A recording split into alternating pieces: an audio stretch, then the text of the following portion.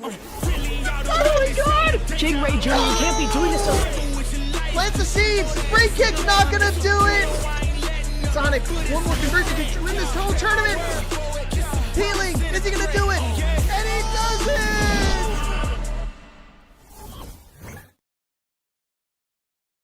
Nobody's safe. Nobody's safe. Nobody's safe. Soon as we step out the cage, we raising all of the stakes. Make no mistake, either you stay in your place or we putting you on a plate. Look at our face, we put the fear in the dirt. We had to struggle for change, pick up the pace. We put in infinite work, that's why we stay getting paid. Y'all running late, we moving on to the next. You still been stuck in a phase, there's no debate. We draw the line in the sand, we say it straight to your face. They underrate, till we put the team on our back. We took the city to state, what it's gonna take. Another S on our chest, another beat in the grave. We innovate, we always switching it up. They can't predict what we say, come out the cave. They see the blood on our shirt, they see the teeth in the veins. They watching tape, still trying to figure us out. They think we came here to play, they sending snakes. They trying to give us a curse, they want us taking a bait. But that's okay, we keep on dodging the bull. We keep on saying Olay, blocking the way. Thinking we flipping reverse, but we keep rushing the gate. Stopping the rain, we know they sit on the throne. It's looking easy to take, we not afraid. We put the fear in their bones, ain't no more running away. They trying to trace, they trying to follow our steps. They trying to copy the wave, boy that's your name. That's why they keep getting curved, you gotta stay in your lane. They wanna claim that we not giving them work, like this is minimum wage. Boys you crazy, why you keep feeding the beast? Now that you open the cage, nobody's safe. Don't start. Nobody's safe. If you come then please don't drop your guard. Nobody's safe. If you come you're messing with a star.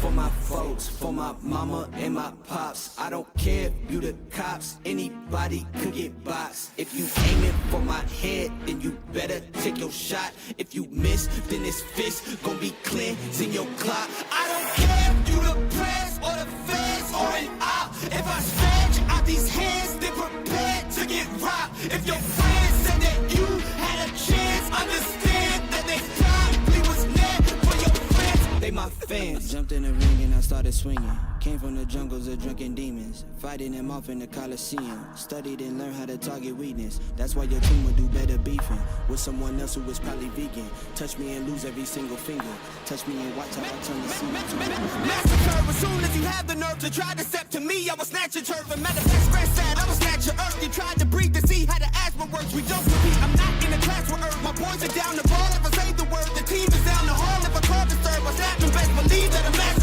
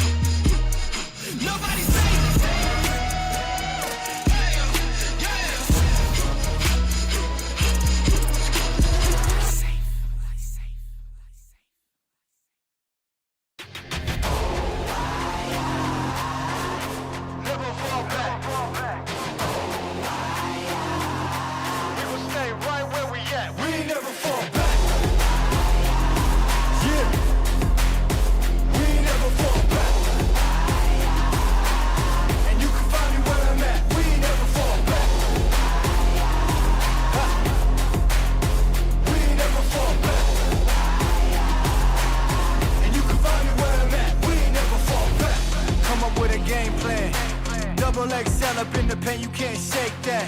All the way gassed up, full tank, man. Moving too quick, keep the cameras in the playback. Dang, so tell me how you feel with it. You put a lid on it, I ain't got no chill with it. This right here your problem, you gon' have to deal with it. Lay it on the line, high risk, that's the meal ticket.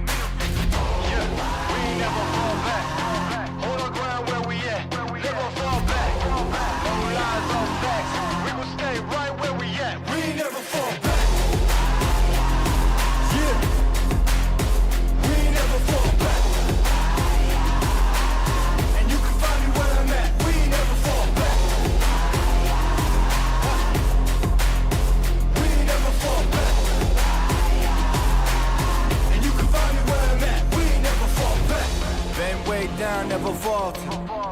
with the hands out, get them off us. I'm 24/7 in the office. Pay attention cause I ain't repeating offers. Yeah, never met a man I've been scared of. Careful, you gon' get exactly what you asked for. Here for whatever you bring me, get in hand. Never fall back. We will stay right where we at. We ain't never fall back. Yeah. We ain't never fall back. And you can find me where I'm at. We ain't never fall back. We ain't never fall back. And you can find me where I'm at. We ain't never fall back. Come up with a game plan. Double XL up in the pen, you can't shake that. All the way gassed up, full tank, man. Moving too quick, keep the cameras in the playback. Dang, so tell me how you feel with it. You put a lid on it, I ain't got no chill with it. This right here your problem, you gon' have to deal with it. Lay it on the line, high risk, that's the meal ticket. Yeah, we ain't never fall back. Hold our ground where we at. Never fall back. No lies, no facts. We gon' stay right where we at. We ain't never fall back. Yeah, we ain't never fall back. And you can find me where I'm at. We ain't never fall back. We ain't never fall back. And you can find me where I'm at. We ain't never fall back. Been way down, never falter. Came with the hands out, get them off us. I'm 24/7 in the office. Pay attention cause I ain't repeating offers. Yeah, never met a man I've been scared of. Careful, you gon' get exactly what you asked for. Here for whatever you bring me, getting handled. I answer to no one, I don't need the hassle. Yeah, we ain't never fall back. Hold our ground where we at. We ain't never fall back. Hold our ground where we at. Never fall back. We ain't never fall back. Hold our ground where we at. Yeah, no lies, all facts. You can find me right where I'm at. We ain't never fall back. We ain't never fall back. Yeah, we ain't never fall back. And you can find me where I'm at. We ain't never fall back. We ain't never fall back. And you can find me where I'm at. We ain't never fall back.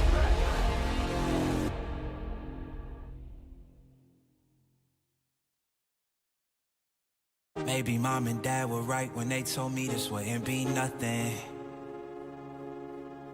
Maybe I should take their advice, go get a life, or maybe get a job or something. Pack it up and head back home, tell everybody I was bluffing. Or maybe I'll just get out my head and focus on what I know's coming. Yeah. Cause I can't fall asleep at night without seeing my dreams. Delusion and reality, I'm somewhere in between.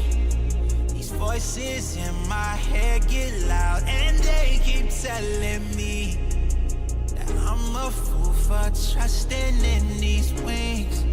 But maybe, baby, this what flying feels like.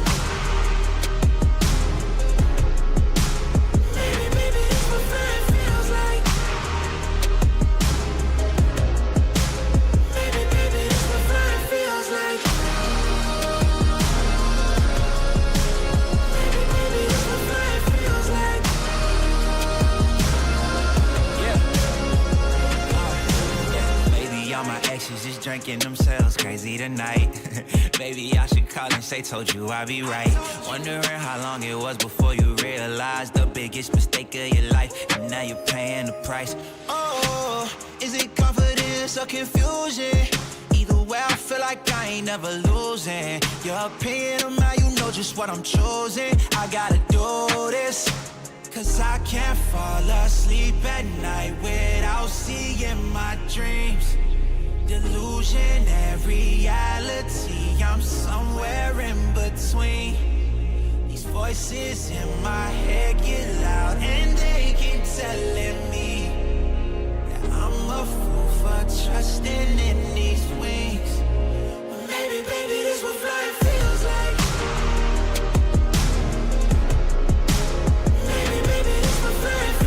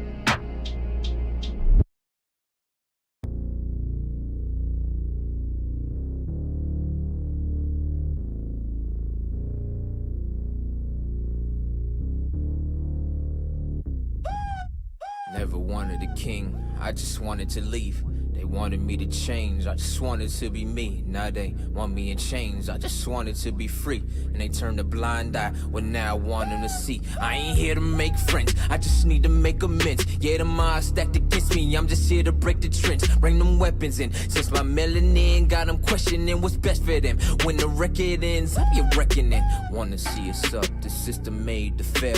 I'm on my way to heaven, but for now I give them hell. Where I'm from, 21, you either dead or in jail. It feel amazing looking at they faces when you prevail.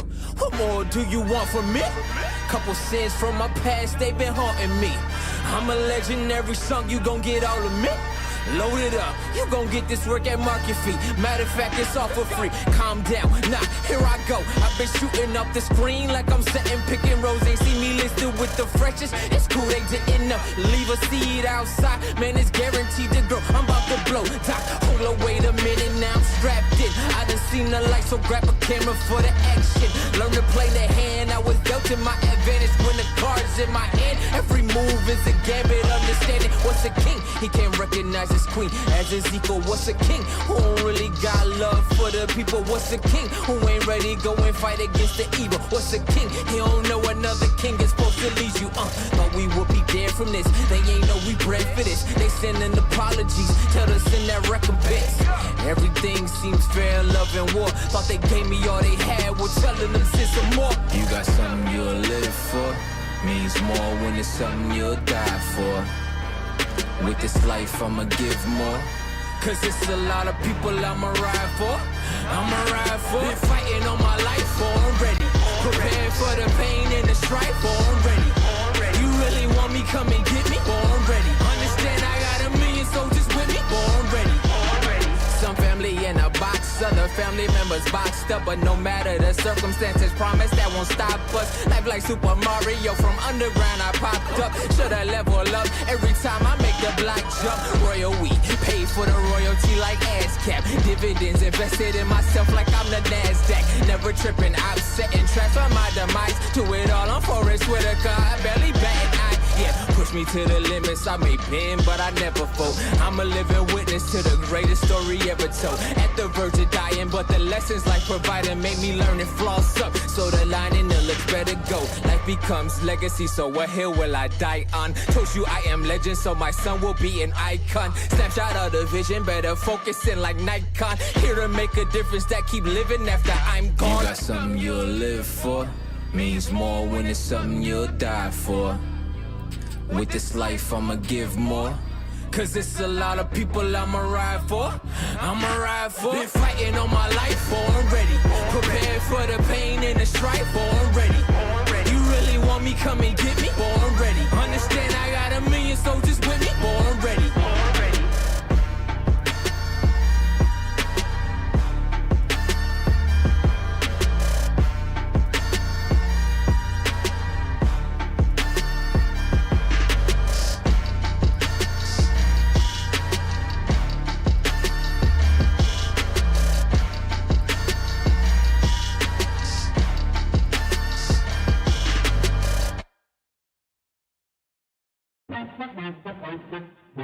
Yeah, gotta aim for the top like, hold up, yeah, I can never doubt myself, I know better. All of you critics be acting like you know better. Blowing the smoke.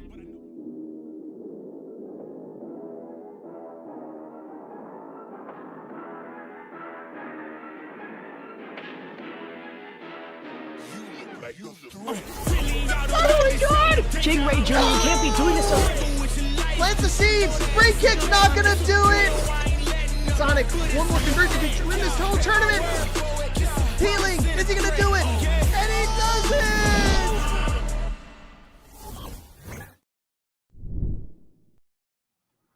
Hello, everybody, and welcome to the 28th week of Breakout Esports Tekken 8. I'm joined here by Maya as we're going to be getting into some exciting Tekken right as the Game Awards are live. So hopefully you guys are dual streaming it, just to see who the new announcement. Who do you think the new character is going to be, though, Maya?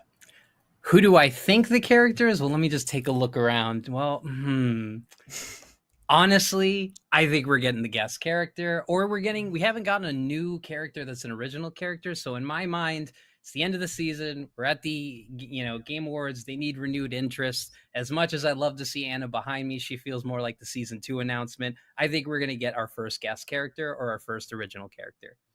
Yeah, I gotta agree with that because honestly, I mean, Anna Williams was in that trailer, but with where she was positioned, it's probably gonna be a season 2, maybe the first season 2 character, something like that. But I could easily see a guest character. That's most likely what we're gonna be doing. And as you can see on screen here, we got the monthly top 5. Okay, December events.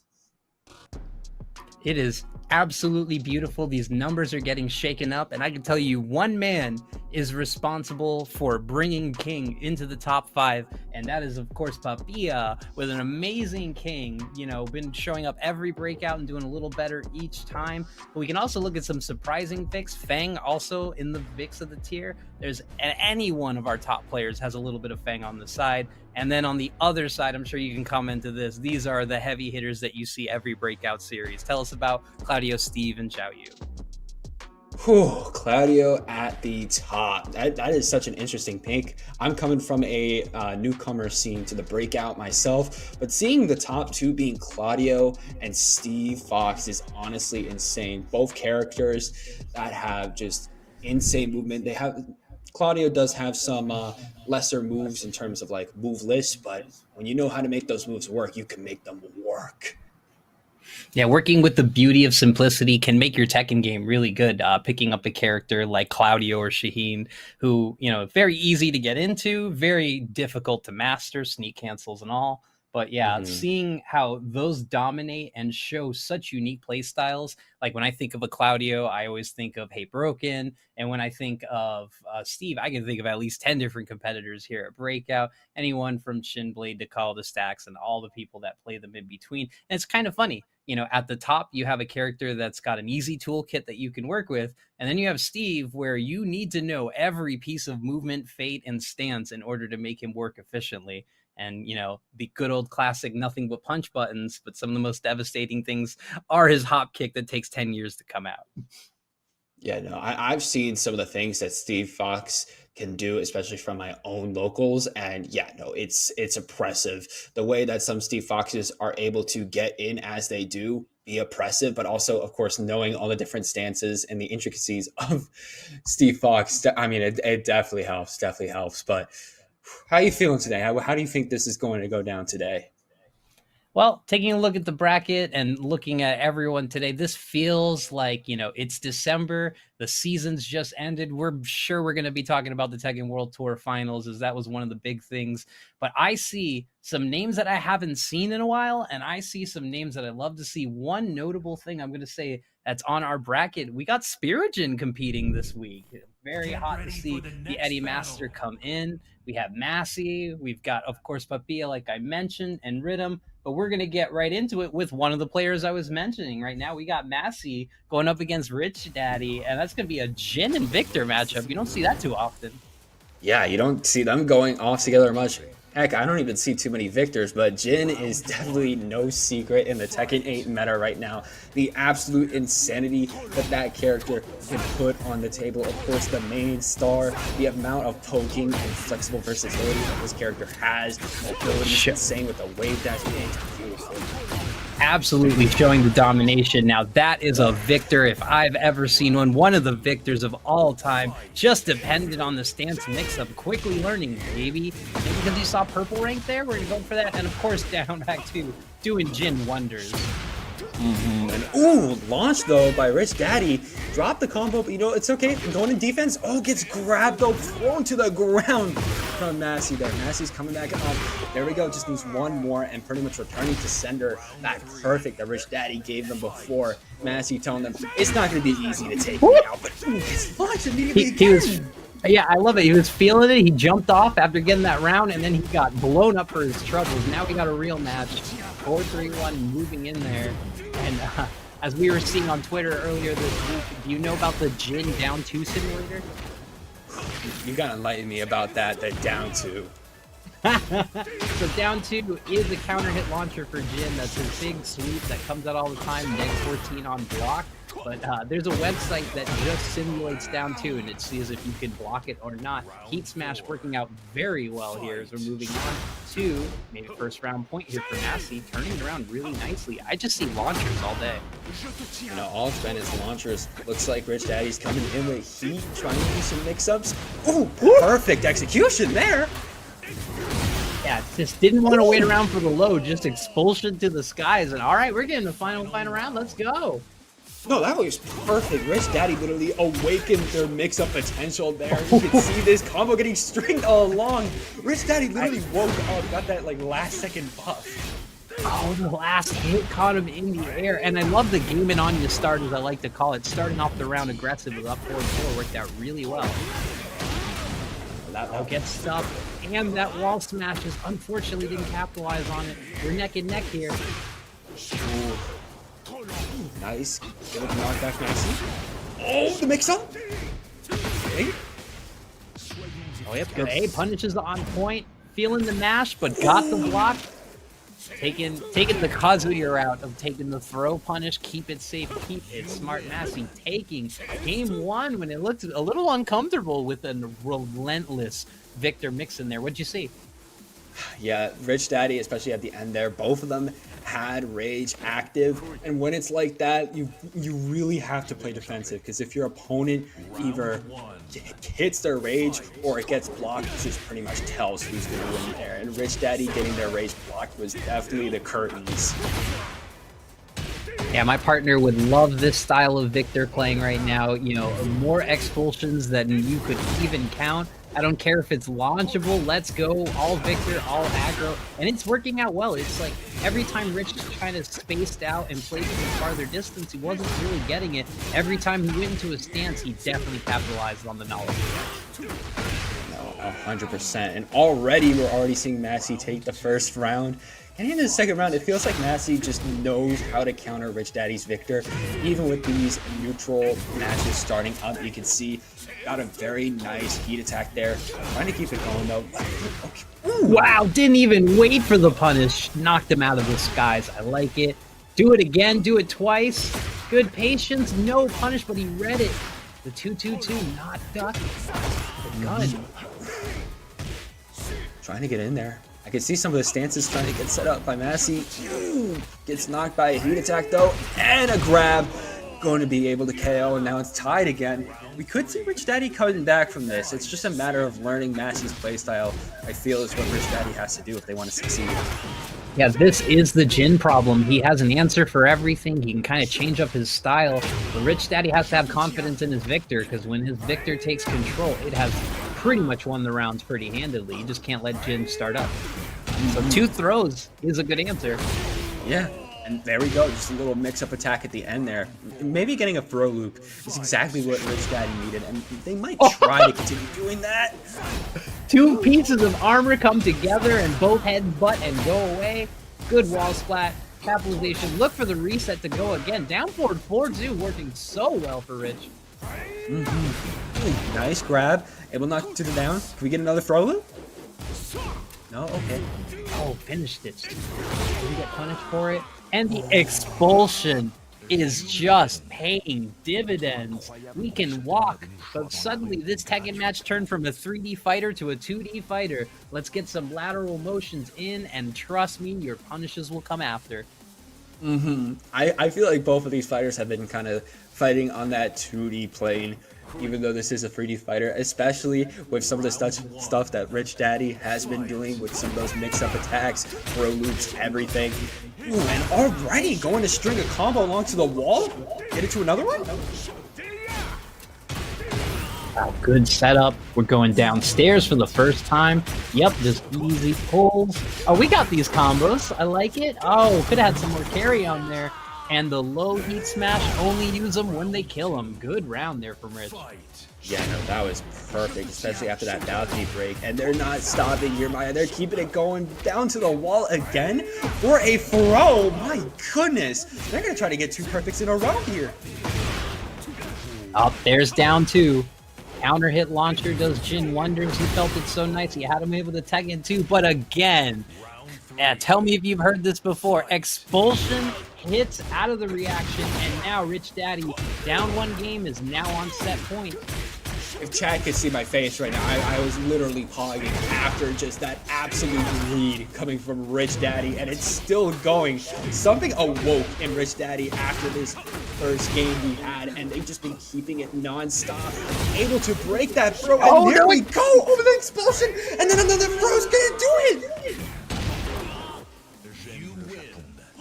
No round Brown, master class in adjustments. Rank don't matter, but throw breaks do. I can tell you, one of those rounds was purely based in 1+2 throws, and one of those rounds was nothing but panic expulsions. I love it, but hey, you know, a very important rule I've even learned at the highest of levels: if it's not being countered, if it's working, do not change a thing. As we take the replay, what did you see?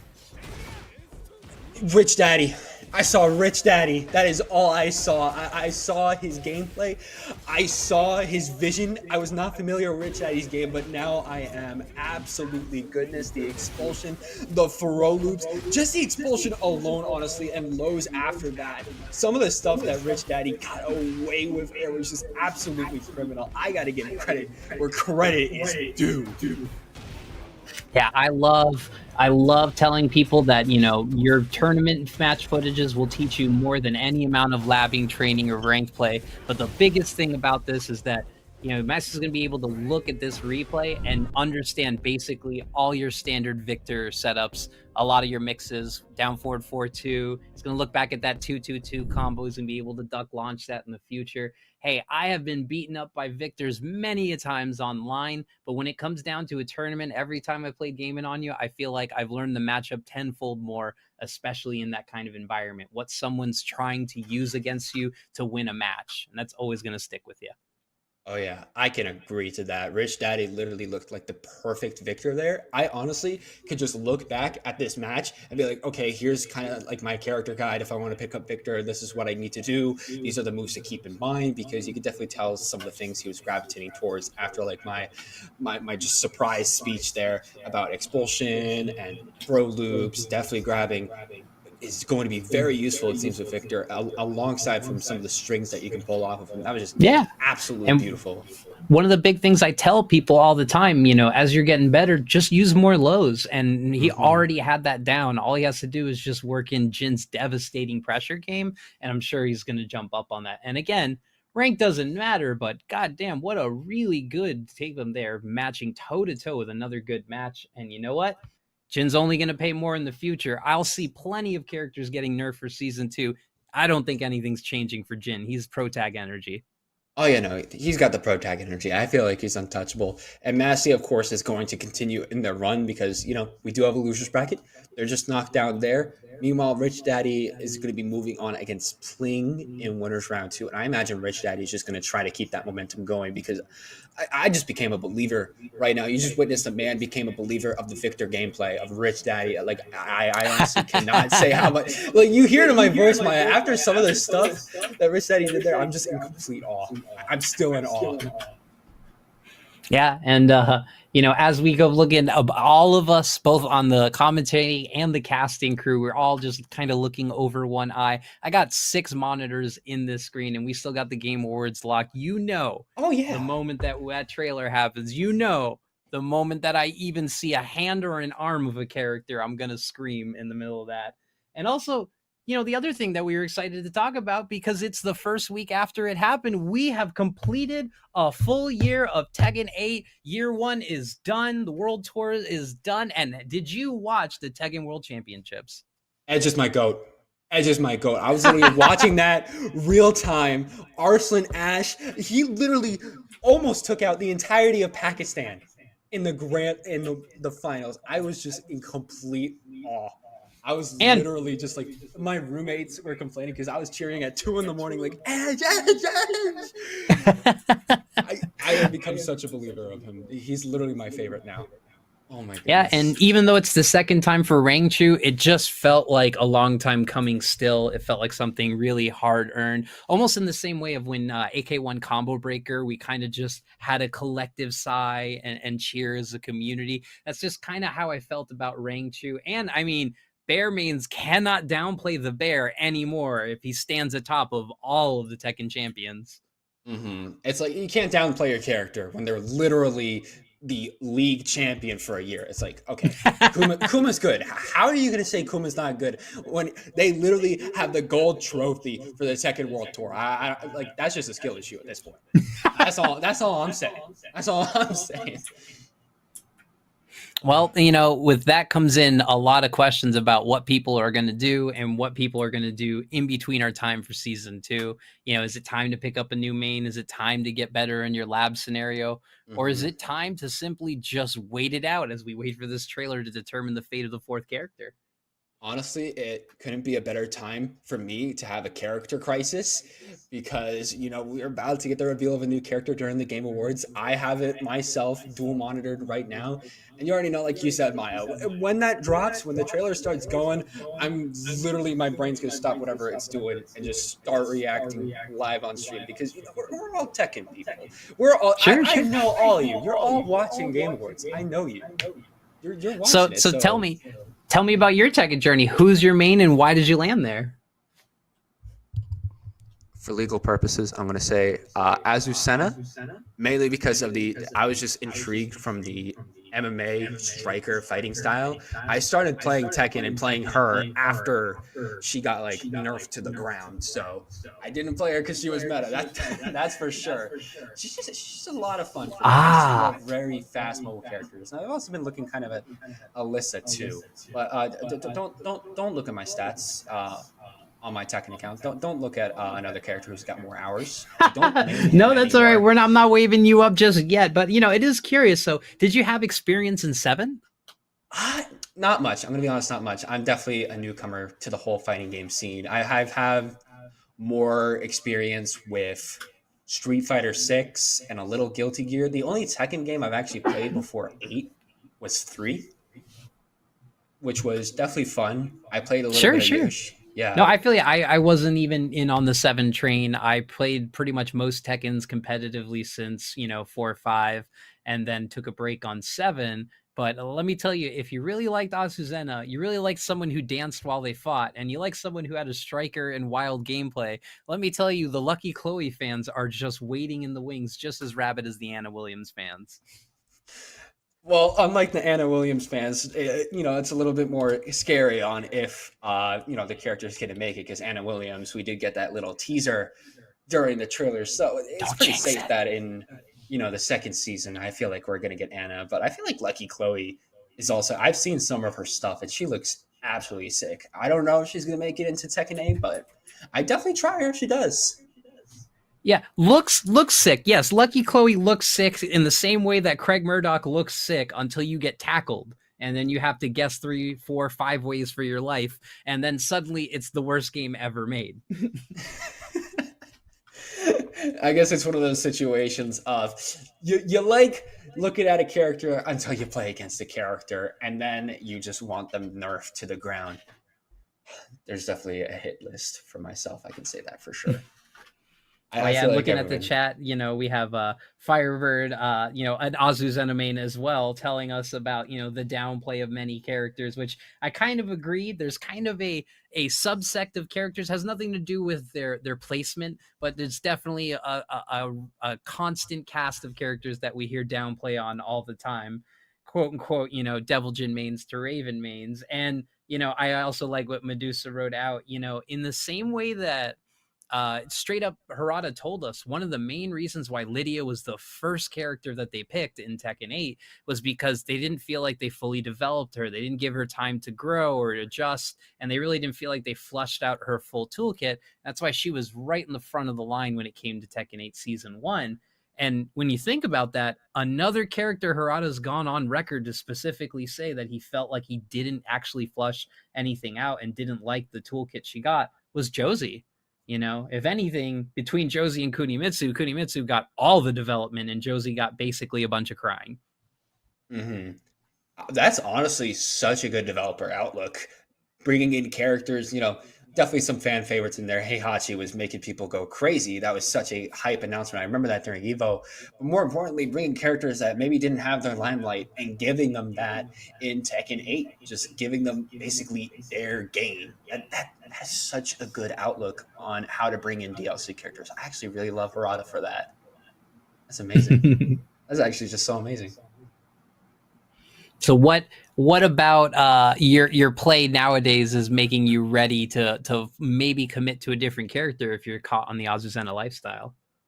I mean, Azucena is still like very strong for me. I've been playing her a lot more lately, but I guess it's just always that wonder when a DLC character is coming out, and especially since I've started thinking about Alyssa a little bit and getting a little mixed up with characters, it's like, maybe I should wait until this DLC character gets announced, since it was literally pretty much happening today, the whole character crisis thing. So I was like, oh, this is a perfect day to have a character crisis. We're about to get a new character revealed. If I like their gameplay, great. If not, just go back to Azucena and Alyssa, basically. I know it sounds sad, but I've always had the same philosophy when it came to picking a character since my Street Fighter 2 days. And it's not about looks, it's about looking good while playing. As long as a character looks beautiful when they combo to me, that is my main point of attraction. It could be Paul with a beautiful Tekken 4 combo, or it could be Anna going through any of these games on full extensions. And that's actually what drove me to June when I had a character crisis in 8 with no Anna, is I just honestly looked at who flowed with good offense and good combos, and I thought June was the coolest. Yeah, for me, I can definitely say it's very mobile characters. Doesn't even have to be rush down. If they can literally just feel like water going across the screen, then it's going to be such a good pick for me. That's what drove me to Azucena a little bit, alongside that MMA striker. Of course, her running 3-2, and oh my goodness, her back 4-3, 4-3. I just love using that because it just, for me, it's definitely a safe option, being able to come out a block and going back into. It's definitely worked well for me in that. But that's also why Alyssa has been kind of a little ear on my radar, because it's like, she's got some pretty good movement. I should check her out. That actually was one of the biggest selling points my friend had. He's just like walked up and he's like, take a look at Azucena. And I said, what about her? He says, look at every time she does backswing blow. Doesn't that look the coolest? It does. Like, she just has that aura. She does. Even if I know people downplay her like crazy, she's still got aura. She's like a solid character. She's solid. Yeah, she's definitely one of those characters that when she beats you, you felt like you got a proper beating. That it hit, those fists hit like 10 times harder. Absolutely. And some of her, and I love the one where she wins and she just signs the camera, kind of like what some MMA fighters do. That's awesome too. I do a lot of UFC stuff myself, so when I saw all of her stuff, MMA, all that, I was like, oh, I definitely got to check her out. All right, so you're in the hot seat. It's your call. What is the guest character you bring over if it's your choice? Honestly, I'm trying to think about it kind of like what would realistically happen. I would love to see Akira from Virtua Fighter. I feel like that makes the most sense in my opinion. Sure. Yeah, we got Virtua 5 Revo coming out fairly soon, which honestly I could see tonight. The game itself at the Game Awards, maybe you get a little announcement. I feel like that could be likely, but yeah, no, just like another 3D fighter in Tekken. I don't know why we haven't gotten that before. I mean, we got Geese Howard, we got, of course, Akuma from Tekken 7. We don't talk about him, but I heard that collective sigh there. But it's kind of like a 3D fighter and another 3D fighter. I feel like that just works. That just works. Sure, that makes 100% sense. And if I had to go down that route, I would just honestly pick a main from a different game type of deal. And a game that I think that's been really, really good and just not getting the love it deserves is Killer Instinct. I mean, everything from the classic Killer Instincts to the newer Killer Instincts have all been beautiful evolutions, and love the work Keats put into it. So I, maybe a little bit of bias because we share the same name, but I loved Maya from all the Killer Instinct 2 and everything. So I'd love to see her. And also Soul Calibur. It's your damn game that you've done nothing but crossover characters to. Harada can pick anyone from Soul Calibur and to be a W. Oh yeah, no. That's literally perfect. Another 3D fighter from Bandai Namco with Harada. I remember that. Hey, wasn't Heihachi literally in Soul Calibur 2? Or was that somebody else? I might be misremembering. No, yeah, it was based on the version got the different one. So of course the PS2 version got Heihachi, the GameCube got Link, and the Xbox got Necrid. Yeah, no, then that's literally perfect. Soul Calibur has already seen a Or no, Tekken Spawn. character. Yeah, no, yeah. But yeah, no, it's just like crossing back over one crossover to the other. It just makes the most sense because I mean, it's definitely. I feel like it's definitely going to be a crossover character because it's just that age-old question: how do you top Heihachi? How? I'm sorry. Well, to unlike all, my like, partner, I'm not pining over the character, the big old guy in a Fundoji, but I think that there are other title characters in the Tekken series. I'm not even a fan of Jin or any of the Mishima bloodline. Honestly, I like side characters. I don't even have to talk about Anna. I can talk about pretty much any character to the side. I think Dragunov has a better and more interesting story as a silent man who loves to sing in private and has a collection of 3D models and is way more into Gunpla than you or me could ever be.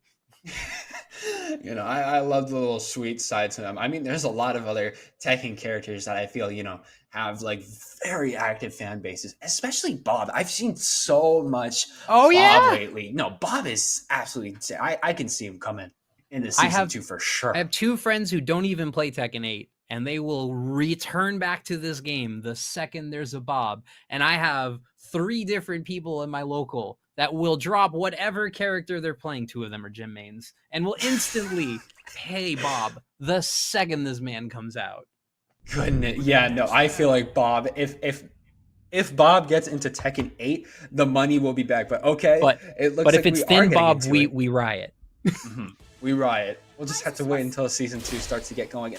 Oh, I recognize that costume. Into this match, we got Pulse's newly signed player. I was telling you about him, the King Specialist, Papilla against Rago. Let's get into it. Starting off with the arm, but we don't even want it. 3-2, baby.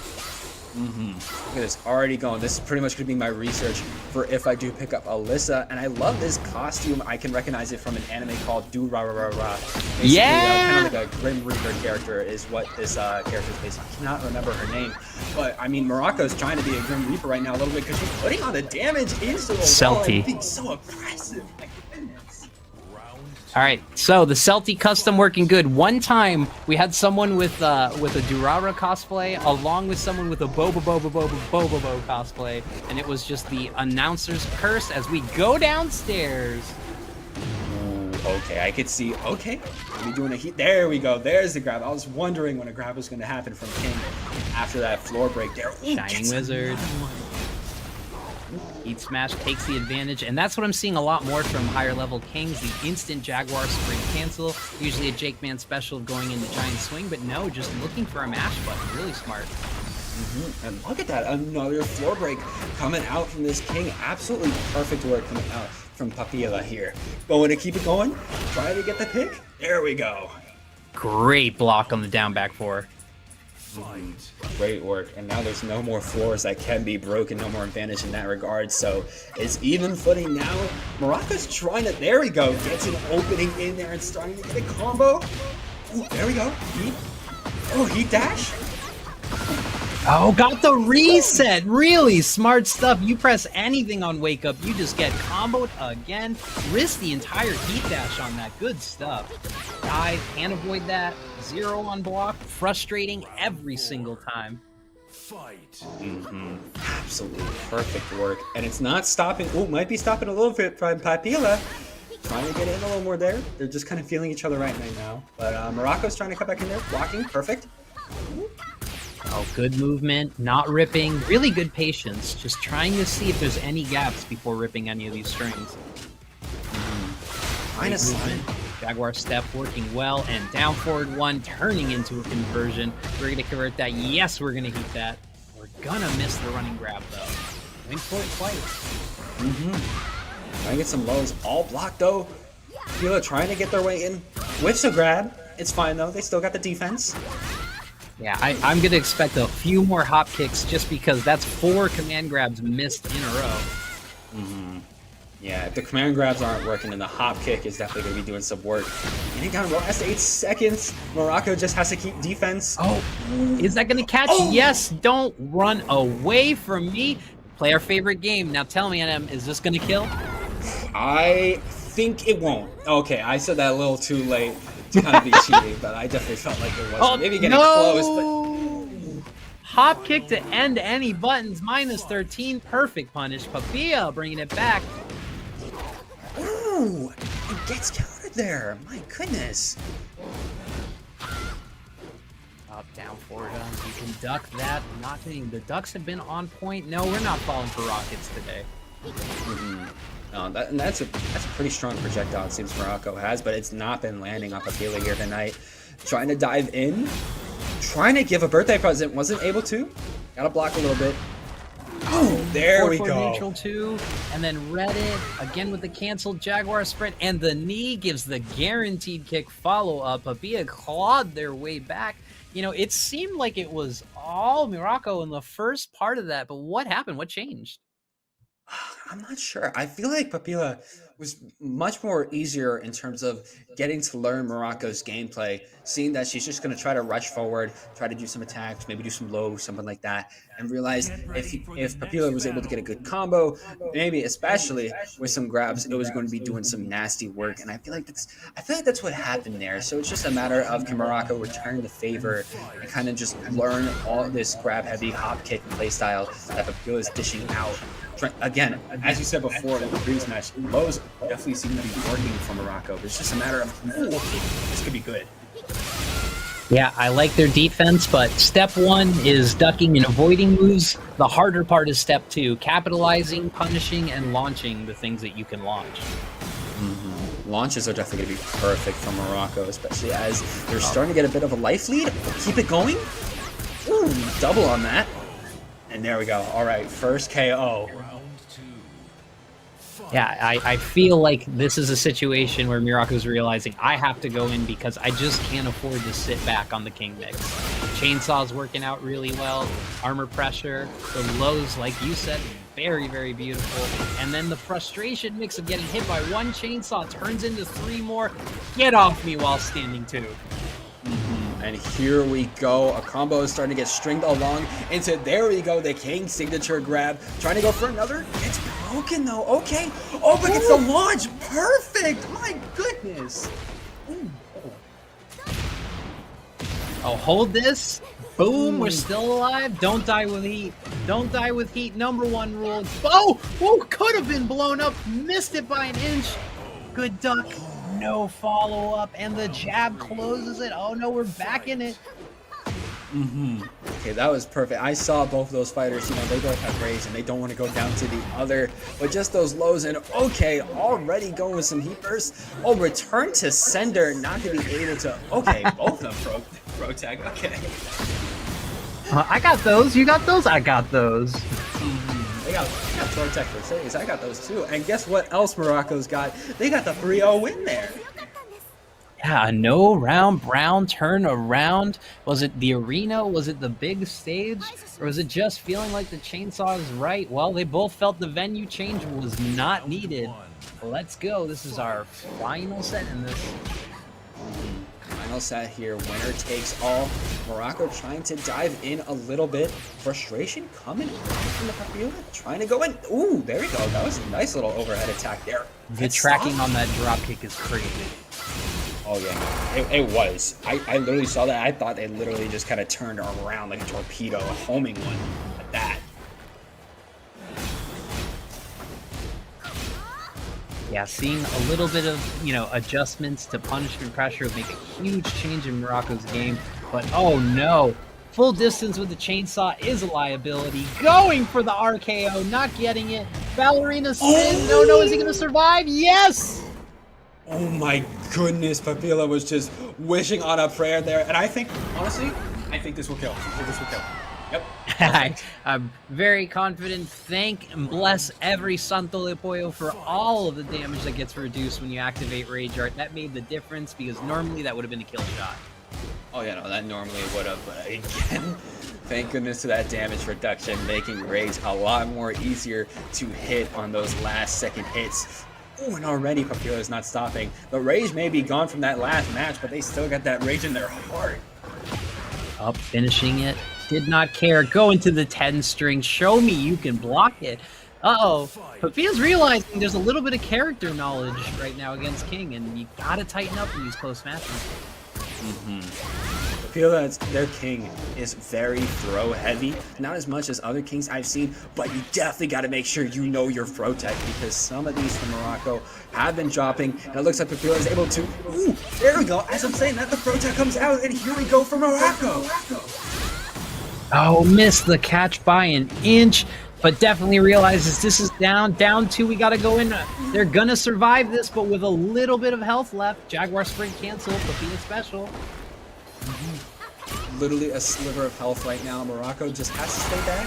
Papilla though, ooh, the armor saved the day there. It's not armor king, but the armor definitely came in clutch for the king. You know what? That's another one. You know what? That's another one. That's another one for tonight. That's another one.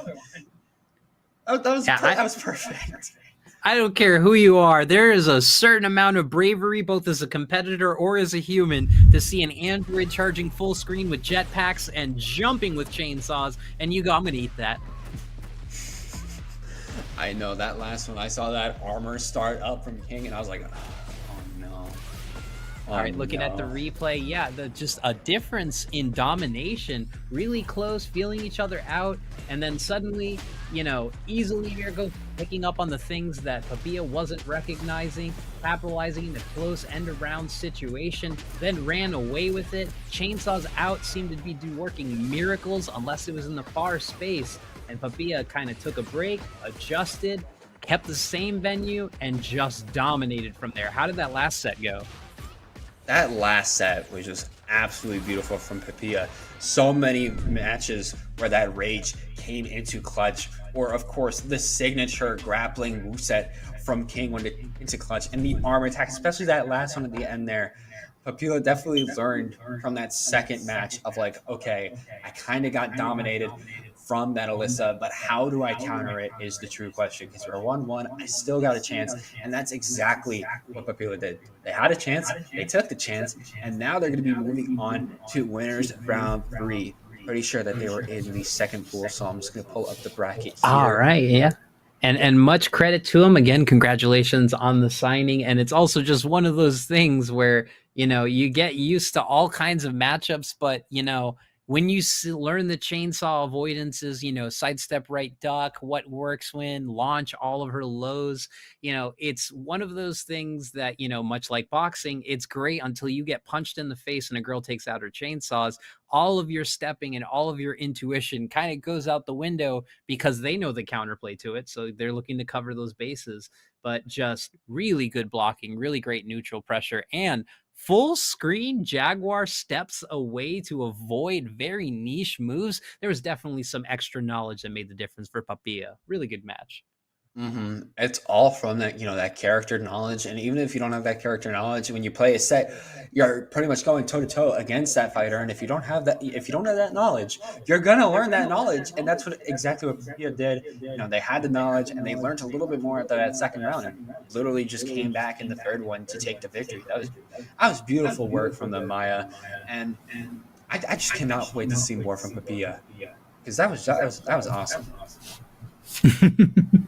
Yeah, I got the pleasure of playing him in TNS this week. We had another great match, and I just love seeing the growth of a competitor. I love seeing someone who I saw at the beginning of Tekken 8 and then, have trade games on, and then see someone who also hits the rank. Also, congrats for hitting GOD. I know that was only recently, and I know rank doesn't mean anything, but at least getting a little bit of validation for someone who's winning tournaments and dominating his area. You just need that last little piece just to get the brain reset, because no one's walking into any tournament, no one's walking into Evo, no one's walking into Combo Breaker and being like, well, I'm a God, I'm gonna win this.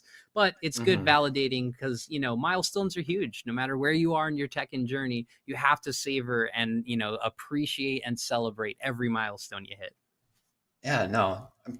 A lot of people say that ranked isn't important, but in my opinion, I feel like it's it does have its importance in order to, just go on making sure that you're still pretty much heated up in your character. You still know what you're doing. Nothing has slowed you down. But more importantly, of course, ranking up definitely feels very good, very rewarding, and can easily be some of those, more little things in your Tekken journey between tournaments and between leagues where you're just like, if you're not doing scrims or tournaments or stuff like that, you're most likely going unranked. And it can still feel very monumental to you if you can get some awards in those more minor areas too. Yeah, it is as one coach always told me, it is a important piece to the puzzle. It is not the end of it. It is not the completion of it. And it is not the thing you turn around and put in people's faces. It is the thing that you check off the box and you keep working for. But hey, I think it's just going to move the goalposts a little bit. You go from, I hope I can win some rank matches to I hope I can get this rank to I hope I can get a top 16 till I hope I can win it all. And that's the evolution of the journey. Yeah, it's quite literally just a stepping stone. You're not going to start off your Tekken journey like, okay, I want to become world champ. You got to do a lot of little things before that. You might be the best undiscovered Tekken player in the world, but there's still all those little stepping stones and ladders. You still have to climb up, like climbing up in ranked or starting off in tournaments or getting higher placements to where you can eventually say, yeah, I'm the world champ. That's what I love, though. I just love the online nature of, you could be an Evo champion in any game, but if your game's online, there's someone in the middle of nowhere forest of Montana that's just sick with their Leroy, and they're just the perfect counter to beat you, no matter how experienced or perfect you. And sometimes people just got the right mindset, the right moves, or they just learned what they needed to do to win. And speaking of doing what we do to win, one of the most winningest people here in the Breakout series, I'm so excited every time. You're about to see a treat. We got Dirty Durfee and TK Tekken God appealing the perfect and beautiful Ling. So we're going main this time. We're not seeing the many faces of Peeling. Must be a serious night, or he's hyped up after that world tour.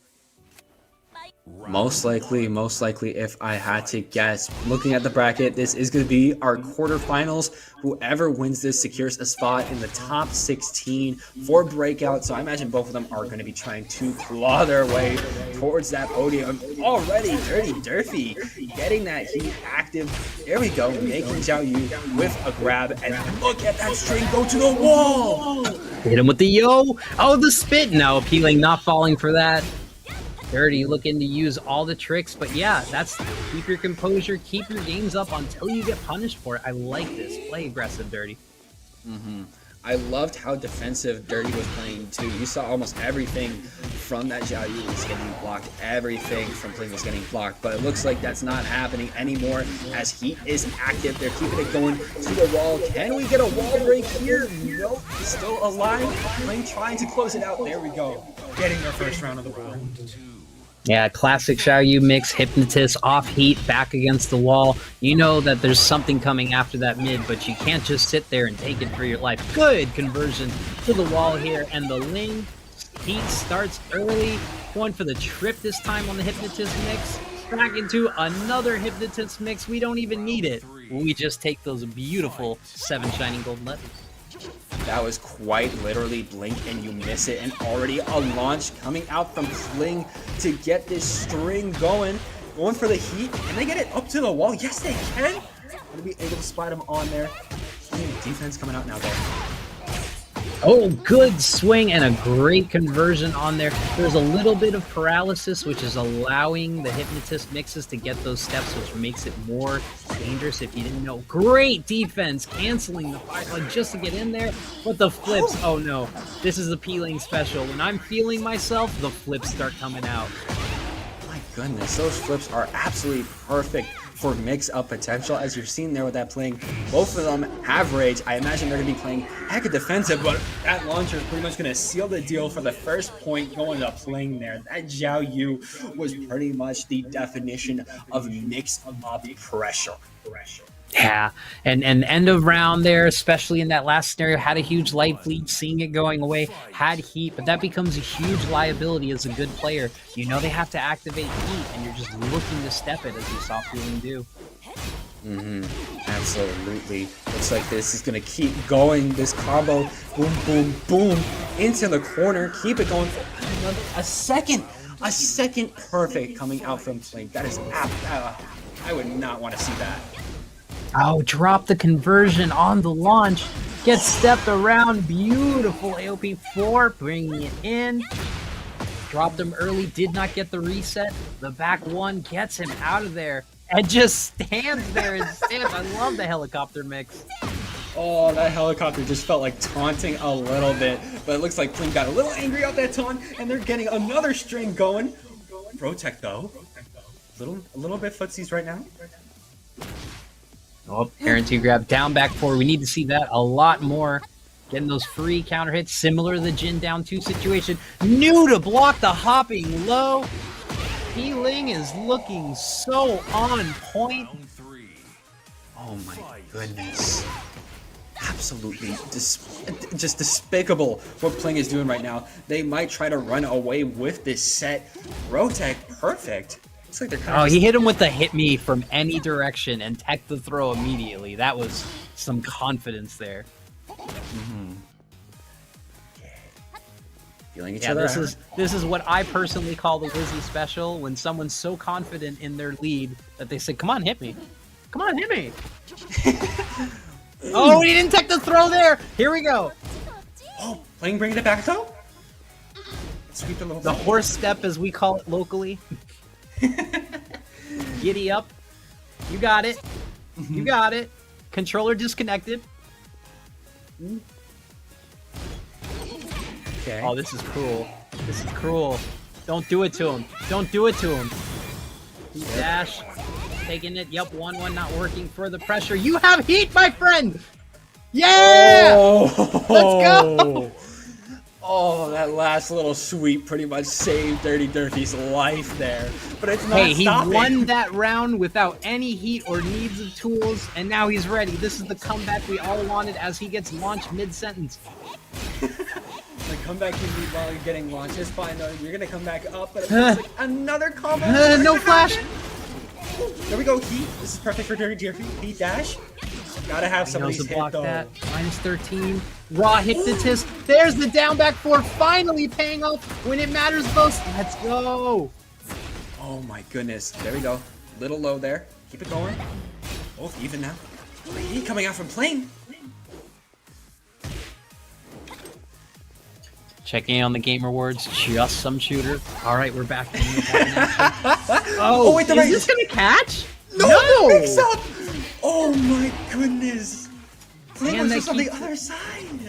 Back turn to get the Slotus 4 as Peeling takes it in a confident masterclass on defending and then immediately not throw teching, but otherwise perfect. And Dirty Durfee learning that the lows are the way to open up Xiao Yu. And trust me, that looks like something that you might see in an NLL match, but when you play against someone who has worked so much and gamed so hard and probably one of the most winningest online warriors in Tekken 8, at least on this side of the continent, you have to be ready, and you have to be ready to throw non-stop offense against them and deal with the Xiao Yu evasion. Didn't even need it. Great sidestep on that heat that won in the first set. What did you see in this match? I saw a lot of just seeing what Dirty Durfee was trying to do, may it be heats or trying to pull off combos, and Pling would literally just stare at them and just kind of do a flip, do a little mix-up, go behind them, or just string a combo, or just go into heat. It literally just felt like Pling always had the answer to what Dirty Durfee wanted to do. Even if Dirty Durfee was starting to change up their gameplay a little bit, Pling was like, all right, I know exactly what you're going to do. I'm going to do something different. You're just never going to expect what I'm going to do. And that just, I guess it's the Xiao Yu happiness and hopping is infectious. It's not even a Peeling thing. Like, Peeling definitely did it in that match, but locally we play with Doc Massacre, and he will hop, jump, and back turn away halfway across the screen when he's feeling a life lead. Anytime with it, I can David. Even when Tricky's beating me in casual sets, she will just dance away. I guess this is the Xiao Yu special. If you feel you got it, you just hop around like a schoolgirl. I mean, yeah, if you got it, you got it. I mean, that's exactly what Peeling was doing, just hopping around like a little schoolgirl, and it was absolutely beating the everlasting heck out of that samurai. So that was just, I mean, that was perfect. Just hop around like a schoolgirl. That's the perfect gameplay. That flip put Lily's flip to shame because that just has so much more versatility. It has a Hmm. grab command, has a counter hit property to it, it's a free launcher of hit. It's God, that's just, you know what? That may be a joke move to some people, but it's definitely one of those knowledge checks I've seen Doc do to people in local tournaments. It's I'll do your back's against the wall, you're -6, I'll do flip. You really have to actually lab how to get out of it because you need some kind of forward advancing move. You need to use armor or you need to step it with good timing. So it actually is a really good layered trap if someone hasn't studied about that. And, when we talk about Tekken, one of the hardest games with mental stack and thinking about things and, oh my God, this is the throw break. When you're getting jilted, you're at the end of a round situation and something's crazy is happening. What is harder to deal with getting plus framed into a girl 30 feet above your head? I mean, from what we were seeing there, the absolute mix-ups that were happening from that flip were just, I mean, it was monumental. And of course, as you were saying before, you got to know some of those more obscure moves or obscure characters, because if you don't lab against those, if you don't take the time to actually know how to counter that, and you go up against somebody like Peeling in a tournament and you're untrained in how to take advantage of that, then it's just pretty much you're going to chalk up your loss to I didn't practice for this. I got to get back to the lab a little bit. Of course, keep in mind what's consistently being played, but there's always that one player that is playing that one obscure character, which you kind of brush aside, but then they're literally just going to creep up on you and destroy you if you don't watch yourself. Yeah, agree with you absolutely wholeheartedly. One of our next matches too, I'm really excited for someone. Again, we're just running through true bracket demons and people that you've seen in your biggest tournaments.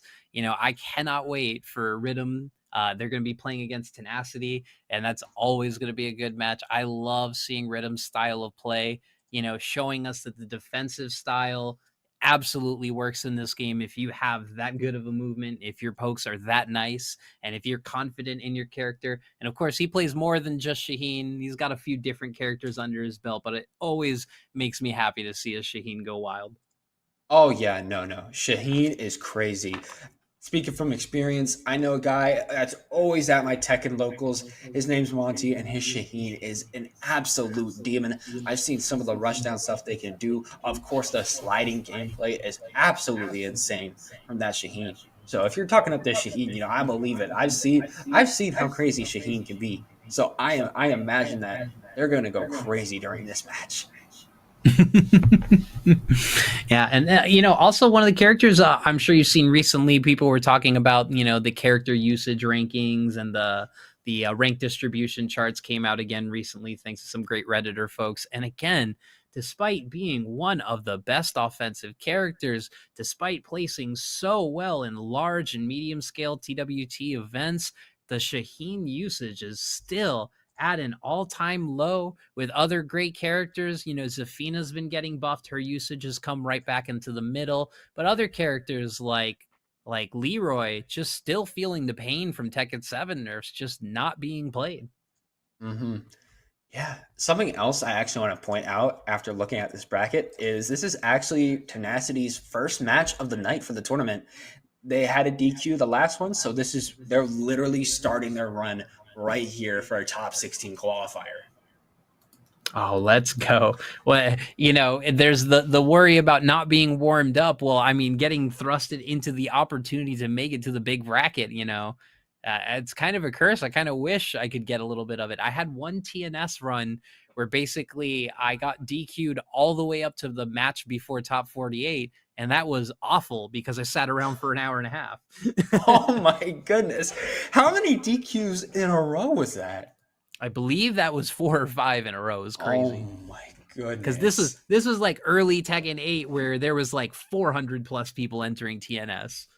Mm-hmm. Yeah, right when people were like, the game just launched, they want to get as much tournament play as possible. My goodness, I have never heard somebody's tournament run going for like 4 or 5 DQs in a row. That's got to be historic. Somebody else has got to remember that.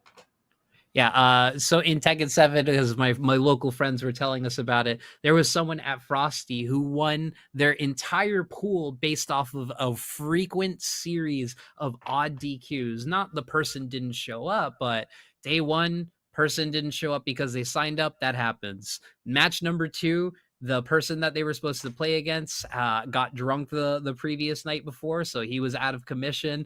And then round 3, the person that he was going to play against woke up that day and was just under the weather, wasn't feeling it, moves on to round 4. Round 4, the person he was playing against, his stick was broken. He had no way to play because he used a specialist setup. And then round 5, to win his pool, the person who was supposed to play against was in 3 other tournaments and said, you know what, I don't even need Tekken. So just the fact that someone at a large event like that could get through an entire pool without actually playing a match is still one of our beautiful royalties. My goodness, that's literally, I got through my pool at a LAN, but at what cost? At what cost? This is like, you know, all your opponents are looking at you like, let me look up some match footage of this. Oh, he played no matches? What's going on here? You know, and then you go in the next day, and you know what happened to him, ironically, to finish that story? He showed up for pools 2, and the second he showed up, the stream runner said, well, wait, we got our Tekken character. Oh no, oh no, it's happening. Oh no, it's happening. Wait, it's the protagonist from Final Fantasy 16. Sorry. What? It's happening. It's happening. Yep, there it is. There it is. There is your next Tekken character. Okay. You know what? You know what? I'm not mad about this. All right. Sorry, let me rewind. Let me rewind and say it for the folks here who aren't watching the Game Awards. Ladies and gentlemen, we are watching the cinematic trailer live. It is Tekken 8 Final Fantasy crossover with good old Clive Rosefield. Early access December 16th. Mark the date. We are getting 4 days away from a Final Fantasy crossover that we wanted. It's not Noctis. It's something a whole lot older and a whole lot better. Hype, hype, hype. Let's go. Okay. I mean, I saw a lot of people were guessing who were they guessing? Tifa. Yeah, Tifa Lockhart. I blanked for a second. I mean, you were right on the franchise. You just weren't right on the character. But December 16th, that's very close. I got to buy Final Fantasy 16 now. I got to play through it. I got it. Oh, if you haven't played 16, especially if, you know, maybe you're like me, you played a bunch of Final Fantasies, but maybe you got a little thrown off at the recent few and everything, I really, really, really recommend 16. It was a blast. And now that you can play it on a PC at 60 frames per second without blowing up your entire PS5, I genuinely recommend the PC port of it. Very good, very, very fun. Clive, ladies and gentlemen, one more time for you, 2-time for the mind, is your next and last character in Season 1 of Tekken 8, coming out December 16th. If you are ready, let us know in the chat what you feel about this. Was it the right, wrong, or correct decision? Which means I'm going to cry tonight. No Anna means more crying. And Craze, I told you.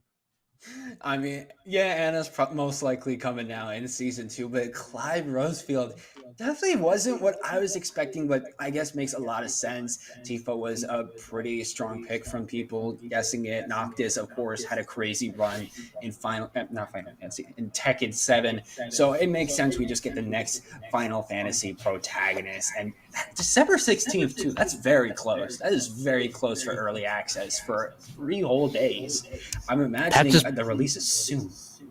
Yeah, I hope we got play tested. I hope a lot of our previous character testers have some videos ready to go. But there's also something so exciting about a character, not like Heihachi, where we had to wait. I think it was a month and a half before he was released, or even got his own Harada's Bar, where he reviewed it and showed us everything. No, 4 days. Don't worry about it. He's just coming out in 4 days. You're just gonna pick him up and we're all gonna goof about it. Now, usually when a character like this drops, you know, everyone goofs off and gets with it, but I feel like this is a huge crossover, and this is a huge change of, you know, the normal formula. You know, like when the first time we saw AK and other characters come in, this is going to be someone that everyone has to play, because almost like Victor changes a lot of rules of engagement, I'm sure a weapon-based character like that is going to have to make people play a little different. Oh no, I absolutely imagine if it's a weapon-based character, I feel like Clive is going to be doing some nasty stuff in Tekken 8, which is why we got to start learning now how to deal with a potential monster, and which is why most likely after we finish up Breakout, I'm going to spend $50 on Final Fantasy 16. It's like if early access is that close, I got to start playing now. If you can wait 3 days, I believe in 3 or 4 days is also the Steam Christmas sale starts. Oh, okay. So you might get it on a bigger discount too. Okay, maybe should wait then. Maybe should wait. We'll see. We'll see. Goodness. All right. I'm afraid. I'm looking to my left. They got the Game Awards on. I'm looking into the farther left. I'm looking at my Discord, and it has exploded. And I am hearing only good things, honestly. You know, when Lydia was announced, I didn't see good things ping to me mid commentary. But every time I'm commentating, a new character is revealed, and my brain gets pulled out in real time. The same way we're going to see brains get pulled out for this high-level match. This is Tenacity going up against Oni's Rhythm. Let's go. Shaheen action against the wild and crazy Slip Slidey Lars. Round one. Okay, here we go. Getting into it already at the start at the Ortiz farm, and already Tenacity is getting an insane string. Look at that health bar, the plea for Rhythm there. My goodness, already halfway down. That combo alone made me interested in learning Lars. The fact that you grab someone by the legs, slam them against the wall, and give them a shoulder, that's OD. I love that. Also, speaking of customs, not sure what Tenacity's is, but this is the classic Oni orange. I just love Rhythm's, owning that whole color scheme. I love, honestly, both their color schemes right now, especially the amount of customization on that Lars is insane, and that overhead taking out Lars is even more insane. Yeah, that heat smash was for pressure, but then it looked like a genius kung fu film jumping over the sweep. I love it. Art Glass not working well there, taking the down one, doing it again, doing it 3 times, and then the safe launcher. Lucky it traded there. Oh my goodness, kind of just goes over each other, missing each other in real time, but it looks like Rhythm is still trying to get in. Oh, got their unblockable block. Oh, the wall jump, the Matrix flip away from my problems, and suddenly he owns the pressure. The wall standing launcher, stepping away for some advanced wall combos here. We're going wall to wall. Let's take that. Opting for Oki, Kayaba breaking the guard. Little bit of health left. Gonna take that pressure. Yes, we are. Guess for your life. Double down forward one. Really great pressure sequence from Rhythm. Absolutely beautiful there, and they're keeping it going. Try to do some lows. Rhythm just keeps getting those lows right now, and they're working so well at just chipping Tenacity's health bar there. Trying to keep it going, blocking and low, blocking low. Oh, the orbital! Perfectly placed. This is gonna hurt.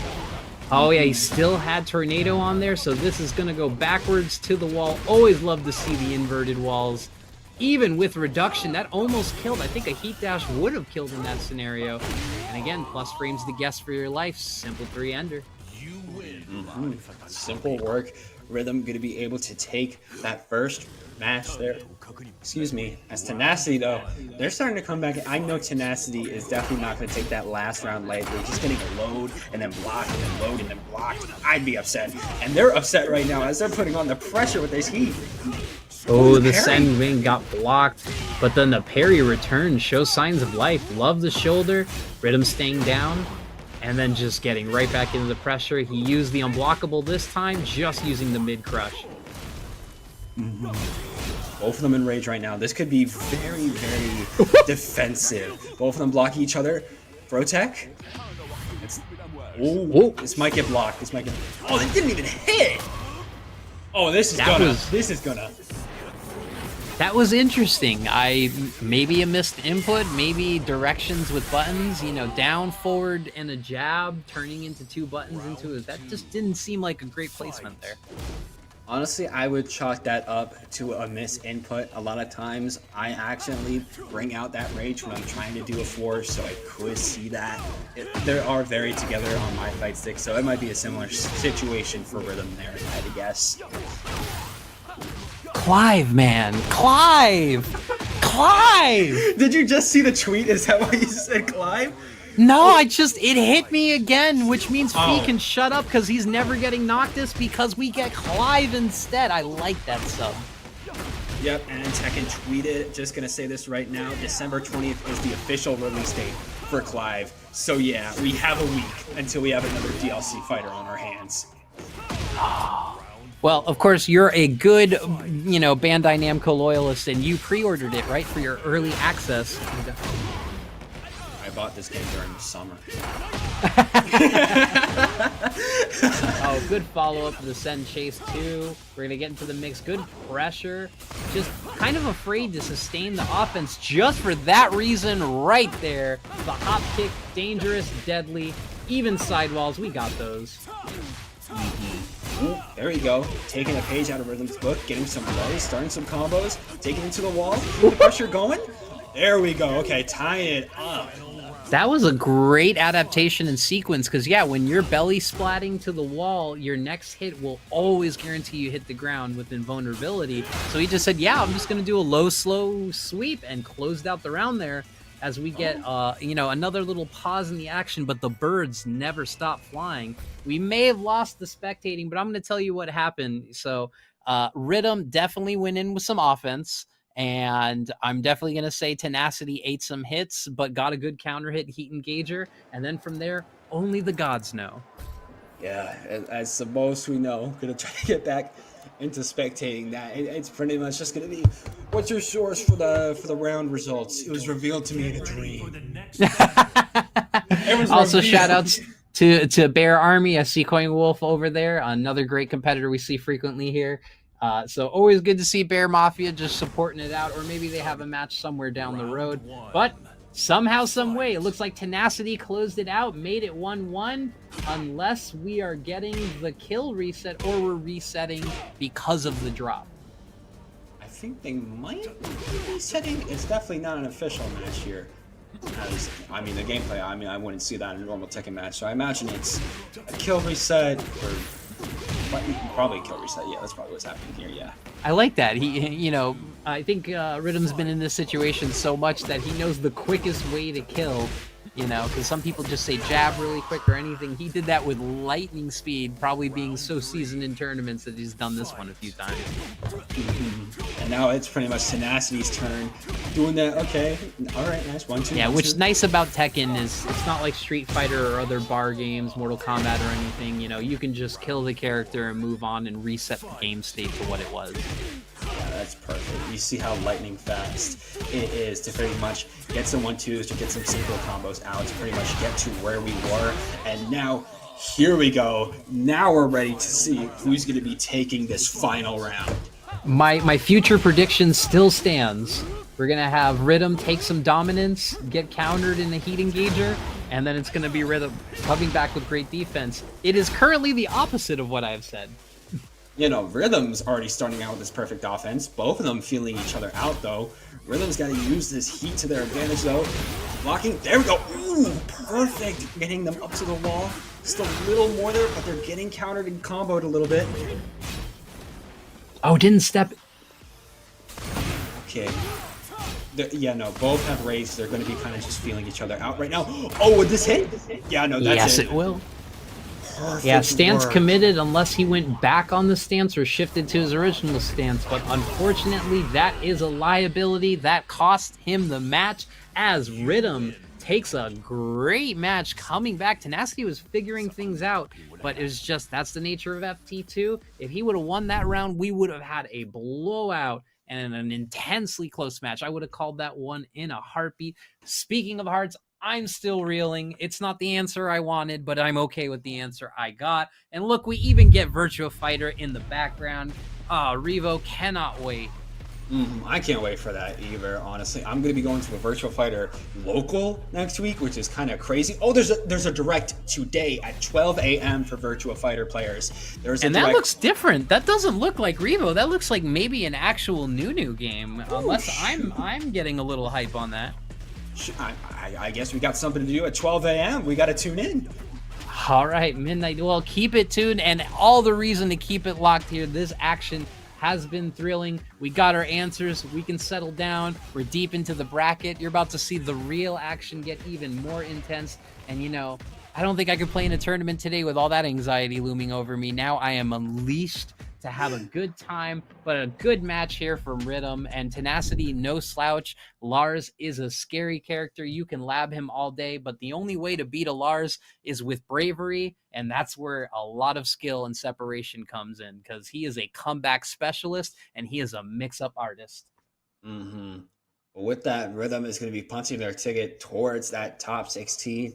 Of course, we also saw Peeling go in there. We got Night Purifier already tuned in. Colonel Cake, we got Ponciano Gaming. Notably, Dirty Durfee actually made their way into the loser side of the top 16. Let's go. So yeah, Dirty Durfee, you know, they're not done. They're still ready to come back.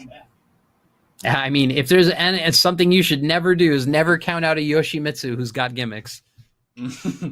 I could definitely tell that Yoshimitsu from Dirty Durfee, you know, they still had a tale to tell even after getting beat by P-Ling there. But it looks like our next up is actually going to be P-Ling. We are going to be seeing them again versus Night Purifier for the first match of top 16.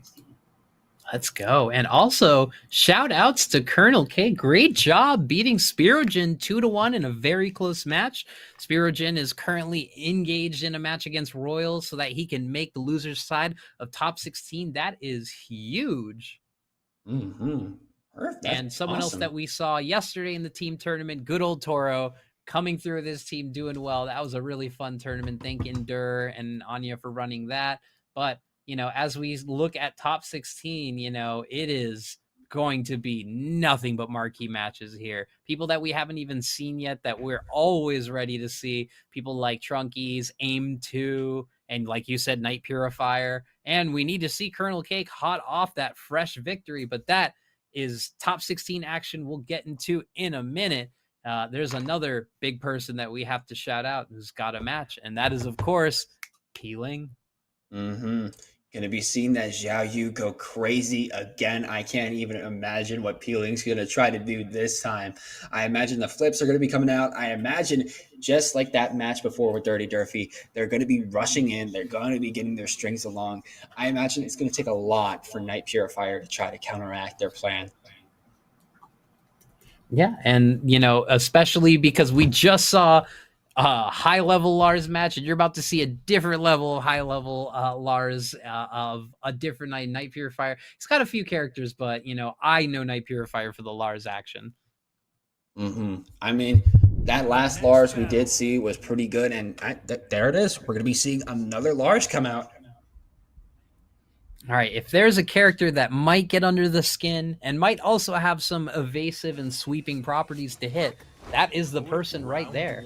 That is Lars Alexanderson. Let's go. Oh, still sticking with the DBZ custom. Love it. And before we get into it, I would like to say that I did check, yes, what was in that trailer at the Game Awards. That is, in fact, a new Virtua Fighter. Yes! So we're getting rewarded, and that, speaking of rewarded, Peeling, rewarded on that conversion, pulling, deciding not to go downstairs, wants to keep the action with the Hypnotist mix. Oh, she's still flying. Ooh, okay, yeah, no, okay. Pling going down to the ground off that balcony break. Be able to come back alive, though? Both of them about to be enraged. I can feel it. They're both just trying to not touch each other, be in defense mode all time. Ooh, okay. Oh no, that's gonna get blocked. Yeah. Nice. I don't want to deal with that mix. I don't want to deal with anything. And she hits him with the snapmare and the kick from Lotus. What a good round there from Peeling. But hey, there's something going on right now with Night Purifier. He knows when to swing, and that's huge. Those Art Glass converted on the trade. Ooh, okay. Okay. Keep it going. Oh, throw tech though. Peeling knows exactly how to counteract that. Trying to block. Heat coming out. Got sidestepped though. Goodness. That was... Again, going into stances for Lars is something I've labbed and realized is way more evasive than it looks. He moved into the wall and converted off that. Ooh, okay. Nice. Pretty much turn around there from that throw tech. Keep blocking. A little more. Oh, that's launch. Oh no. Deer in the headlights. Arc Blast too slow. Oh no, this is a match of frames. Okay, feeling each other out right now. Down to the last 8 seconds. Gets a launcher off the wall. Keep it going. There we go. Another one for Peeling there. Perfect. Watch this round right here, because that was heartbreaking. That might change up mentalities, moods, or options. Never mind, the Arc Blast lands. Night Purifier is good. We've corrected the ship. Can we convert on it? We don't want to know round brown. We need to see that action. Good punish on the step back. Absolutely perfect. And look at that. Keeping it going. Night Purifier is purifying the night and pretty much going around the world from one wall to another. It gets launched in return. Goodness. And heat. Night Purifier, purifier of the day night. The day. I mean, it's the day in the game, but in real life right now, outside the window is nighttime. And oh my goodness, the launcher, keep it going. Do not count out Night Purifier just yet. They are still in it to win it. My goodness. That flip kick is crazy. First, it immediately ducks under everything the same way Xiaoyu's AOP does. And then on top of that, he gets a orbital launcher that's safe. Like, that is absolutely crazy. It's gone through my laser beam June time. But all right, back in the action. 1+2 not broken. Mental stack issues. Getting into another throw, not this time. Peeling's got it. There we go. Heat coming out. Nice unblock. There we go. Tying it up. Night Purifier. Bringing it back, but can they go all the way is the true question. I tried to Arc Blast again to send it off the way he's done the last 2 rounds. Oh, there's the hop and the sweep. This feels shades of what we saw in Peeling's other match, but it's quite all right. We're just going to hop our way out of it. That's launch. Gotta punish those. AOP mix. Oh, sorry, Hypnotist mix. Keep it going. Trying to block right now. Knew she was going to press. Immediately took the answer. And gets the heat dash off it. This is going to be huge. No way. No way Night Purifier makes that run back with that sliver of health. Oh my goodness. That hurt my heart and beats as Peeling takes the first game, but Night Purifier clawed their way back and had amazing pokes and amazing decisions. And right at the end of that round, please clip it, because those were 2 options, and when they both thought their pokes were going to win the round, and then they both were alive, and then mess of buttons happened. My goodness. Quite literally there, if I could describe that best, it was literally Night Purifier clawing their way back out from tumbling down a mountain, putting out so much pressure, just unblockables, strings, everything. But then that one move that just sealed that fate after that sidestep coming out from Peeling was going to take it close. But that means Peeling has got to watch themselves, because this match is close. Yeah, Night Purifier's got the fire and is ready to come back on it. Oh, also shoutouts to Turok. Always been an old head Turok fan, so I'd love to see a new game coming out on that. Game Awards are just handing out presents today. But another big thing that we're gonna have to see in this matchup is the overusage of a lot of the stance lows that we saw with Night Purifier. Kind of relied on them a lot to close out rounds, and Peeling's definitely going to take note of that. So let's see that end of round scenario each round. If he has to go into the stance mix, is he going to pick the overhead kick or the safe mid punch? Let's see what kind of adaptation Peeling does. I'm curious to see what Peeling is going to try to be doing here to just solidify their gameplay a little more against Night Purifier here, because it was definitely close, especially after those first 2 rounds. It was definitely beating the buzzer for Peeling. Night Purifier was getting a lot more in, a lot more attacks, almost took the set there if it wasn't for Peeling coming back in that last split second. So I imagine Peeling, they have to bunker down and make sure that this Lars, that Night Purifier, does not make their way to top 8. I know Peeling wants it, and they are going to claw their way for it. Yeah, I agree with you. And, it's very rare that I give a Lars the free action to go ahead and go as crazy as possible. But in this matchup, and especially with the evasiveness and just the kind of weird movement that, Xiaoyu affords a player, I think that Lars mixes, and a lot of his hop and a lot of his more flamboyant flying across the screens, even his version of his flip, is going to be actually a really key thing to throw Peeling off their game. And, again, I don't want to tell Lars main to ever go crazier than they normally do, but this is the time to do it. A perfect time to do it. And while we're waiting, I just gotta say, I saw this tweet come out. This is from my local scene, but it's crazy that this local is literally happening the day after that Clive launches, and Clive's legal. Clive is legal. That's crazy. Yeah, the day after. I am a big fan of Day Zero tournaments because, yeah, at my local, when Lydia dropped, she dropped one day later, and we all played her. We had a first round bracket of only Lydias just as a goofball, and it was actually a lot of fun, especially when you don't know any combos. But That's all true. Tekken 5 6 jab combos away, we are in, and this is only game 2. Again, that is the 4th round in a row. And Night Purifier said, "Screw it, Arc Blast, take this launch," and it is working out. Yeah, look at all this pressure coming out from the Purifier onto Healing, going up in the air, down to the ground. Ooh, got throw tech though. Maybe stopping their little rushdown gameplay a little bit. That sidestep. Oh, here we go. Oh, great duck. And even knew how to change the combo to be an at-wall combo and the grab just to mix things up. Night Purifier is figuring things out. Absolutely perfect. And look at that, both of them feeling each other out once again. I'm doing a little bit of neutral footsie stance right now. There we go. The Purifier is in. Gets that grab. Keeps it going. Try to get another one. Got protect. I like it. It's working, and even if Peeling techs it as he should, it's still just causing a reset in neutral.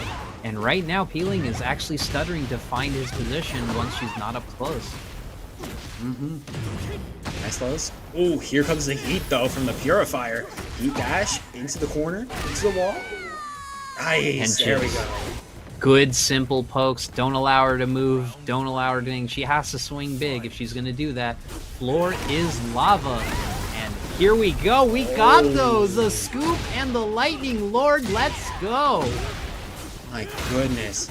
We're keeping it going. Night Purifier is feeling that passion, that rage, that heat right now. Even not in the game, just in their heart.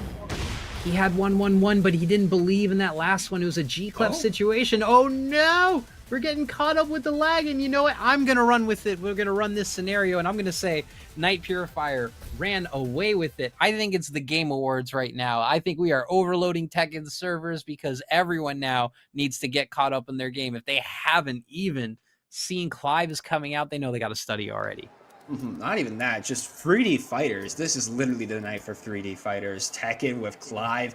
Virtual Fighter is about to get a new game revealed at midnight in like 2.5 hours. We're gonna be seeing a new Virtual Fighter title. That is insane to me. I was literally just saying, it's been a while since we had a Virtual Fighter title, but we're getting a new one. We're getting it. Yeah, a lot of my friends, from Spencer Savage to Tricky to just people on the internet who have been longtime VF fans have been clamoring and will never, ever stop asking, even for a new game. Heck, we were happy just to see 5 get re-released for the 15th time, but if it's a new Virtua Fighter game, everyone is eating tonight except for Anna lovers. I know they wanted their characters sooner than they thought, but I mean, that's every Murdoch. That's all the Armor King army. That's the Lucky Chloe streaming brigade. You can name them all, but we all can't be made happy because if there's one thing that scares anyone from back in Tekken 7's days is seeing 20 characters. Oh no, 30 characters. Oh no, 40 characters. No, I'm not learning those matchups just so I can get fireballed to death. Who's Eliza? Never heard of her. Yeah. Oh my goodness. I mean, either way, it's definitely exciting. My goodness. And this is kind of like the situation we saw, the heartbreaking reset we saw with Knee, but like Night Purifier going up 2-0 didn't get that set to tie it up, which would have made it a good breaking point. But now you've got to win that last game after a long break, and then you have to turn around and do it again in a new set. And you got to wonder how that affects your play and your thought and your focus. This is where a true test of a player comes in, as I'm sure we're going to reset the bars back to 2 rounds. But hey, Tekken just sometimes is Tekken. I mean, Tekken is Tekken sometimes. Sometimes that online doesn't work how you want it to. It doesn't work. All my complaints about netcode aside, maybe we can get that with Anna in Season 2 as a new netcode. But Gotta just reset it. You know, Night Purifier just gonna take those rounds and take those throws like we saw. It's very odd, and I think it was related to mental stack. But yeah, Peeling missed about 4 different throws so far, and that's not something you expected a player of that caliber. Yeah, no, I feel like Peeling definitely missing a lot of throws or getting their throw tech, but I feel like they can bunker down, just like we were seeing in that first round, and really try to make something happen here. Oh no, mark my words, an activated and enraged Peeling is the scariest thing you could get in a bracket. So let's see if this gets activated, and let's see if Night Purifier can close this round out. Feeling each other out, feeling the spacing, not punishing. Oh no. Ooh, okay, here we go. Peeling getting a little destroyed right now by Night Purifier. They're coming in, blocking a little bit, going back and forth. Okay, I like this little dash dancing we got going on here. Protect. Yeah, at this distance, I just feel like Night Purifier has a lot of good direct counters to her. She has to come in, and that would have been a launch for a little bit less. Taking the mix. Even the 1-1-1 tracking on evasion with the free follow-up and the free perfect. Oh no! Night Purifier is still hot. Never mind that break. There we go. 1-1. It's pretty much going to be a heated match now. Peeling, I already know. It's like, okay, I cannot let that happen again. That was a little too much pressure. That was a little too much damage coming out from Night Purifier. I gotta stop this. I can't let myself be taken down like this. Yeah, crazy. But I mean, we're gonna get into it in the urban square, a little bit smaller. Well, actually, a lot smaller than the Coliseum. But getting into this action, what do you think is gonna happen? What do I think is going to happen? I think these two are honestly going to be going toe-to-toe, and then that last round is going to be by a sliver. One of them is going to win. Who do I think? We'll have to wait and see. Honestly, we'll have to wait and see. But it's definitely going to be close. All right. Oh, stuff this time. I don't want to play your stance game anymore, Mr. Rogers. Ooh, even getting the hop over it, getting put on a wild ride. The blender comes back to get us all. Getting the heat control. Oh, never mind. Not getting the commentator's curse. Well, not getting it yet. And trying to block a little bit. Ooh, there we go. Perfect. Just what they needed. Ooh. Really good catch. I love how we said that literally at the same time. Yeah, it's one of those situations where you can tell someone to change their timing, but there is an actual example you can point to. And look at that. Peeling already shredding that bar for a perfect. My goodness, Peeling literally woke up after that second match. It's like, all right, I want to win. Well, I don't know. It just felt like, you know, a little bit of offense, defense, Peeling sitting back from that full running range. But now that we see Peeling going in, there is a different beast at hand. There we go. Engage her out. Ooh, okay. Gotta block, gotta keep blocking. Double stance low early round. Peeling ready for it the second time.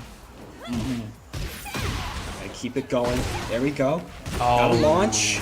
Ooh, this could be, yep, there we go. Going to do it there. 2-1. My goodness.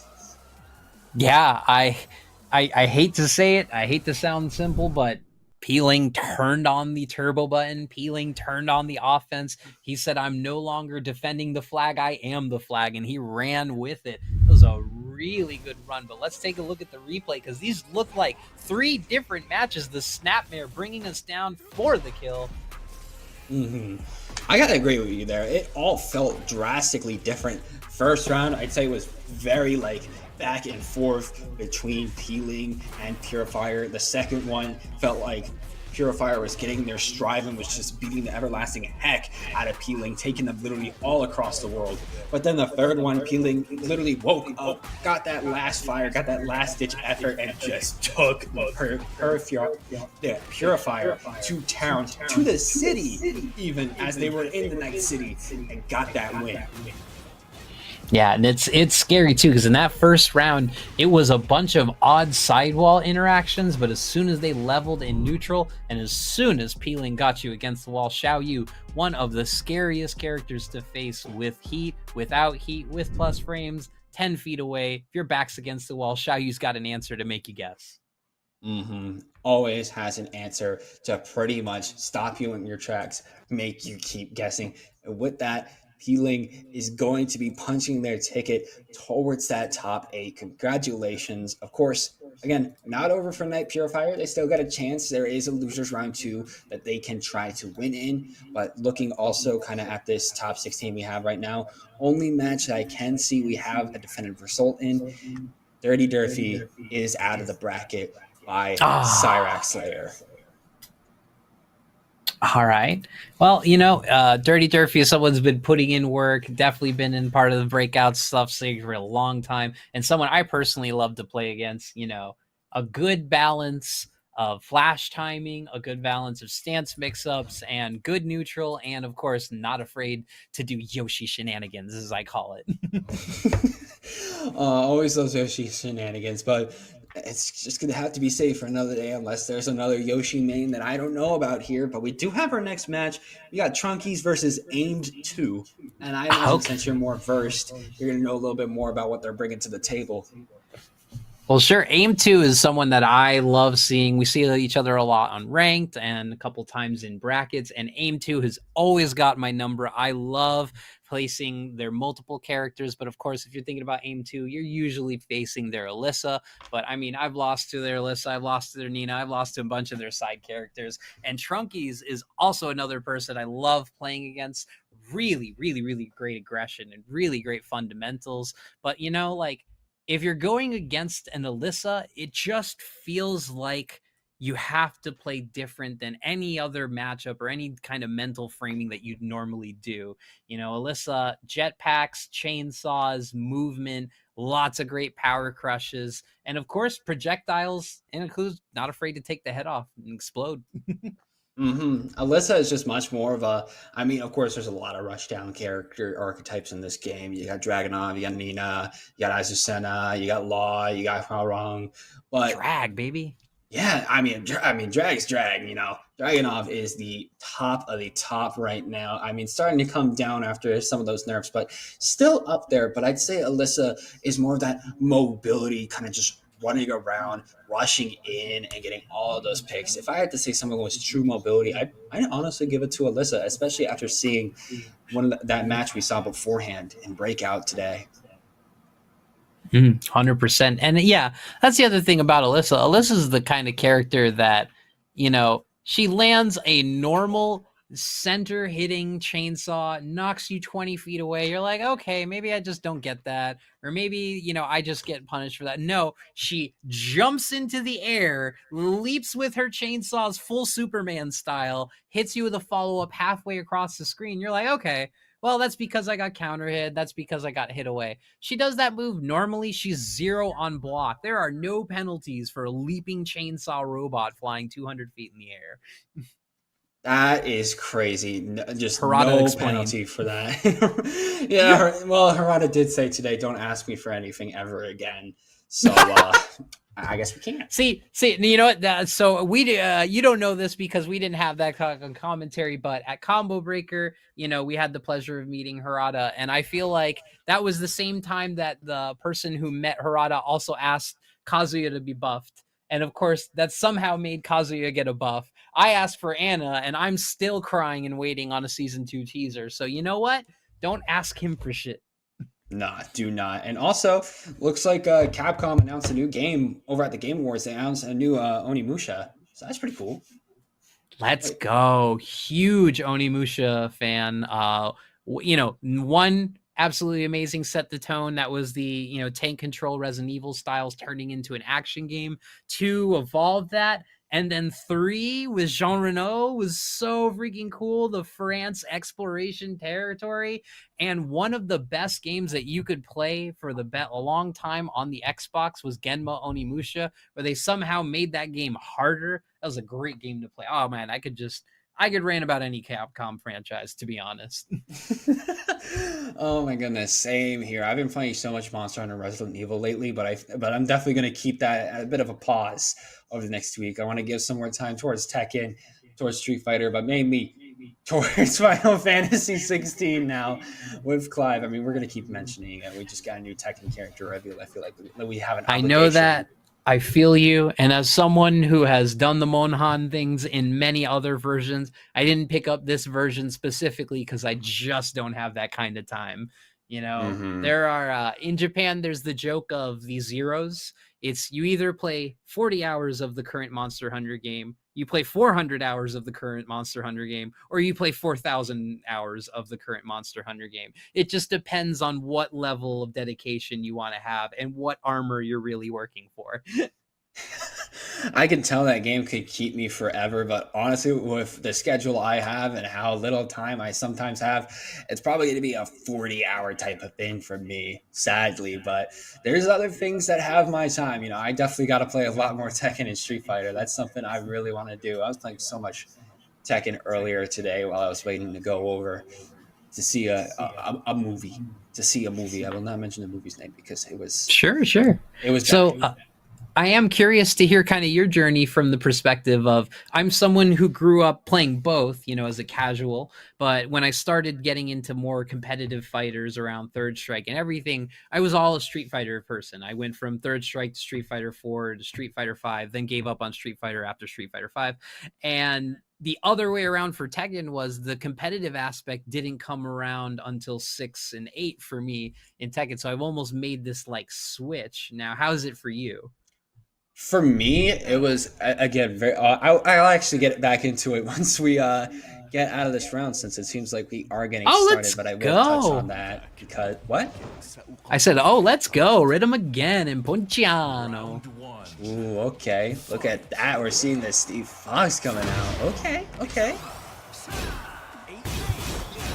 This is actually our first Steve that we're seeing today. Here's the mix out of stance, decides to keep it conservative. Good down forward one poke, some crouch jabs just to give me a little bit of breathing room. Really good defensive play by Rhythm. Just don't think that those pokes are without a reason, but the pressure, really good Sonic Fang. Dirty boxing, sits in stance comfortably and takes him for the rope-a-dope. Look at that. There we go. Rhythm is starting to get in there. Perfect slide for a mix-up. Try to do some blocking. Oh, gets launched though. Here we go. Ponciano doing some beautiful stuff there. There we go. First round going to the Fox, baby. All right. Really good way. You're going to play a bracket demon like Rhythm. You better come with your A game and absolutely put him in the corner. Look at that. Takes the small frames and takes the... Oh, no, he does it again before he can even finish. Takes it, it does it again, even if it doesn't guard break, and does it again, and hits him on the back, confused his senses, and brought the perfect right back to him. Oh my goodness, just not letting Ponciano breathe in the second that Ponciano was able to land and attack. Rhythm was somehow behind them, ready to get that kill. Oh my goodness, and there's the heat. Rhythm's not stopping for anything. Woo. This is crazy. These counter hits, these snipes, sitting in sneak extra long, going for the Taiba, not getting it. There we go. There we go. Rushing over the heat dash. Can we keep it going?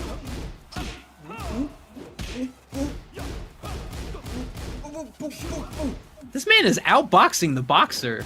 You know, quite literally. You hear the sounds I'm making with my mouth. You didn't expect the boxer to be making that sound, but nah, it's Rhythm with the Shaheen. All right. So I guess he said, you know what, after that first round, no, it's my offense. I got those two. Snake, snipe, sidestep, up, forward, get the wall carry, and the damage on the wall. Takes the mix, don't stay down. Says don't stay down again. There we go. Keep it going. Ponciano's time to shine, but again from the back. Here we go with the Rhythm sliding in. Gonna be able to carry it. The heat coming out. Whips, but it's fine. You just get a low and you take the round. And speaking of shocking and beautiful aggression, another great announcement. Yo, I am so hyped right now. We're getting a new dungeon fighter. Oh no. Goodness, really? Yes, let's go. It better not be a MOBA. Better not be a MOBA. Oh, we pray. My goodness. All right, so we're back in this set. Rhythm up 1-0 after turning on the offensive thrusters, getting low parried for his simple down jab. Good conversion. This is going to go to the wall. Never mind, I am cursed 2 for 2 now. 2 for 2. No, it's fine. It's fine. It's fine. They can keep it going. Rhythm's blocking. Oh, here we go. Just kind of feeling each other out right now, honestly.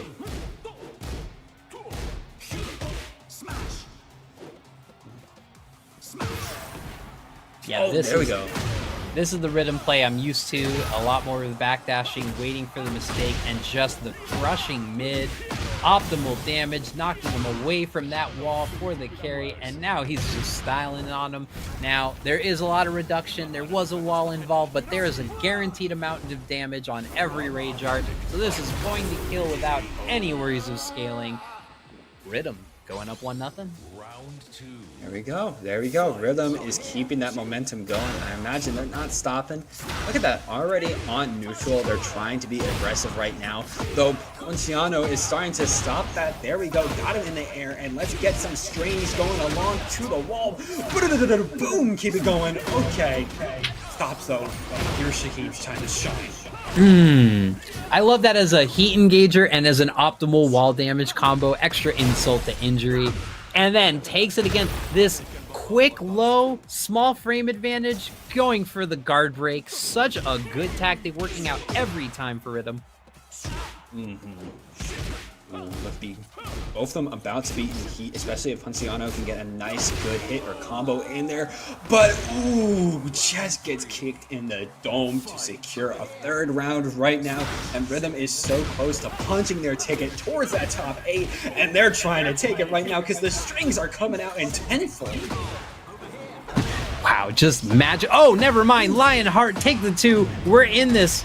He's still got a chance. I'm not going to say wall carry because I'm cursed, but we're going to say yes, max damage on the wall combo. Can he close this out? This is a huge round to turn back. Absolutely huge. There we go. Heat engager going out right now. The slide coming out. Can we see another one? No, we're just going to be seeing a heat dash coming out. Trying to keep it going. Drop there. Lionheart, look for the counter. You don't see that too often from Rhythm. And got empty air, rushing in, wants that, sets up Lionheart beautifully, steps back, sees the whiff, and takes his free launcher. He's back in this, and trust me, this is a huge momentum changer here for him. Oh, you know, absolutely. I already can feel, look at this, Ponciano is starting to feel themselves. Even if they're getting knocked down, they're getting back up again. Imagine they're going to be going for a few more lows. It doesn't matter what we see here. Going off with the heat just straight up right there. Just going for a heat attack. Getting knocked down though. Ooh, getting pushed back. That homing kick has been working wonders. And again, the low into the guard break. Taking the end of his heat smash for more pressure. Really great poise from Ponciano, but taking one more guess for his life, the simple down forward 1, and Rhythm takes it just as he was heating up, but a great match. Don't let the round count and don't let the set count fool you. That was a close match. Had to use a bunch of different tactics and rel it out. What do you think was the big difference, though, in that match? I feel like the big difference, Ponciano was starting to get a little bit of something there, but of course, Shaheen Rhythm was able to kind of just counteract that, was just being a little bit more methodical. I saw a lot when Rhythm was, not being as aggressive as they were with their strings. They were trying to be defensive or trying to sidestep, just trying to be a little bit more evasive against Ponciano to make sure that nothing could really connect. And that was very evident, especially in the start of that last round when that heat was pretty much just started alone, just a standard heat attack, nothing else kind of engaged with it.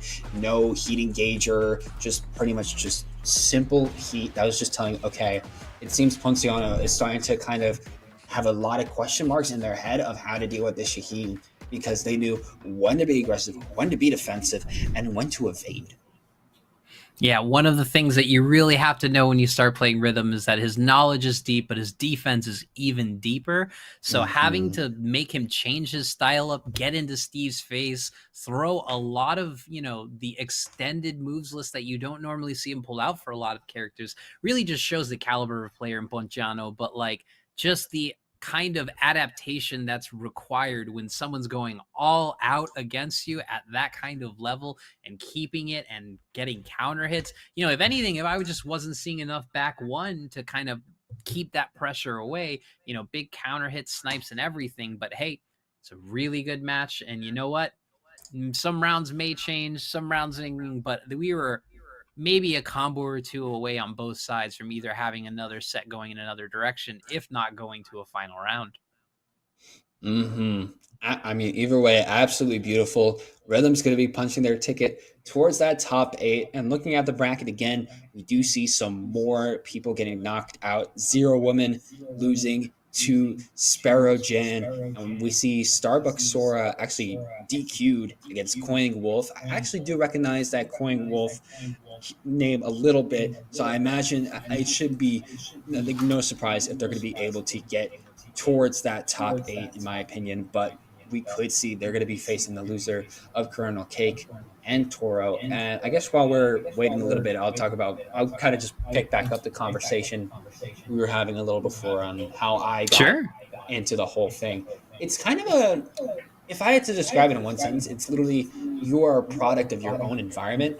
I actually started off, and most of my life has been like with Nintendo and Nintendo esports. I used to be a big Nintendo guy. But if you don't know their esports, long story short, it's for fun. It is for Their fun. online is for fun. The esports are for fun. There's nothing else. There is no money. There's no big trophies, all that stuff. It's pretty much for fun, especially with how they structure their tournaments. It's not even how the esports community likes the tournaments. It's a lot of casual modes, but that's for another day. The point is, I used to go to a lot of these lands: Low Tide City, Riptide, Little Shine, Big House, stuff like that. MobileCon, there was Genesis, but more and more these Nintendo esports events, slowly there would be like, oh hey, Guilty Gear's over here. And then there would be Street Fighter, Tekken, and Guilty Gear. And then Granblue's over there. And then Under Night and Birth. It was slowly like the FGC was kind of absorbing the whole Nintendo esports. And I started watching a lot of matches in there. LTC 2023, I remember that Guilty Gear. I remember Riptide having those side events. And even a big one over in, I know Don't Park in the Grass happened recently, and that was like a big Splatoon one back in 2018. So I saw it was FGC. I was like, oh shoot, we're really switching up. And the more I was kind of in those environments, in those lands, I started to like get more interest in fighting games until I was like, I kind of just want to switch gears. I enjoy these a lot more now. So I bought, Street Fighter, Tekken, Guilty Gear, the MVC collection when it came out. I just started basically grinding. And I've been having a lot of fun with it. And fighting games and like solo player games like used to make me a little heated, but it's like I want to improve. I feel that fire, but it looks like Heihachi is also here too, and they're bald. Yeah, speaking of fire, he's wearing the red blazer. He's ready. Oh yeah, no, he's ready. I love it. Oh, the Saint Nick fit is what I'm going with. Actually, recently we had a community tournament where everyone had to have a Santa Claus custom, so maybe that's just remnants. That might be it. I do see the Santa Claus feel in Chunky's Heihachi there. Ooh, okay, heat in the corner. Can we keep it going? Oh, it's Heihachi at the wall. That is mean damage. Double instinct. Let's go. Can we keep that going? Trying to block me? Okay. Ooh, oh, knew to shut down. Didn't want the plus frames, didn't want the second action, could have interrupted that. Just the heat dash to keep one more pressure. Oh, and we are one poke away. Where is he going? Is he a slow-mo? Oh! Just a little jab from the feet from Aim 2. Sorry for that. Aim 2 able to take that first one. The Alyssa is feeling it tonight. Act first, think later, I see is their title, and they're definitely acting on a lot to get these wins. Oh, great Waivus there, just getting in there, just not letting Aim 2 set up any of that. Alyssa at a distance, scary, but you know what, Aim 2 runs it in too. I'm happy being up close, especially with chainsaws, especially with heat. I mean, you got chainsaws, why wouldn't you want to be up close? Ooh, there we go. Dash, guess for your life, the simple stuff. Damage may have been reduced recently, but the impact is still there. Good round win there. Boom, boom, boom, boom, boom, boom. There we go, breaking the wall, and we're keeping it going. Aim 2 rushing in.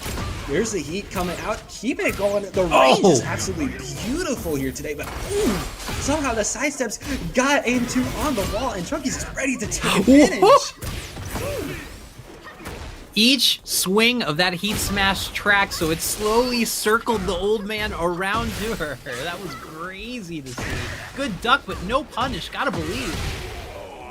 There we go. First point going to aim 2 already. That was really blink and you miss it. They had such a trump on that match.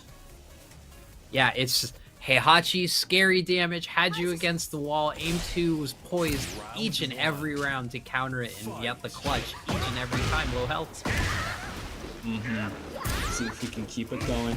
Little side note I want to say right now is that I just tuned into the Game Awards and Snoop Dogg is there. I don't know what he's presenting, but it's Snoop Dogg. But either What a way, step. yeah, that was perfect. Says my hop kick is slower, but dadder does it and does not allow up forward 4 to go. But here comes the heat pressure. Misses the heat smash, misses the forward 2 by an inch. This is going to be huge. Gotta get up. Ooh. Beautiful. Okay, Trunkies is still in this. Ooh.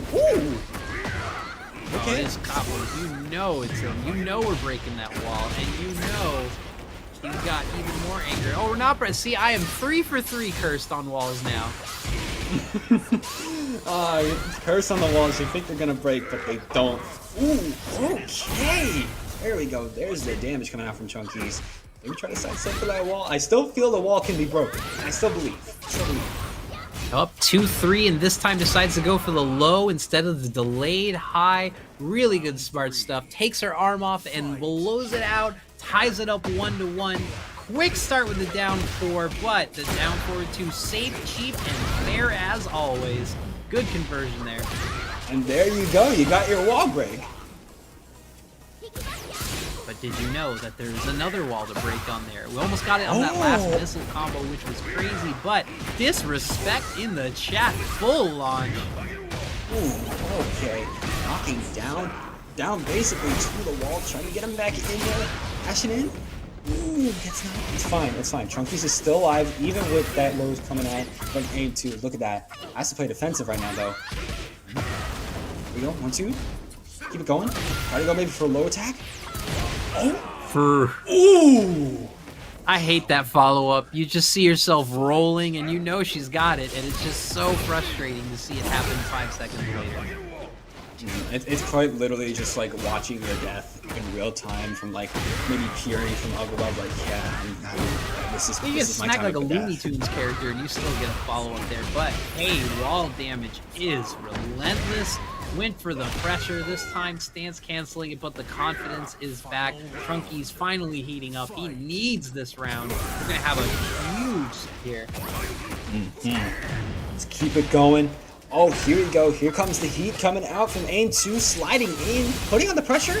I love how they just keep going all around the world on stages like this, like the training grounds, and just making sure that they have the rush down and the mobility. Looking really crisp on the conversions. Knew to adapt the combo for a short sidewall ender. Went for it all and missed by an inch. Omen also missing by an inch. Opposite end of the wall. You usually use that for wall pressure. No, he used that to get out of the wall. Really good stuff. Trunky is showing us beautiful offense to come back and tie this up 1-1, and you know we don't have time to wait. We're getting into that final set right away. What is Aim 2 gonna do? I'm not sure. All I imagine is that they're just going to keep rushing in. They're going to keep trying to slide and just beating in Trunky's face. That really is what Aim's 2 game plan is, especially with those slides. And I imagine it's not stopping for anything because this is almost at a perfect keep the combo going and diving in for that perfect. My goodness. Yeah, as soon as Trunky sat back and let her do the ballerina mix-up, it was the done deal. I was either taking that frame advantage or taking the round with a low. Went for the big option. Great sidestep. There's the leaping chainsaws I was talking about. Taking that free damage. They're trying to keep all this free damage for themselves. Ooh, gets thrown all across the stage as Trunkies is trying to sweep their way in. Feeling each other out. He dash. Oh, the launcher. There we go. It is one more round for Aim 2 to take it all. Well, we were in this situation before. I wonder if there's just maybe a little difference when there's just all offense activation for Trunky. I guess not. The hop kick gets us all. And yep, good extension, but doesn't get the hit on impact, so that doesn't break the wall. Ooh, okay. Lock in here. There we go. Heat coming out. This might be perfect, Maya. We might be seeing something crazy going on. Ooh, Or had perfect enough armor time tag. to block in between that. To the corner. Oh, caught him ducking, and that is going to be it. Game 2 figures it out and wins the third set convincingly. What a good match. And hey, every time you see those Heihachis at the wall, you know lots of huge damage is coming, but having the poise to not press their way out of it, beautiful side steps to work their way through it. Really good stuff from Aim 2, but again, one Heihachi combo away from taking and deleting your entire health bar.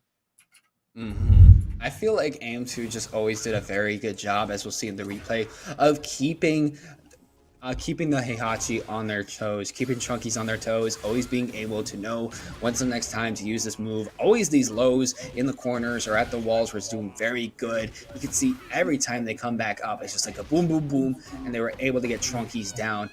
Even with Trunkies starting to get some stuff, you could see that AM2 pretty much had a lot of their nerves in check and made sure to keep blocking, keep rushing down, keep going for lows or slides, and keep that win going. Yep, and if there's one thing that made the final difference in almost every round of these games, it was the stepping. The stepping was wonderful. A micro step for alignment, a quick jab and a step just to see if he would press, and sidestepping the heat activation, which is what separates a great player from a punishing player. 100% movement gave so many more opportunities for Aim 2, making the old man look slow.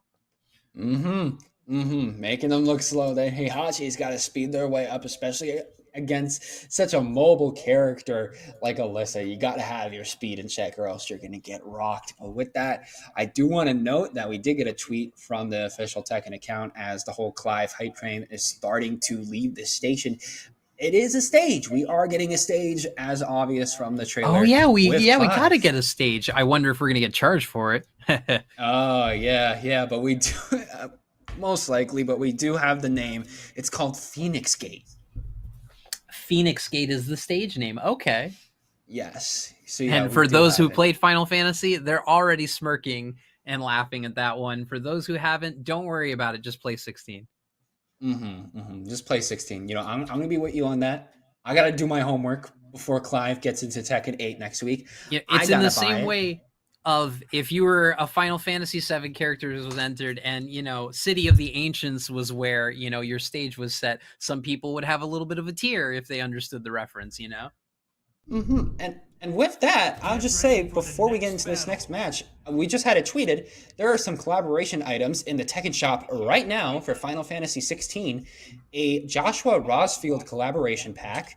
And let's see, and a Tekken Ball Bomb King Red Ball, and character customization for Undying Red and Nectar the Bold. I just need a floating Kamari like I had in my 7 mod, and everything will be perfect again. But all right, we're in Colonel Cake, legendary Jin. Love to see him play. Boricua's Wild against Toro, one of the original Jins, Devil Jins, and a scary competitor. These are two people that I would just go damn if I saw them on my bracket list. I'd love to point out that we're literally in Jin's subconsciousness. So it's literally the good Jin versus Devil Jin fighting in Jin's mind. This is a Jinception going on right now. Oh yeah, this is plot-centric right here. And you know, if we go all the way down, we get to see Mama June. We'll complete the cast in Season 2. Let's go. Oh yeah, that'd be perfect. Just a matter of if we can floor break all the way down there. Oh, that stomp not landing, so we're not purple mode yet, but this slam will activate. Floor is miasma, as I like to joke now. The next one hits us through. 1-1-2, really good stuff. Not capitalizing. Up forward 1-2. Knew to block down back 4. And the uppercut with authority. That would break normally, but we won this round already.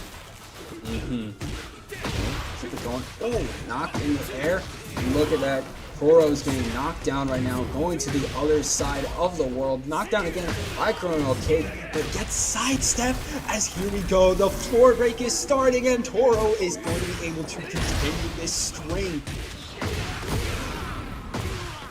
Oh, good stuff. This time the Hell Sweep, doing it thrice, making it work. Doing it a fourth time, we're feeling it. And even the 3-ring circus follow-up just for pressure, but getting it into a combo. Uh-oh. Okay. Ooh! Oh my goodness! Whoa, that was some insane movement there. That was Kung Fu treachery if I've ever seen anything. Knowing to float up, fly in the opposite direction, and missing the grab by an inch. Crazy. That honestly is crazy. And look at what's even crazier. Toro is keeping his combo alive any which way. How? Look at that. All the blocks coming out by Colonel Cake, but they don't care about heating up. The heat might start this. That wall carry was great. You were nailing it perfectly. And this is gonna slam, and finally we get to hang out with June in the background, keep your eyes peeled. But good pressure, because I don't think it's gonna be very long. There she is. There's a heat smash, free mix, just taking the normals into. Good mix. I don't think this is gonna kill, and I don't think this is gonna hit. Oh my god, it doesn't even matter though. Colonel Cake was still able to take it, but dang, that could have been very scary for them. Toro could have really came back from that sidestep. How are we doing it? And the hop kick still converting it. Wow.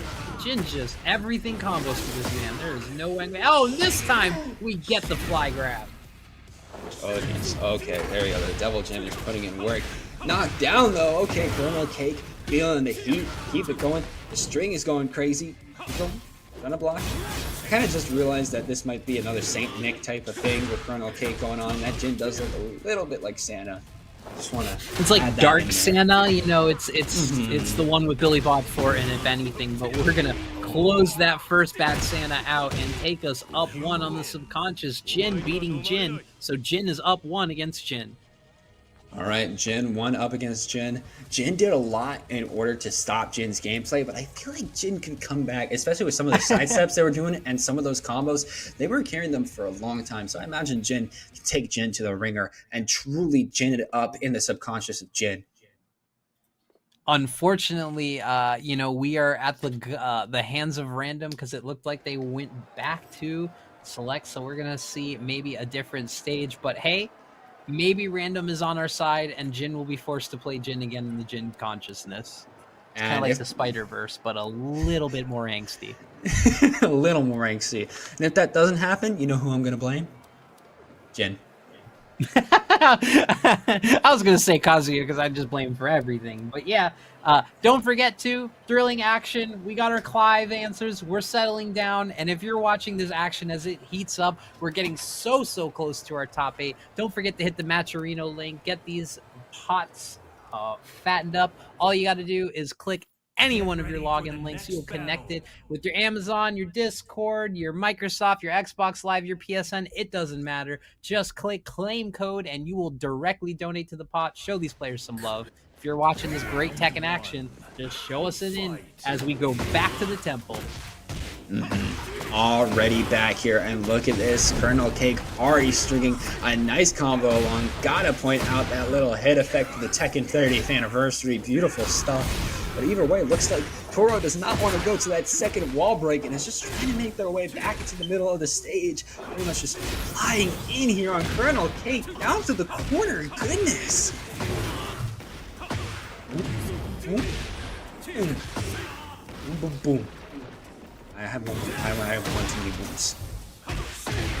Oh, good catch. Wow, Colonel Cake looking like he studied the matchup against himself very well. Oh, but there's a counter hit, just good timing. Press a little bit of an awkward sidewall, using the heat to keep it alive, but has to change the combo up. Yes. Oh my goodness. Toro getting a little beat right now. Colonel Cake keep going for so many highs, and it's really working, especially after that. Oh, they're going to keep going down to the corner? That was a crazy micro step. It didn't even look like he even sidestepped, but it was all he needed to fully avoid that attack, and that was a huge wall crush there. And there's the pro tag move down 2. It saves and frustrates us all, taking the lead, putting a lot of redeemable health, going into fly stance, not giving him an inch at all. Oh, Demon Paw working well. This is a guess for your life. A heat smash, a guess for your life. Down back forward, not good enough. Back three, saving it. Hell sweep, we go from wrist to wrist. Oh my goodness, Toro is trying to make a comeback of the century right now, but Colonel Cake's trying to make their way out. There we go, knock Toro down, keep it going, neck in neck right now, Toro diving in. Come on, you can make it happen. There we go, the flying kick. Toro's still alive. Yeah, the back three was just beautifully placed. It's a panic button, it is very punishable, but it just was placed perfect. What a good job by Toro. Oh, I gotta say, that was literally perfect timing. My goodness. But Yeah, you gotta clip that. Yeah, no, I would play that. I'd clip that if I were Toro. Crouch jab just needs to get his turn back, and then the pressure started. The classic double string full charge 1-1-2. Odd choice for the free extra damage, but the follow-up and the ground sweep is perfect. Never mind. And this is a huge turnaround for Toro. The back three again. Ooh. Hey, back three once again. And look at this, Toro blocking right now. Something unlocked in Toro, and their combos are starting to feel a lot more put together, a lot more less tough. No whiffs, no punishes. Okay, wait, perfect! Uh-oh. Okay, Colonel Cake, you gotta watch yourself, because Toro is here. Well, the Game Awards just gave out the award for Best Adaptation, and I don't know why they didn't give it to Toro, because that was the best adaptation I've seen all night. Who did they give it to? Some game, I don't know. Todd Howard, he made some Fallout thing. Oh, okay. Oh, yeah, I literally turned on the stream, and there he is. There he is. Good old Toddy, looking for more, Fallout DLC that may or may not come at the price of a server. Yeah, we'll just have to wait and see on that. Oh my goodness. I mean, either way, beautiful stuff coming out there from Toro. I want to see Toro bring that energy into this final round. I need to see that. Yeah, it's like, he channeled up all the angst that the Devil Jin players, carry with them all the time. Looked at all the frustration that he could have being low tier and being nerfed constantly by Harada, and turned that into pure aggression, and that overwhelmed Colonel Cake. And let's see if that offense can keep it sustained. But now we're, I feel like Subconscious is Jin's level, and I feel like Yakushima is also Jin's level, so maybe the open stage might be the difference here. But oh, sidestep, Godfist, let's eat this up. The offense continues, never mind. Look at that, keep it going. Feeling each other out right now. Oh, gets launched though. Here we go. Colonel Cake is starting to make things happen. Keep the string going. Oh, drops it. Trying to keep it. Gets launched. Ooh. Oh, down two, hit by the back three placement. These back threes are crazy. Yeah, no, the back three is really carrying Toro's gameplay right now. I imagine they're going to try to keep it going. A little sliver left. Just a little jab. There we go. There we go. That was a personal moment for me, seeing a down two get stuffed by Devil Jin's down back two. No, none of that spinny stuff. Yeah, no, not spinning today. Look at that, Toro, the energy as I predicted and I wanted. They're keeping that heat, they're keeping that fire, even with Colonel K coming back. I imagine Toro's gonna come back off, try to block and try to keep it going. Okay, but Colonel K has got it. Ooh, okay, go to the other side, but gets caught lagging. Okay. I just had to hold my breath in that moment because that was intense. We're 1-1, and this just feels like one that's going to go the distance. They are just slugging each other out and finding creative ways every round to show someone something they already didn't know. And that launcher is going to be doing beautiful work right now for Toro. Knock him down, keep the string going, trying to rush in with the fist. There we go. Oh, just a little sliver. He had it multiple times, but you know what? It stayed 7 golden letters. It's fine. We're good. Now, for the first time, Toro is on set point here. Can take it back. This is going to be huge. And Colonel Cake says, all right, let me turn on that offense. I imagine Toro's going to want to take it, pretty much be the set demon and come back. Pretty much going for reverse set, reverse sweep here. Trying to block. Oh, about to get grabbed. Doesn't let that happen, though. Could this be the start of Toro's madness? Let's see. Diving in. Oh, perfect launcher. Keep it going. Stringing the combo perfectly. Look at these 1-2s coming out like pure fire. The laser coming out. And oh my goodness, here's the rage coming in. My God, Toro, you made an absolute demon in this run, and a demon out of caramel cake. And there we go. KO. Toro taking the set and punching their ticket towards top 8. Yeah, there was just beautiful reads there from Toro at the end. He showed the stance, he showed Moaning Crow, and he showed everything that he was going to throw out there. And he could just sniff, he could sense it. Colonel Cake was just waiting for him to come just a split inch closer so he could get that heat engager, that heat burst, and then immediately take the plus frames and maybe win the match with a good combo. We're going to take a look at the replay, but that last hit of Morning Crow confirming into a heat dash, that was crazy. Crazy blocks on the first round. There's the double flip action that confused my mind, brain, and soul. Great conversion. And yeah, missing the heat smash, missing the rage confirm, but still closing that round out commandingly. And why I say nerf Jin's heat smash, because it tracks in every direction. And yes, you aren't seeing it twice. It happened again the very next round. What happened in the last set, though? That last set, I gotta say, was absolutely insane. We saw from that second match, Toro started to unleash their inner demon, the Devil Jin, and just kept that aggression going. And you saw, even with Colonel Cake starting to get a little bit of a run back and at least taking a set, we saw perfects coming out from Toro. We saw so much aggression. And then that last round, doing this little nice combo into the laser, leading into the rage, going for basically a cinematic finish. It was absolutely beautiful there. Toro really started to figure out Colonel Cake's game and said, all right, I'm just going to rush you down. I'm just going to do what I want. And that's exactly what Toro did. It's exactly what got them there to top 8. Yeah, Toro is just a scary bracket demon that we've seen through time and time again through Tekken tournaments. And it's just one of those things of, you know, do I turn on the zany? Do I play a little bit more basic and blocky? Or do I just take the risks that I know I need to take with a more risky character like Devil Jin? But Toro made the changes, changed his style up when he was down, when he was trying to assert neutral, and when he needed to win that last round and those last set. He just changed his entire play style, and that cannot be commended enough because it is hard to do. Oh, no, it is. It's very hard to do. And I'd say it's very hard to really dedicate yourself towards that Devil Jin. I know it takes a lot of time and practice, but honestly, after seeing Toro there, I believe that if you can put on as much time and dedication as you can really make your Devil Jin shine. Exactly what Toro did there. And that, again, is why they're in that top 8. And that's why they're going to keep their run going in Breakout Week 28 with no signs of stopping. Again, Colonel Cake does still have a shot. They're just going to be knocked down to the loser's bracket against Coin Wolf, but they can make their way back up to try to face their inner devil yet again.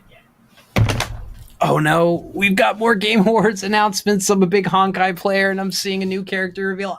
This is too much. Okay, I'm going to say it right now. The Game Awards popping off. And speaking of popping off, one huge match. This is probably going to be a highlighted match from even all the other matches that we're going to see. We have Rhythm up once again against the Alyssa that had such a thrilling match again. We're going to have Aim 2 go up against Rhythm. And, you know, Shaheen versus Alyssa is not something you see every day.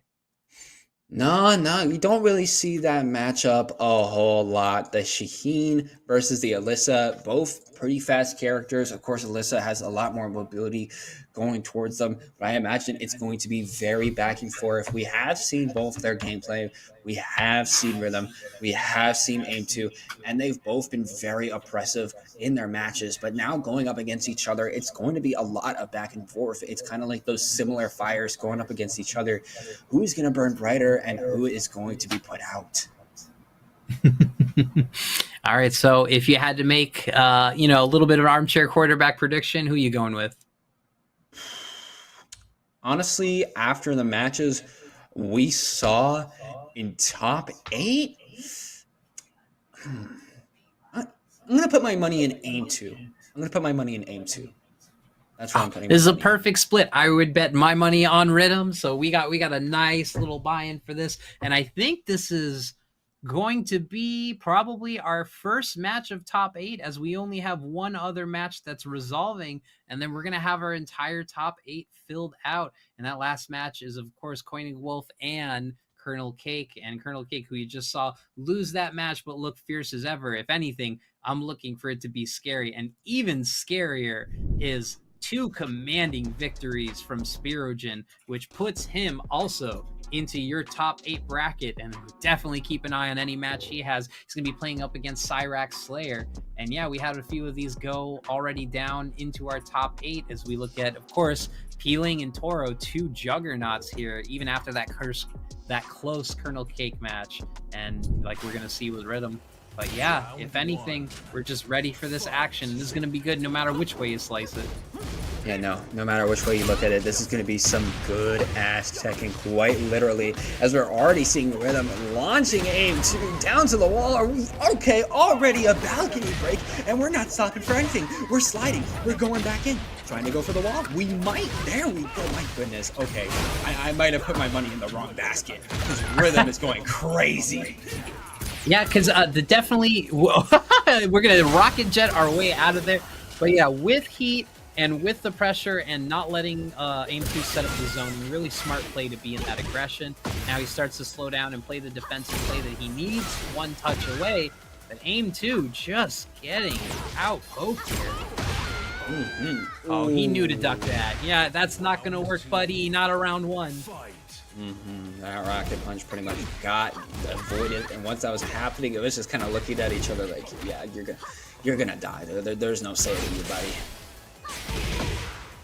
Oh, going for the low early on, and it's definitely getting in his head in terms of decision making. You cannot play the standard safe and easy to win pokes. Rhythm has studied that. He knows how to play against an Alyssa. They know how to play against it. You can see some of these jabs coming out. Ooh! Knocked Aim2 in the sky after that heat came out.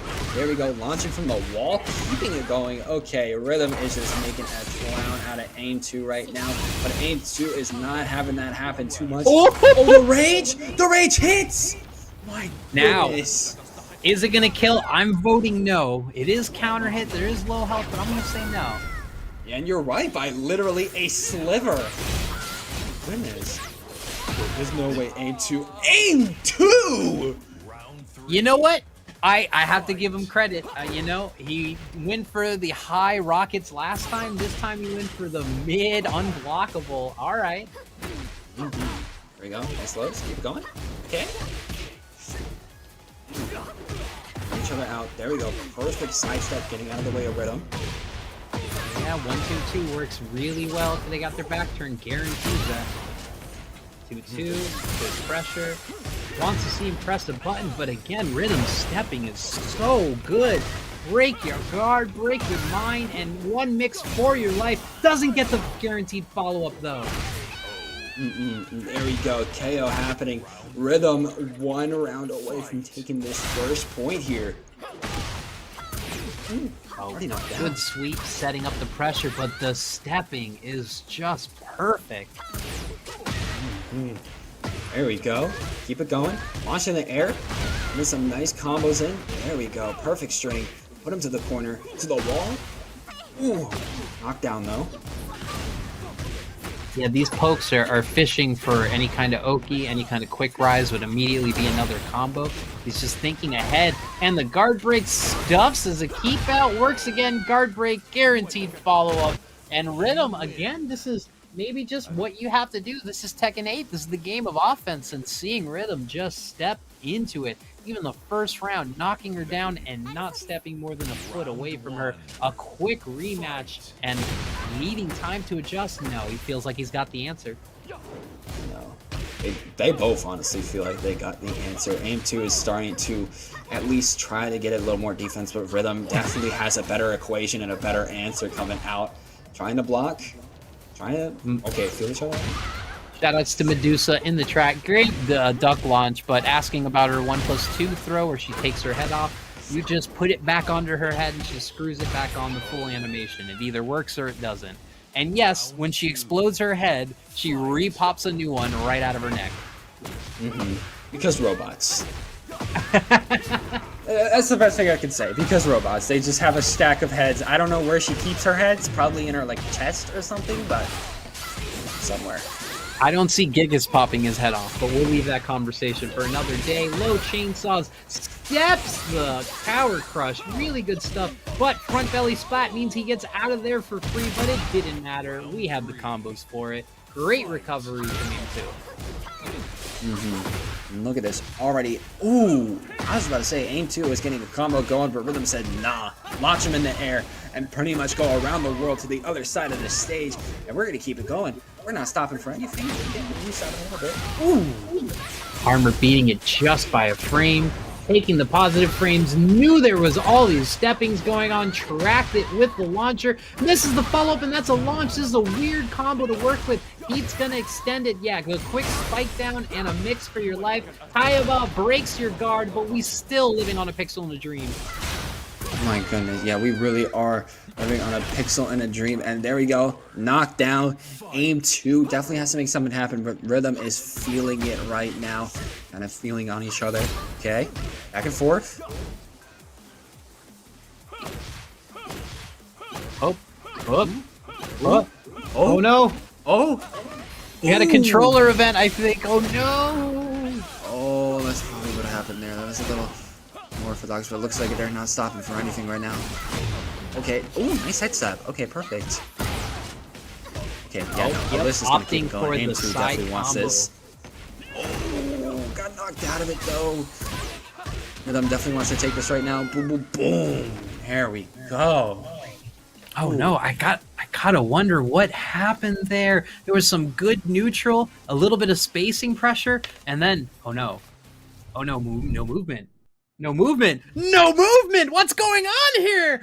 And, you know, a good competitor, I mean, even I would be the dirtiest of person. I would, you know, white rain, I'd falling throw them, I'd give them all the things I could, and then unfortunately getting the controller plugged in and still almost turning that entire round back out. But let's take a look at the beginning, because the aggression and the stepping clearly won that first one very convincingly from Rhythm, but Aim 2 just always was in it, always was making great adaptations, but it was just a little too late. It was always a little too late for Aim 2. It felt like some rounds they were able to make something happen. Of course, they didn't go completely cold turkey in terms of wins. They still got a few, but it was just a matter of, it felt like Rhythm knew a lot more on what to do against Aim 2 compared to vice versa. Aim 2 would start to figure things out, like you said, but it would just be a little too late. Rhythm has already gotten knocked down and out, and with that, Rhythm is going to be punching their way towards those winner finals. My goodness.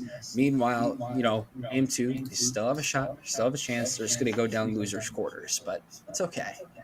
Yeah, why don't you take us through? Well, what does it look like on the losers side as we get so close? And yes, an update on the Colonel Cake match. I'm still seeing it. Colonel Cake up 1-0 against Coin Wolf.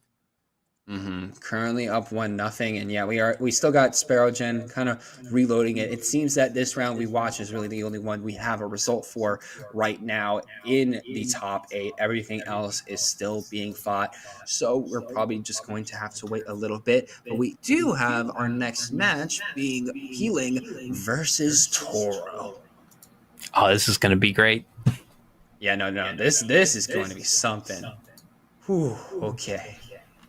Yeah, personally for me, I know that people downplay Devil Jin a lot, and you know he's not considered high in the tier list, but genuinely, I'm afraid of a Devil Jin just based off concept, because as a Devil Jin player, you have to take some risks. You have to be able to go in there. You have to be able to make yourself negative or frame trap people in the opposite direction, and those kinds of players scare me way more than your offensive lockdown characters, way more than your Brian counter hit snipes. They are people that are going to take you with some things that you haven't seen, or the scariest part, when they go deeper into the moves list, moves that you don't normally see in an end of round scenario. But hey, this is Pulse's Toro going up against Tekken God P-Ling. Let's go. You know it's going to be a great one. We are Breakout Week 28, and this is part of your top 8. Let's see the action. I'm excited for both of these absolute demons of the bracket to go up against each other. We saw that last round with Colonel Cake, just how insane Toro can be. I like this little get-up that they have going on. Definitely feel the Japanese theming going on there, knocking Healing all the way to the other side of the stage, trying to keep it going. Okay, got him in range. The fist coming out. Just a little more right now. There we go. Low jab. That reset Perfect. kick to Devil Charge was absolutely fire, Oki. I am stealing that. That is new tech for me. I'm paying attention to that tech, dude. Double Jin was another one I had on my radar for mobility, and I'm definitely seeing that put on full display tonight. Oh, good catch, and even buffers the throw follow-up, takes the stomp, tries to back three. That's the first back three of the tournament that I see that didn't work out for Toro. But never mind, we got another back three to fix that. Yeah, no, you say it didn't work, and then the next one worked very well for them, but they're getting knocked down by Peeling. Okay, there we go. Oh my goodness, that launcher.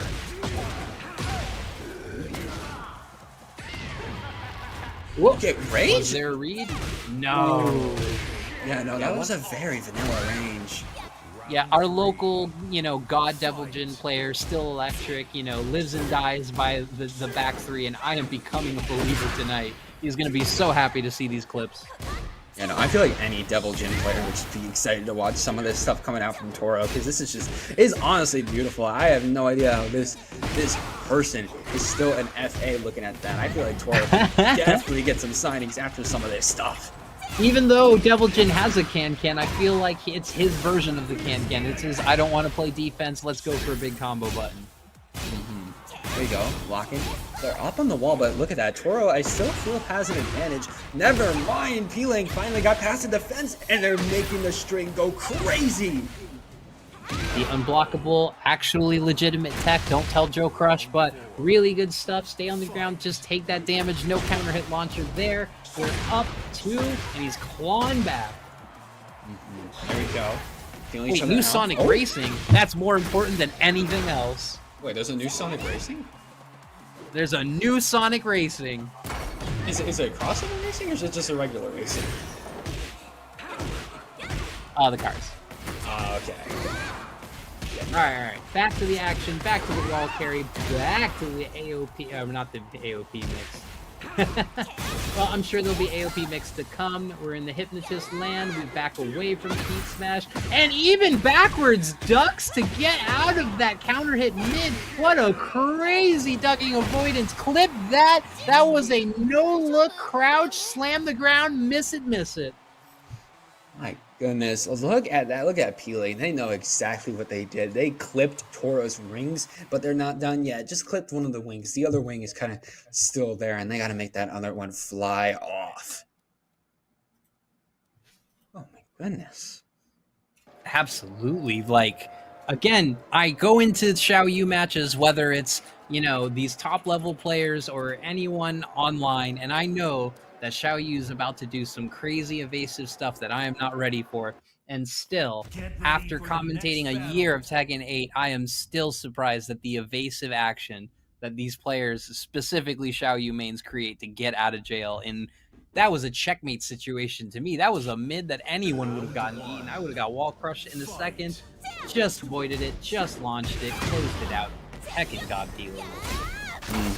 The Tekken God Peeling is certainly a justified title, because look at this. They're already coming in. Boom, flipping off the Perfect, sky. pretty Ling action, good spike, just feeling the setup, the running kick, knowing that the low kick was coming, and just taking the 3 hits to get that one closed out. Really good stuff. I cannot talk enough about it, but the God Fist just ending the prime. Okay, keep it going. Ooh, there we go, knock that. Oh, okay. Ooh, perfect launcher coming out from Peeling. Keep it going. Down to the wall. Keep it going. Boom. Okay. This is starting to get a little heated, Maya. Definitely. Oh, with There's the mid-air flip grab. corner. Oh no, he shoves her back Uh-oh. and the server couldn't handle it. Oh no. Oh no. That's okay. That's okay. You know why? You know why it's okay? Because I just found out that we have a 4-minute gameplay trailer for Clive. We, All right, fair enough. Okay, so I've been playing the fictitious anime scenario creator, and now it's your turn. What do you think happened at the end of that round if you were to continue time? Okay, you know what I thought there? It looked like playing it got that pretty nice midair grab. I imagine it just kept going, pretty much beat Toro into the wall. But then Toro just, that demon awoke in them again and just started taking Peeling to town in order to make the comeback and win. That's what I think happened. That's my vision. All right, I'm going to say that's his fact, and that's the way it happened. But we don't take ifs. We are going to reset the game state and get back into this action. Tekken is on one tonight. There are some days, I remember we ran the M2A tournament, and we only had 30 people, and 10 of those matches all disconnected. There's also a Ooh. little bit of a glitch in early Tekken 8 where if more than 4 people locally spectated, the match would glitch. Now, that was patched out, but I can't say that it's been fully fixed because we're still every week getting problems. Harada, you're going to shell out some more things that are purely going to take my Tekken coins, but please, let's just fix the network first before we move on to coins. Yeah, let's fix the network. Let's make sure our online, especially when we're not in a local or LAN setting, is working effectively. And let's also make sure Clive isn't too crazy because I'm seeing some of these moves and it looks like that sword's got a little too much range. Sword's got a little. Oh my goodness. Okay, that's got a little too much range. Oh my goodness. Oh, and you can call in. I've never played Final. Oh, okay. Wait, I gotta go back. There's a lot happening. That unblockable right there went through so many. I think it could literally. It's the ultimate unblockable. It can literally go through everything. My goodness, because it was stunned for like a few frames every single time. Okay, there's a launcher. Oh, what's this? There's a lot. We definitely need to see him firsthand, but there's some potential in Clive. I feel. What was that? I don't know, but it's like watching someone describe to you a car crash. It's way better if you could just see it. So, you know what? We'll put the trailer aside. Our time is coming to a close after this match, but that just means we get to hop in on this good ass Tekken as we get ready for Ash and Captain No Fun to take you through the rest of this bracket. But right here, right now, we need this run back. We need this pull. And Peeling is up 1-0. Can they do it against Toro? It's definitely going to be a little contested, but I feel like Peeling does have the shot, but not before Toro is able to spike them in the air. Try to keep it going, not stopping this combo for anything. Keep the strings going. Dropped it, but it's okay. They're coming back in. Look at that. Not stopping it. Nothing. The held sweep to back 3. That's new tech on me. Maybe waiting for a wake-up option, getting the heat dash, knowing to take the 1-2-1 and the follow-up.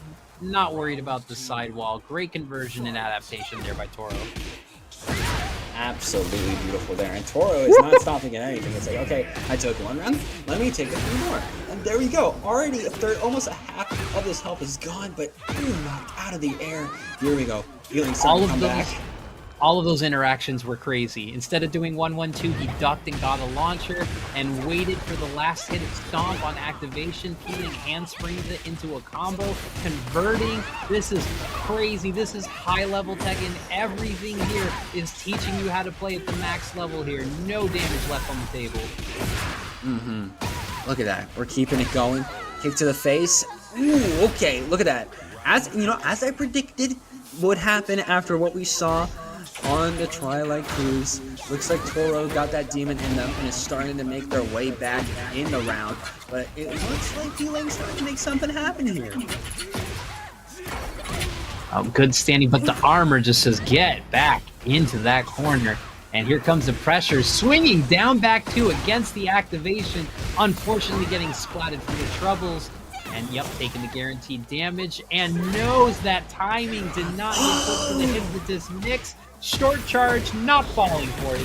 Great block pressure, but even greater aggression as the squeeze takes the rest of his soul, takes the rest of his heat, and puts Toro level with Peeling. Wow, what a perfect and pretty match, but a little bit better from Toro to bring it down.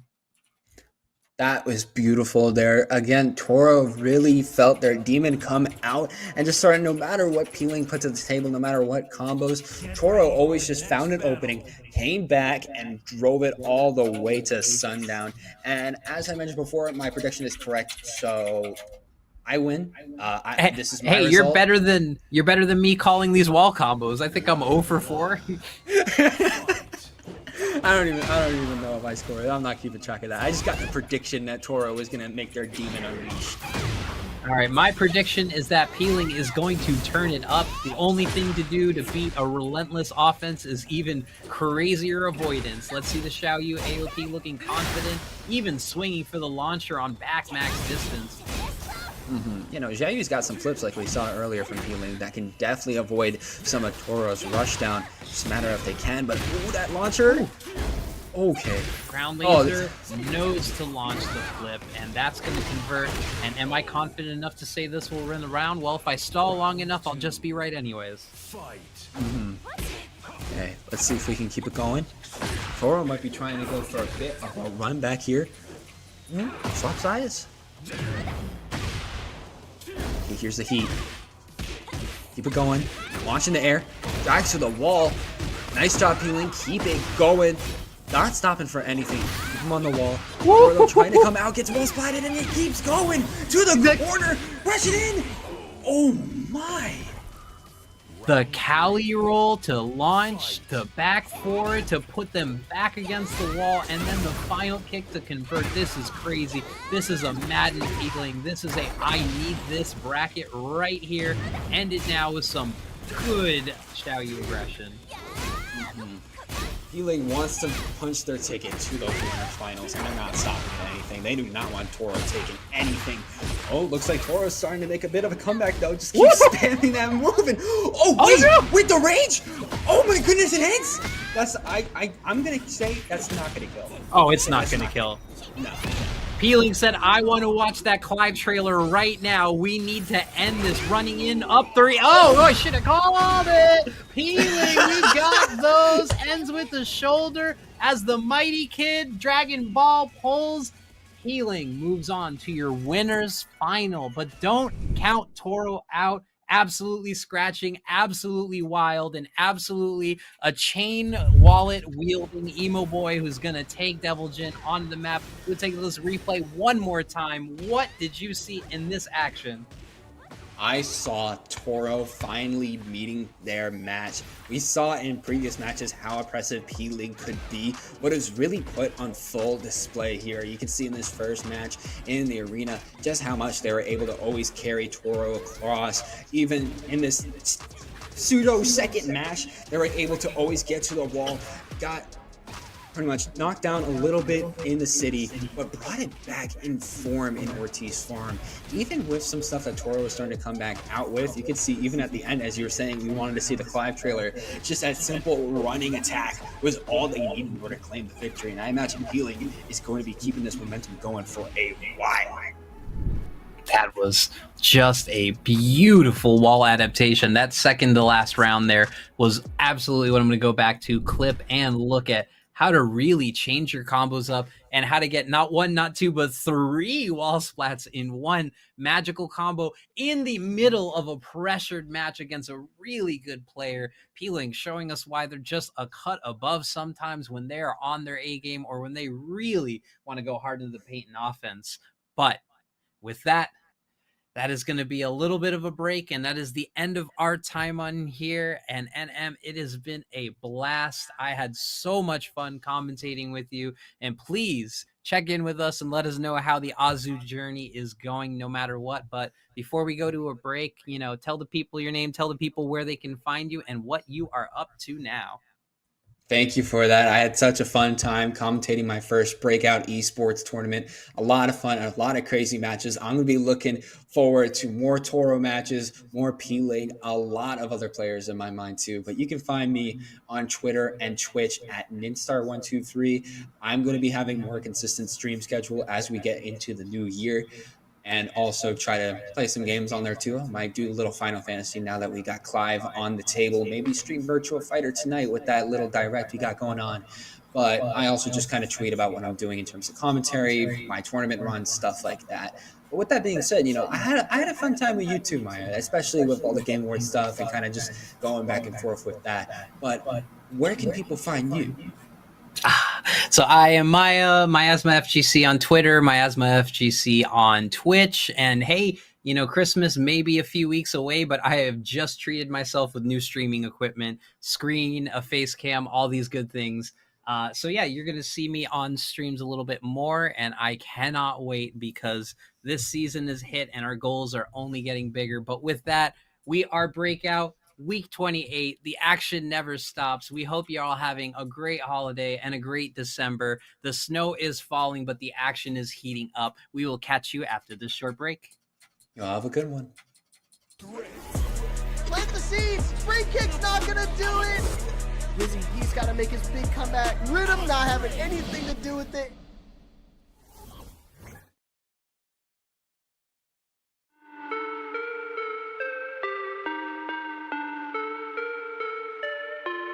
Yeah.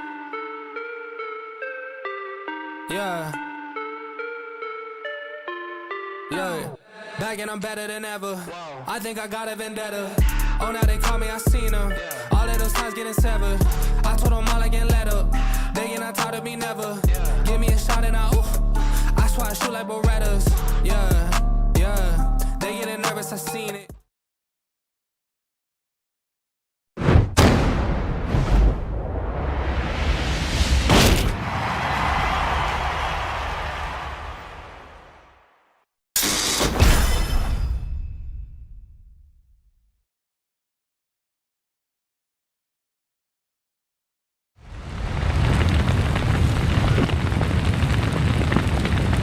On this, my sword, I swear, to shield the Firebird's flame forevermore. Get ready for the next battle! Tekken 8! New Challenger! I'm here to leave them nuts. Any objections? Live Rasfeld!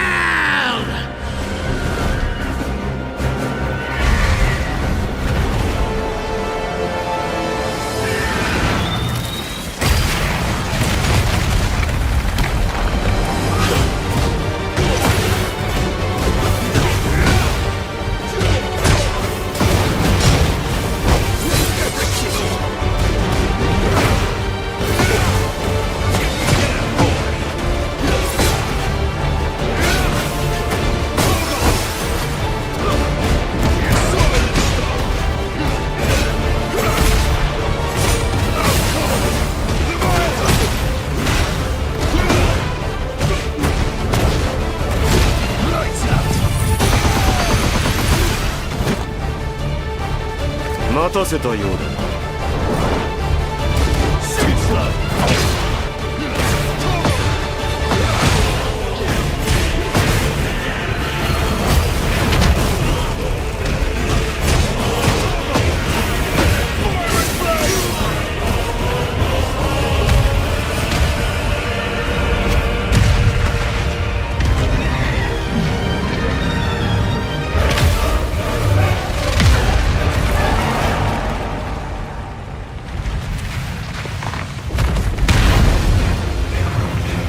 この力、食材のために。And I, for hope. This ends now. To me first. Let's stay down.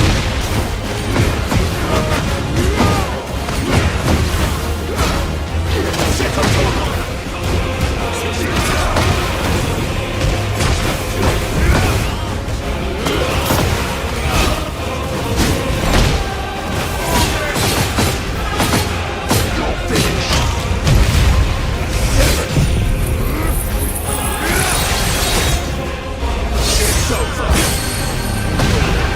The only fantasy here is yours!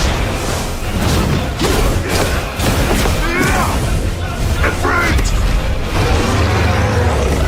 Our flames burn as one! We'll save ourselves. and we'll do it on our own terms.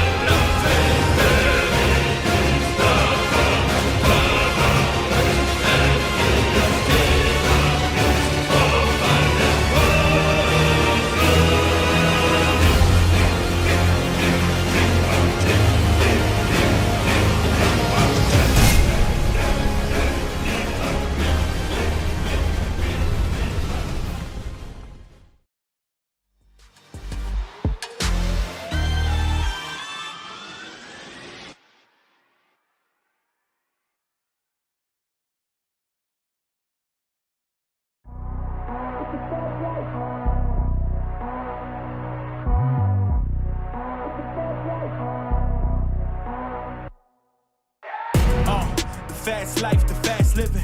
They see the ambition, they know I'm past driven. Look, we are not the same, this is not a game.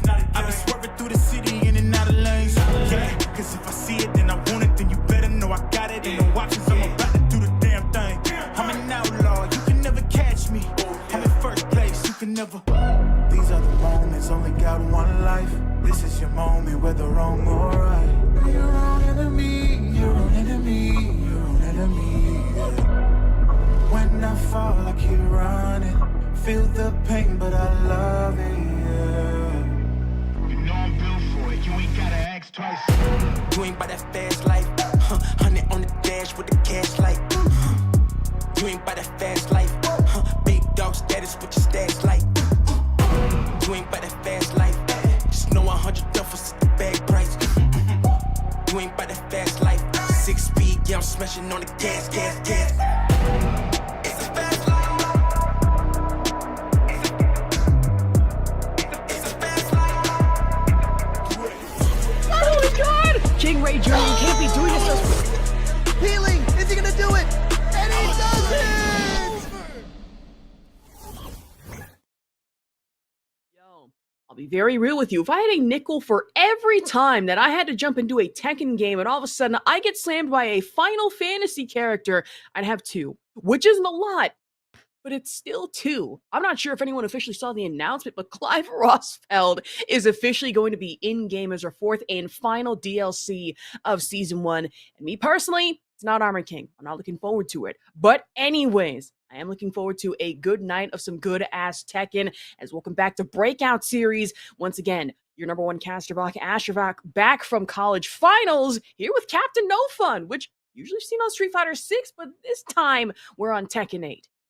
Hello, everyone. Captain No Fun reporting for duty, and I'm so excited to be on deck for my first ever Breakout Series Tekken Thursday, and it's already looking to be a very exciting night. And with or without the Game Awards, we're going to get some good fights in this good night.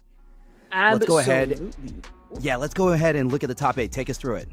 Yeah, of course, going through our top 8 bracket right now in the winners quarterfinal, we do have Peeling moving against Night Purifier in our semifinal, and moving forward into our upper final. But down below, we have our lower round 1 happening thus far, and whoever makes it past the first one between Purifier and Kernel Cake has to go against Aim 2, which I imagine might be quite nasty. But when it comes to our bracket heavy hitters, we still get Rhythm to worry about moving forward. Indeed, I have been following the Breakout series, and I know that Rhythm is definitely one of those names where if you read that you're fighting them, it's one of those, oh man, you know what I mean? You know those names? Yep. Like, darn curses. No, genuinely, because sometimes I'll pop into like a Tekken 8 bracket just for fun over the weekend. I look and I'm like, okay, probably not some heavy hitters that I have to worry about. And then I look at my phone and I'm like, oh, that's Rhythm. And I'm going against them directly in my first round in winners? Okay, just DQ me. Are you sure? Yes, just DQ me. There's really no point. But I will say, nothing pointless about seeing some rare specialist characters, especially Leroy and Eddie, moving forward here. Oh man, we don't see a lot of Leroy's, period. I used to joke that people forget that Leroy existed in the game, so I really want to know how his opponent is going to handle this matchup, because it's definitely not going to be from first-hand experience. Exactly. I'll be real with you. I'm also one of those people that unfortunately forgot about Leroy, but imagine for Spiro Jin not forgetting about this anytime soon. One of the nastiest Eddie players I have seen in a very long time, and already having to worry. But Negativa stands right into the heat smash. Now remember, this is the Coliseum stage, which is one of those near infinite stages. People say there's a wall, but we don't normally see it. Meaning wall combos, not exactly on the menu, but is this Rage Art on the menu? Definitely is. Of course, won't be enough to kill, but should be prime opportunity, at least for prime Eddie gameplay again, depending on how you maneuver it. Cyrax still in the corner trying to get back up and already running towards. Imagine Spiro probably wanted to go for the 1-2-2, and instead, a down heavy fist coming in from Cyrax. Yeah, Spyrogen stood up a little too soon, this time going for the launcher, and this is going to be a pretty good combo with some distance. Eddie, quite the tricky player. And definitely is someone who tried Eddie at least once or twice, maybe 3 times here and there, not for the weak-hearted. You can 3-3-3 spam as much as you want, but once you get further into the complexities, should kind of be smooth sailing from there. Handstand right to Negativa, already into the launch and back leg from Spiro Jin. 2 counter stacks, though, a Mandinga in that round. You want to talk about smooth sailing. That sailing was so smooth, there was not a brim of choppy waters thanks to the perfect and Sarek Slayer. Want to make sure that they have a little bit more of a closer round this time. Hopefully so. You allow Eddie to ramp up too much of this momentum at too little of a time. You get really dangerous. Already 1 stack of Mandinga, but for Cyrax right now, going for the hop knee right into the back launch, and already with the float popping the heat for an extra combo, but drops it. It's going to be a heavy overhead leg right into the heat smash. Spyrogen with the live lead. I love that backflip because you can delay it and go low, but Spyrogen uncorks it early and is now up a single round. Cyrax, yes, Cyrax player needs to find something. They find the heat dash, and now it's Spyrogen getting a little carried right now. Exactly. Quick little float. You love to see it. I imagine you might need water wings, or else you don't want to drown here. For Spiro Jin, back up on the ground. Back flipper. That's already going to be down leg here off the 3, and a perfect for Cyrax. Yeah, perfect for perfect, but I really like the water metaphor you said there, Ash, because this is loser's top 8. Someone is drowning after this fight. Exactly, got to sink or swim, and already just going with the cross cuts right into the heat smash, and already extending it, but Spiro Jin trying to find prime opportunity here, still with the dragon crashing here from Cyrax. Okay, Cyrax has the momentum, but Spiro Jin, went for the backflip one more time. We're back to neutral. Okay, good floater. Brings out the stick, doesn't get a full conversion. Rage Art, is it on the menu this time? Yes, we are going to seconds. Now the question is Cyrax going to be taken out in a doggy bag? Man, I imagine, prediction should kill. Hey, you got it! Did you also predict Clive as the DLC? Shockingly enough, no. If anything, I had some characters on the list, and it was A, Tifa from Final Fantasy, pretty obvious. B, L Blaze from Virtua Fighter. I love my wrestlers. Hear me out. It would have been cool. It would have been fire even, but nobody wants to listen to that. We already have King. What's the point? And then a weird third option, Ichiban Kasuga from Like a Dragon. Would have been nice. I was going with the favorites of Tifa. I was believing into the Ichigo rumors. Ooh. Okay, let's run this back. Spirojin definitely was controlling the pace a lot more often. I want to see some more aggression. Cyrax. Now we're on the Ortiz Ranch, meaning we got walls and we got balconies. It's going to really change the tempo of this match. Exactly. Walls, balconies, floor exploders down below, and especially the gold doubloons and the alpacas to worry about.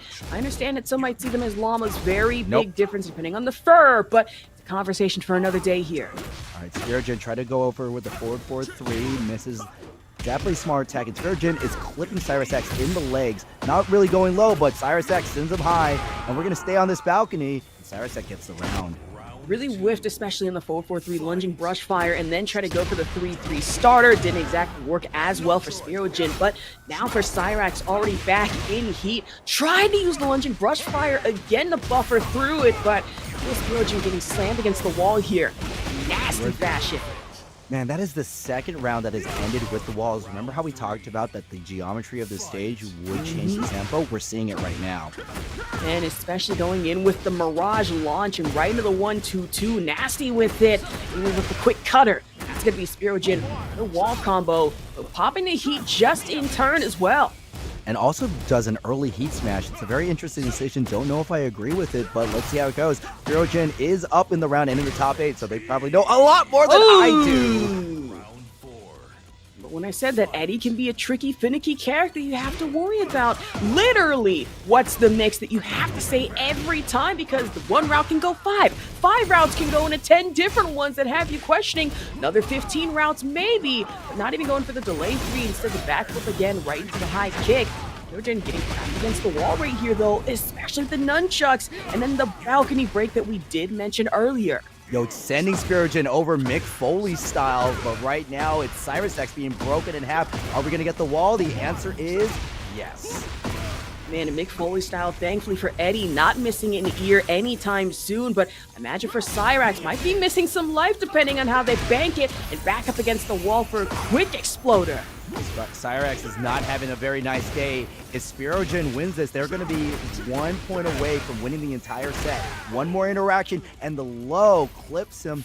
We're tied to a piece. End or extend, do or die for our Leroy player. Exactly, final round between two specialist characters here, but even more so of a specialist Leroy, the rarity that we do not see throughout our brackets. And I imagine Spirogen might cramp on the style just pretty soon here and try and really just get rid of those dreams. Careful enough, and puts his game right into the heat. Okay, Spirogen got caught moving in, gets clipped on the low. Cyrus X pressure and backs away. They're really trying to see if they can catch Spirogen in the whip punish. And Spirogen wanted to take their aggression. And oh my god! oh, damage, get a little bit of life, really just back. We're also pretty much tied. Spirogen has been 3 for 3 with these Rage Arts. Cyrus X has not popped it out, but is going to pop Spirogen with the Heat Smash, and now we are tied 1 game apiece. Excellent scramble at the end right there. And a good one at that for Spirogen, was pretty much on set point, but for Cyrax, survival point if anything, and now staying alive at 1-1 here, headed to our next stage. All right, I really want to see what's going to be the stage. This is what we were talking about. Moment we got the wall, Cyrus X was using the wall a lot stronger than Spirogen, and we're in the secluded training ground. This is a nasty stage with walls, because you got the wall splat and the wall break. Exactly, walls on walls on walls that you have to worry about. And sure, it might break for you, but for your opponent, that just means more of an extender on whatever combo they can cook up. Imagine for Eddie with the combos, might be stylish as well. Leroy, Wing Chun action moving forward. Okay, Cyrus X has been getting clipped by the lows a lot from Spirogen. Goes for the orbital is, but again, that's the second time that low has hit this round. Man, and already with the handstand right into it. Then playing the footsies game so far. Go for the back flipper, but that's just going to be the one. Flip again into the cutter. Spirogen really likes to use active heat to maintain pressure as opposed to alleviating it, but they're going to pressure their opponent with the heat smash up the first round, 2 rounds away from taking the set. Man, especially in a game like Tekken 8, which rewards pressure heavily, like we saw in TWT, just the amount of chip damage I saw off of bear pressure, off of Jin pressure, that scared the absolute hell out of me and made me think, man, state of the game is not doing too hot that much, but that's none of my business. Y'all stay safe, though. I imagine getting safe with a quick throw in from Spirogen. Well, we always want to play Tekken with protection. That's crazy. Okay, Spirogen up on life, and you'll notice that Spirogen is walking away because Spirogen with the life lead doesn't have to approach and catches Cyrus X trying to run in, and now we are on set point. Already, imagine for Cyrax trying to survive just a little bit longer here, goes in for the shoulder bash into the heat smash. But then Spiro, it's the wall break that we do have to worry about with the stuns and the extender on Cyrax's combo.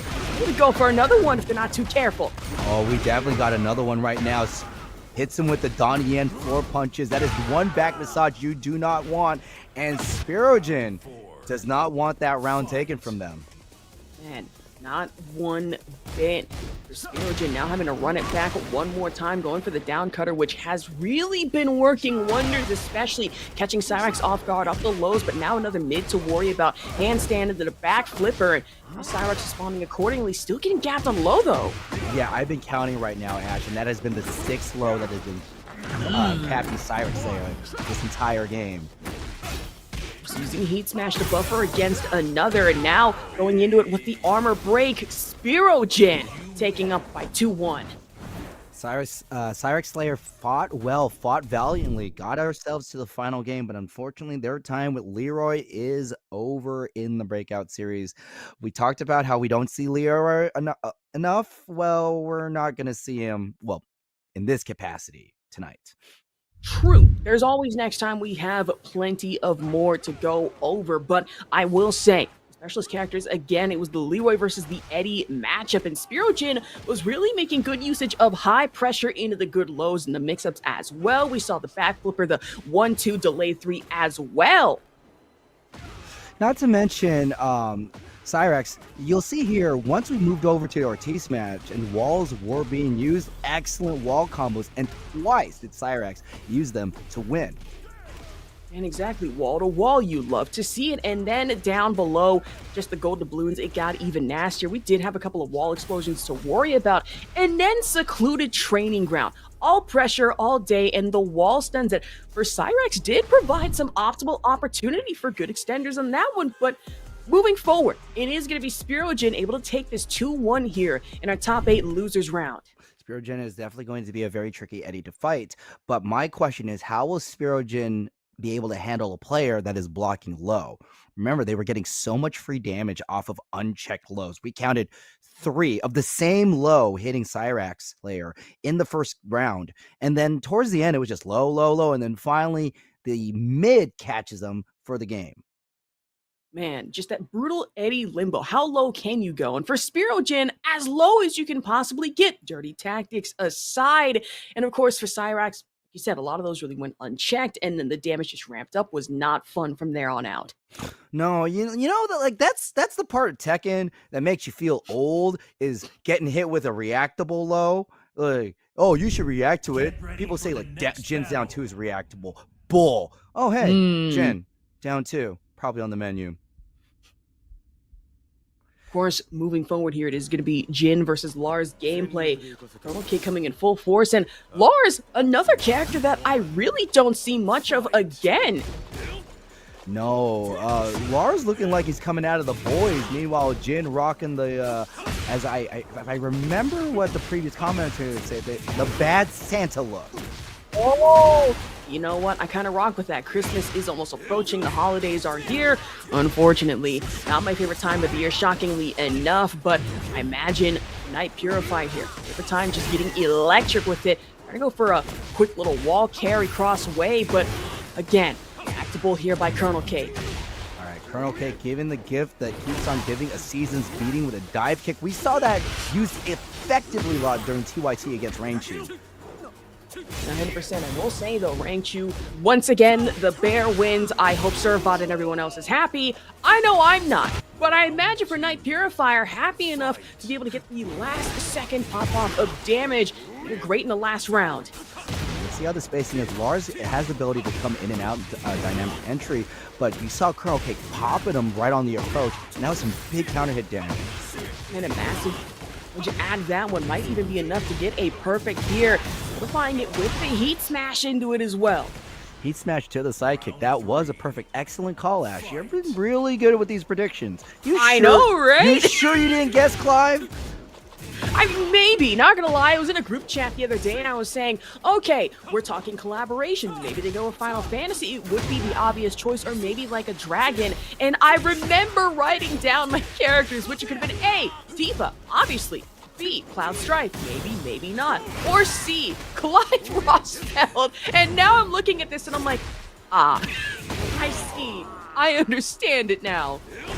Well, Colonel K definitely understanding the matchup against Lars. Sorry to end that tangent. We are at set game point for Colonel K. This Jin has been doing very well for us right now.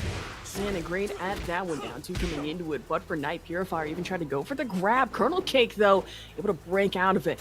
Down slash here from Night Purifier, mostly into the footsies game, but finally just getting it back in blood. Little shoulder bash shimmy. That's going to be into the tornado for a perfect from Night here. Excellent conversion, which is really hard to do at Yakushima. We don't have walls. It's one of those another infinite stage. But this is even more infinite than the last one. I believe the second largest stage in the game, if I recall. I'm pretty sure, yeah, that has to be accurate here, but imagine with the accuracy going into it with the dive kick, but Night Purifier, little sidestep into the side swap as well. Pops the heat for the extension. That's going to be a brutal one. Down slash again. Yeah, Kernel Cake wanted to avoid further damage with the delayed get up, and Night Purifier knew where they were and just still hit him on the floor. Kernel Cake finally low on life. Night Purifier can take this entire game. It's getting really tense right now. Exactly, backdash skill, but with the massive amount of tension, Night Purifier, of course, going to be there to relieve it and take this setup by one here. You know this outfit, I said the boys, but I'm looking at him now. You know what I'm thinking? You know, with the headband and the hair? Richter Belmont. Wait, oh, you know what? Hold on. I kind of Yeah. I'm not saying it is. I'm not saying it is. I'm just saying I see it. I see it. And this Richter Belmont looking to slay the devil.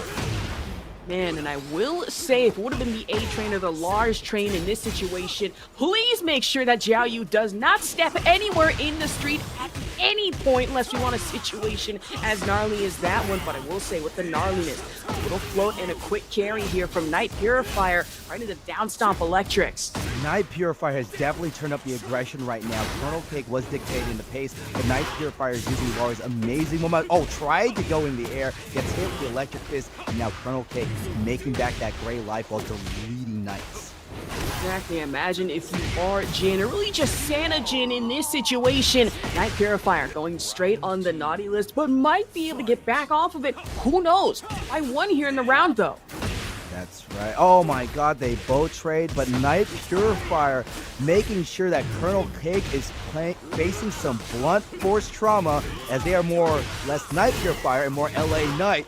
Yeah! I was about to say, BFT, no LA Knight involved in this situation, or anytime soon. I imagine Tekken 8, a WWE collab, would be very nice, but focusing back on the game, that is going to be the dive in from Night Purifier. Yo, can I get that? Into it from there, but already just able to win the contest, and Weibo right into it from Kernel Cake, expends the heat, though. Now, Night Purifier does have a little bit of gray right now. Oh, they don't have enough life to survive the rage, or they don't have enough life to survive this round. Kernel Cake, a decisive 2-round lead. Heading into round 3 here, but I will say plenty of reactable coming into it from Night Purifier, going into it with the low mix-ups, and the grab still able to break out of it, though. I want that WWE Namco game, man. I want it now. You know, dang it, Ash! Would be fire, would be nice. Electric 1, Electric 2, Department of Water and Power, I imagine. Not too happy with the electricity wasted for Lars, though. Should be there to recover and extends the heat again into the smash. Attempted to go for the dive kick. It still buffers through, but Night Purifier trying to fight back with another dive kick of their own. Mid-option low parry right into the Rage Art. Not a kill, especially off of a low parry. That's going to heavily scale it, but Night Purifier just wants to delete the gray life. One more hit from Kernel Cake can take Night Purifier off them. Yep. With that low sweeper, now tied 1-1. These games have been going the distance, haven't they? Absolutely. In regards to brutality, they've been getting further and further and further up there. You know, uh-oh. Ooh, I think someone might have disconnected. That cannot be good. Either that or the entirety of Discord just might be down. Hold on. Oh, that can't be good. So it looks like I might have lost my co-commentator. Somehow. That really can't be good. Discord, I believe, might have completely glitched out. Not too hot. Now, unfortunately, that means, chat, you're stuck with me. Maybe not. No. Discord crashed, that's all. I'm in. We good. It's Hello, one of those bestie. things Welcome that back. happen.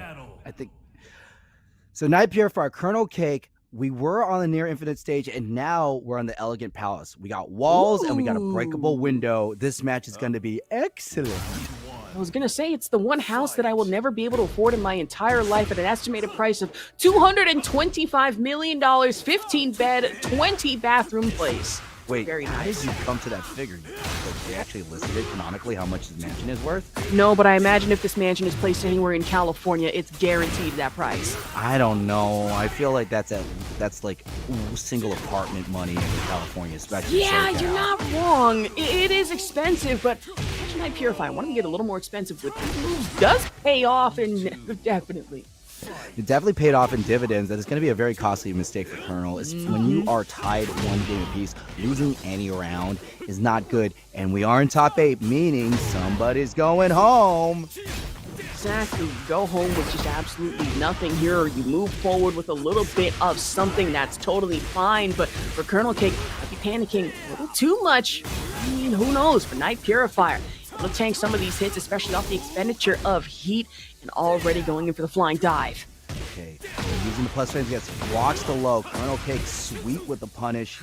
And Night Purifier up against the glass. We're going to stone cold it. To say, make that glass shatter if you are Colonel Cake, and that Rage Art just might be enough to do it. If you like to see Jin's Rage Art, give me a hell yeah.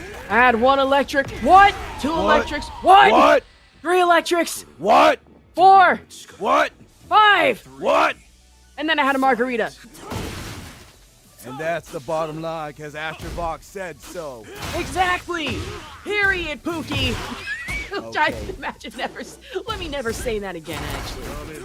I'm sorry, Chad. This is what happens when you get 2 wrestling marks in the same broadcast booth. But, Night Purifier making sure that they find the mark with their combos with a significant life lead, and Colonel Cake need to clear this runway. And basic 1-2-2, but for Night Purifier responding in turn, down jab right into the heat smash again. Electric stomp, and put a little electric slide right into it. Air grab out of that. The one finisher. Fight.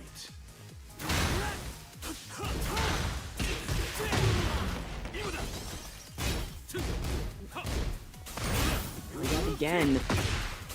The slide down to denied, but now having to just go for the dive in again. Counter damage down 2. Not as reactable as we would like to see, but for Night Purifier taking a step back. Actually trying to go for the low cutter here. We found just yet, except for in that moment, for the mid-low option off the pressure.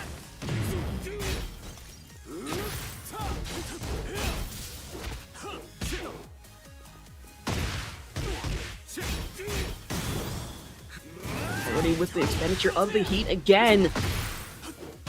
Flying leg. Now it's going to be Night Purifier. Taking it 2-1 here.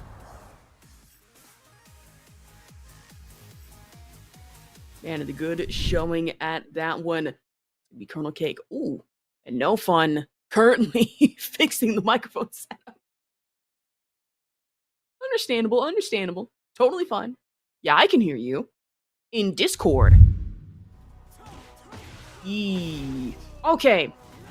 We should be fine moving forward.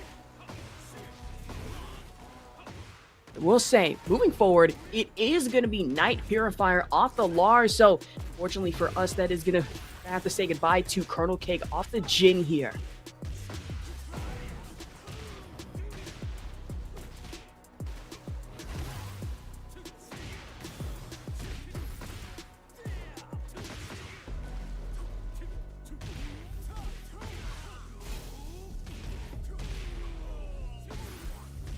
Yeah, that's the one thing that most people have to remember about Lars.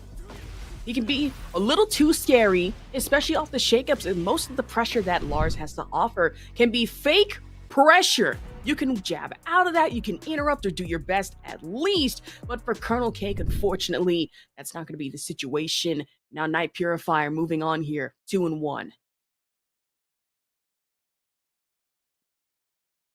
Okay, so for anyone that cannot hear Captain No Fun, we're going to fix that audio issue, no problem. I just realized the absolute shirt that this man is wearing, that is insane. I never spotted that. I'm like, hold on, we have Tekken 2, hold on, Tekken 3, Kazuya. Hold on, no. Show off the. That is. Oh my god, it's the entire OG Tekken roster. I never realized that. That's actually fire. I mess with that. Of course, as we get things fixed here, I believe we should either have a.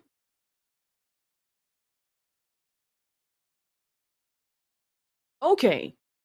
So while Captain No Fun is re-signing in here, I think I'm going to take the time to actually go over the bracket here to show show everyone what has been missed so far. So, believe in our winners quarterfinal. There we go. Thank you, production. In our upper quarterfinal, we did have a match between DK God P Ling and Night Purifier that ended in 2-1 matchup, with P Ling moving forward, especially against Toro. And now in our upper final sits against Rhythm. And Rhythm, of course, making a statement, has been mostly 2-0s and even managing to take down Chunkies and Aimed 2 at that. And then in our lower round 1, Night Purifier against Colonel Cake.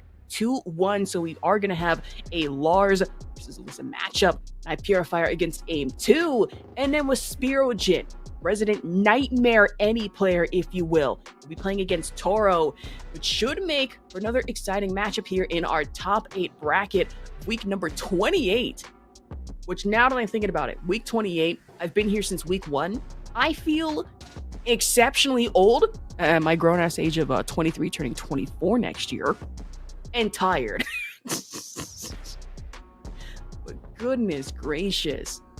So we're still waiting on No Fun to return here.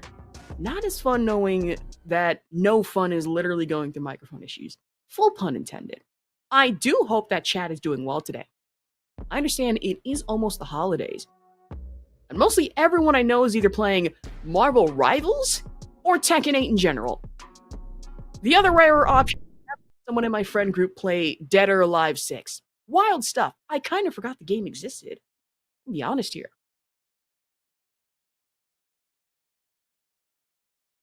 But I believe we get things sorted out. We should be throwing this to a short break. Please stick with us. We'll be right back. Plant the seeds. Free kick's not gonna do it. Wizzy D's gotta make his big comeback. Rhythm not having anything to do with it. Maybe mom and dad were right when they told me this wouldn't be nothing. Maybe I should take their advice, go get a life, or maybe get a job or something. Pack it up and head back home, tell everybody I was bluffing. Or maybe I'll just get out my head and focus on what I know's coming. Yeah. Cause I can't fall asleep at night without seeing my dreams. Delusionary reality, I'm somewhere in between. These voices in my head get loud and they keep telling me that I'm a fool for trusting in these wings. But maybe, baby, this what flying feels like. Maybe, baby, this what flying feels like. Maybe, baby, this what flying feels like. Maybe, baby, this what flying feels like. Yeah. Maybe all my exes just drinking themselves crazy tonight. Maybe I should call and say, told you I'd be right. Wondering how long it was before you realized the biggest mistake of your life, and now you're paying the price. Oh, is it confidence or confusion? Either way, I feel like I ain't never losing. Your opinion on how you know just what I'm choosing. I gotta do this, cause I can't fall asleep at night without seeing my dreams. Delusionary reality, I'm somewhere in between. These voices in my head get loud and they keep telling me that I'm a fool for trusting in these wings. But maybe, baby, this what flying feels like. Maybe, baby, this what flying feels like. Maybe, baby, this what flying feels like. Maybe, baby, this what flying feels like.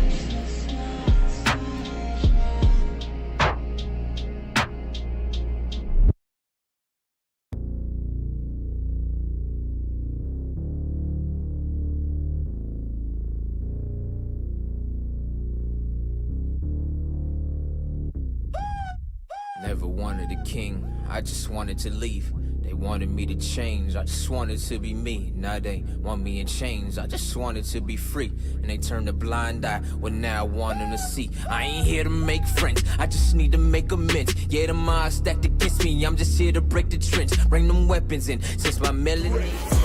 King Ray is a master of these big comebacks. Oh, that's gonna be it. Aim to. And we're back. Welcome back to the Breakout Series Tekken 8 at Thursdays at your favorite Breakout channel. My name's Captain No Fun, reporting for duty, and here with me today, teaming up with the first time together, is Asher Vok. Man, we have had some solid and close sets that have pretty much all gone the distance, haven't we? Absolutely. It's been absolutely insane. For those of you who are just joining us, it's been half Tekken, half WWE, and mostly good-ass Tekken, if being honest here at Breakout Series, is looking back at our bracket. Of course, we are going to have Spirogen moving forward, so some Eddie to expect here, as well as a Demon Lars that has been creeping their way further up in the lower bracket. So with the Eddie here and the Demon Lars, we're definitely seeing some lesser played characters in the top 8, which is great. We always want to have things shaken up, and really just shows how anything can happen at the Breakout Series. Man, absolutely. Not gonna lie, coming into this, I was so scared in thinking that we were gonna get a horde more of bear players after Rank 1 TWT, and I'm sitting here like, okay, please don't. I get that Killing Wolf, has Bear, King Servbot, Bear, Panda, for being honest here, but still, I don't like the fact that Bear's becoming meta, and it's starting to scare me. What don't you like about bears? I just can't play against bears. As a king player, that's two of my biggest weaknesses going forward. Lily players, bear players. You people scare me, and I don't like it. Oh, the thing is, when you see a bear in the woods, the object is to make yourself look bigger. See, you'd think muscle armor would work against that until I get slammed with bear booty and I can't do anything. Okay, yeah, bear booty is definitely one of the more, I believe that's one of the most dangerous, underrated weapons of Kuma, because when we typically do a combo, it's a combo, so everything is scaled, and bear booty, because it's a follow-up, a guaranteed follow-up, it's unscaled, so you're getting all the booty all the time. Exactly. It's a good move, but to me personally, it's bad. It's nasty. It smells like salmon for some god-awful reason or another. I'm pretty sure I saw a ringworm up in there that I don't want to see ever again, but yeah, you know what? You keep being you, Kuma players. That's totally respectable. Hey, Ashavak, you don't like my down 3+4. Hey, boo-boo. But Ashavak, you have to understand that the bears are actually considered low tier, and if it's dragon up. That's it. I'm getting the park ranger on this one. I just can't do it anymore. That bounty they got against Yogi Bear, Kuma, I'm taking that 50k and I'm putting that bear on a wall, preferably a rug. Well, Pulse Toro, we definitely saw some amazing adaptations from them in the last set when they fought Jin, but now this is a different Jin, the Jin that we drink, with the juice. I was gonna say, sir, you are not Snoop Dogg. Calm yourself down, but I imagine going forward for Toro not calming it down anytime soon. Neither Spirogen trying to get with the lunging brush fire, but the dive kick from Toro gonna counter that. Beautiful damage, and remember, Pulse Toro is in rage, and you saw how much of that life was deleted, but Spirogen gonna delete the rest of Toro's life as they take the first round. And in round 2 here, Spirogen up by 1, going to the neutral game until it's interrupted by Toro, right into the Hell Sweep, uppercut, and then with the electrics as well, making up for it, but lunging brush fire from Spirogen to buffer through, right to the low leg cutter, 1 stack of Mandinga up. Yeah, actually 2 stacks. Spirogen has, Eddie has really good armor buttons, such as the 443, and oh my god, Toro finding the mark with the dive kicks multiple times, laser up, let's go ahead and drop the rage, and we're going to tie this 1-1. A frighteningly well-timed dive kick at that one. Spirogen whiffing on the back elbow. Now Toro up by 1 here, finishing with a finesse rage art. The worst part is that Spirogen worked very hard to get 2 of their stacks, and they're gone. The Lord giveth, the Lord taketh away. And unfortunately so. But imagine for Spirogen getting in with the combo just a little bit here and there. Quarter circle forward 3 and right into one more stack of Mandinga here. Try to go with the handstand, Negativa stand swap, and instead having to opt in for the heat smash, expends it. Toro going for the hold right into the guard break. Look at all that great from Toro. They are going to be making it back, but more importantly, look how low Spirogen is. Heat dash to confirm, but misses the full combo, and Toro's in no man's land up against the wall. Man, gotta be careful. Then that misses on the low. Could have been prime opportunity to finally deal with Spirogen. Get rid of that extra little bit of health. Go for a low. Anything predicted once again off the kick 4. Now remember, Spirogen loves to use the armor frames to get out of Toro's pressure, but because their life was so low, they just had to hold the block. Leg cutter into it from Spirogen again. Maybe some circle forward 3 action. Not to be seen just yet, but the 1-2 backflip. No delay on it either, but the handstand might have been a little detrimental. Actually uses the heat. Bumpers through in Toro. Yeah, especially Toro, since they really try to charge up something big and Spirogen catches them. But Toro's going to dunk him into the lava. That is extra hot, extra crispy. One Caparista coming up. Man, and the crispiness is unrivaled. I imagine just burnt right to nothing but ash. Spirogen going down here by 1-0 so far in losers quarterfinal. Yeah, everybody says that they want like a Waffle House costume for Jin, but seeing his cooking skills right now, I don't know. I don't want to be ordering my eggs and bacon from him. Yeah, I imagine ordering anything from Jin, you just get a plate of something that is so ungodly awful that in anime, that's getting censored. And you look at that and it's like, I'm sorry, what did you just put on my plate? This is the eggs and bacon. These are not eggs and bacon. This is a struggle meal. I would very much rather have maple syrup and water on bread than anything than this. That's still $11.89. I'm not paying for it. I'm trying to think like who would be like the really good cooks in Tekken. Okay, this is gonna sound sexist, but I feel like June would be good because she's got the mom vibes. I feel like Bob would cook up a good meal. I'm gonna be very honest with you, and this is just my bias speaking. King being a good cook, yes. King. Listen, hear me out. Imagine waking up to someone in a Jaguar mask cooking you up the most perfect plate of huevos rancheros. I would die for that. I genuinely would. He would. Okay, Spirited. Now, oh man, we're on the premium stage. Remember, this was originally $5. Correction, $4.99, which let's be honest, sorry. still, yep. $4.99. They both move in the air. Toro with the better hitbox, and Spirogen up against the wall. Toro with heat, and Spirogen hitting buttons. They are not afraid to press back, but he's going to get pressed with the uppercut. Exactly, just absolutely electrifying, if you will. No rock to be involved. It's all Devil Jin all day, and even in the Negativa stand, Spirogen getting punished. Back knee to hit and the dive kick from Toro to end it. Dive kick. Toro. Did you just hit a gong after I said dive kick like that? That was not me. That was in game. Okay, wow. That was in game. That was in game. Wow. That was in game. I swear.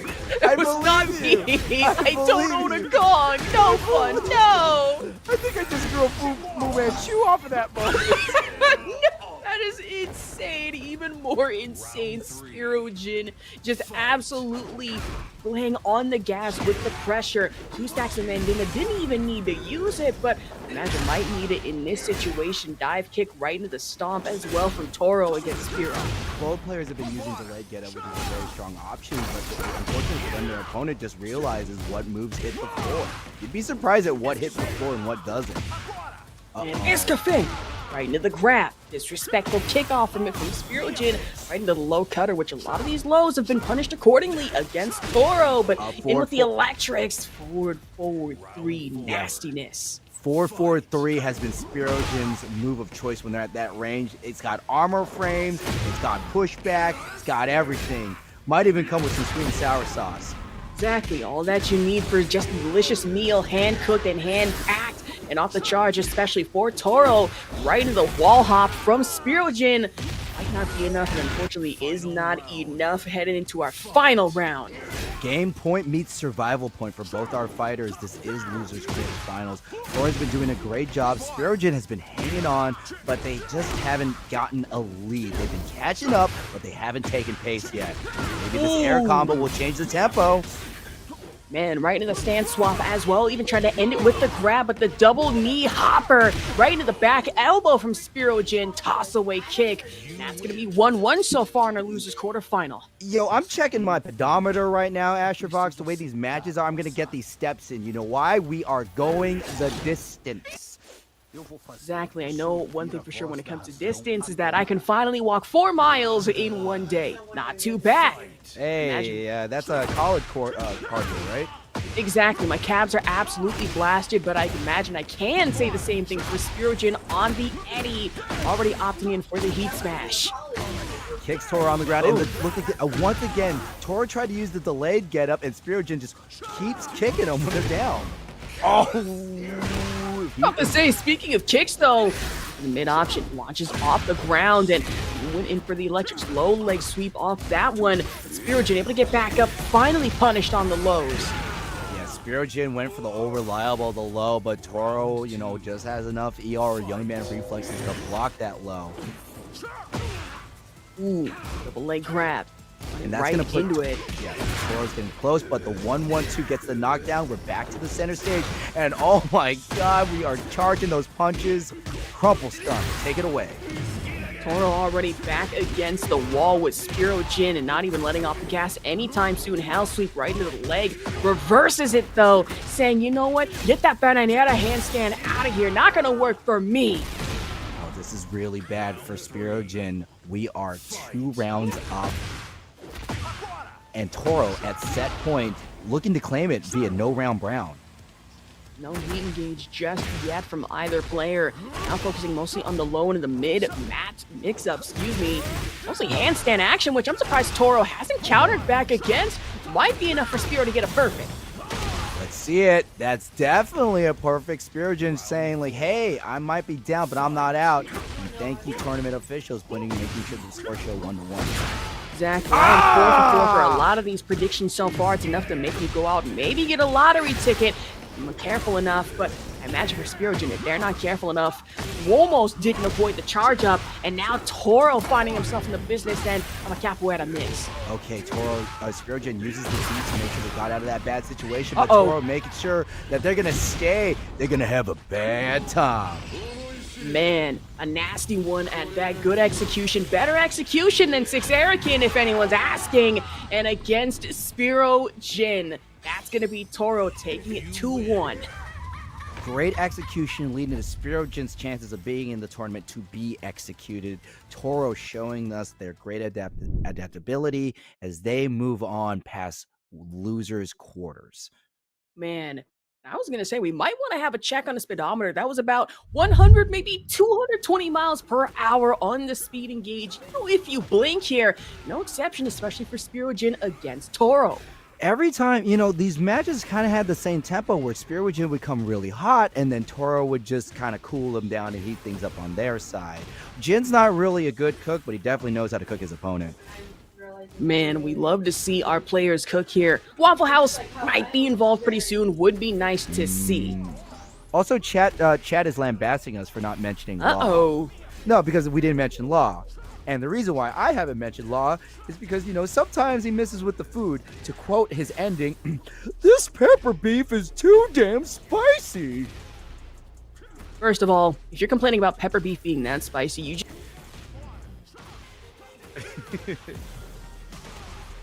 Oh no, it's my favorite ending quote of all of Tekken history.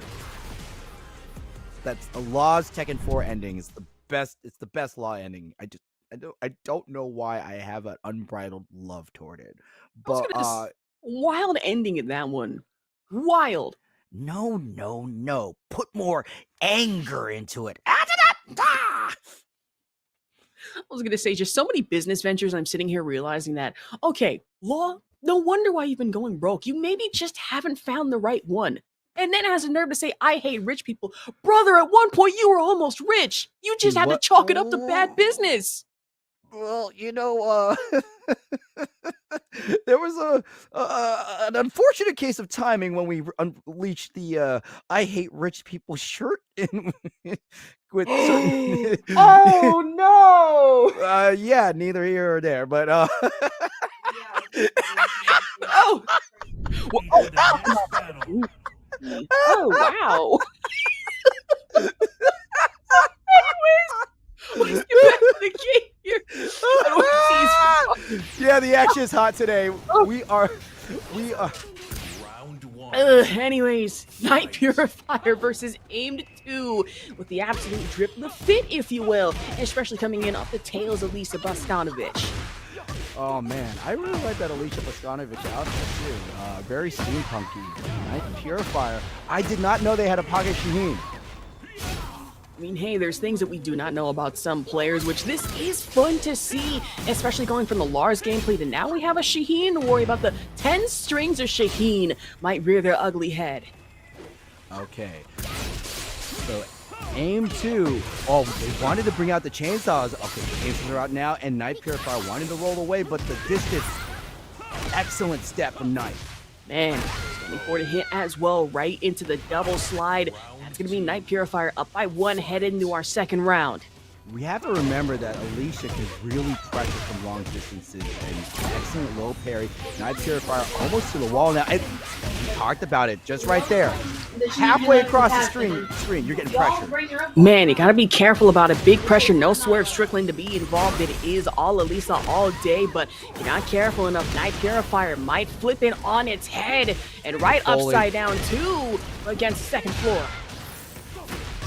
Okay, Night Purifier going from balcony to wall. Excellent damage there. Aim 2. A sliver of life left. Watch the low. Oh, instead, we got the chainsaws out. Could be anyone's round. Cutting them up. This could be it. Ooh, and the one thing that I will say, and a lot of people will agree with me as well, the chainsaw damage from Melissa can be the most nightmarish thing possible. Whether you're trying to block, chainsaw damage. Whether you're trying to tank anything, chainsaw damage. It's there with the chip, and there's no avoiding it. Okay, excellent counter hit from Night Purifier. Tech there. Aim Purifier. I'm mixing up the names. Aim 2. Coming in. And Night Purifier back up against the wall. What's going to happen? Oh, slide. Take that one on the counter. Gonna go for the front flip again, but 1-1 action. Right into the head toss bomb from Aim 2 to take us down to third floor. 7 gold doubloons. Legends of the Hidden Temple need not apply. Night Purifier flash kicking Aim 2 out of the air. And look at all that gray that they're going to get back. Not only that, you are going to have a wall exploder gold flying everywhere and right from wall to wall. Almost 7 seconds left. It doesn't even matter to Night Purifier. And then round 4 up by 1 in the rounds. Night Purifier is definitely looking to be a very fun fighter. Playing 2 versatile characters. We saw their Lars, but their Shaheen's also pretty nice too. Man, they're looking clean with it. Toss bomb right into the saws again, off the high hits. That's going to be Night Purifier.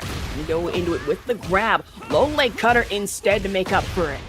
Look how much distance he was able to get that. And off the backhand too. No wall exploder, not angled right here. Already used up from 1, but now from neutral right with the range cover that we did mention earlier off of Aim 2 to just close the gap that fast.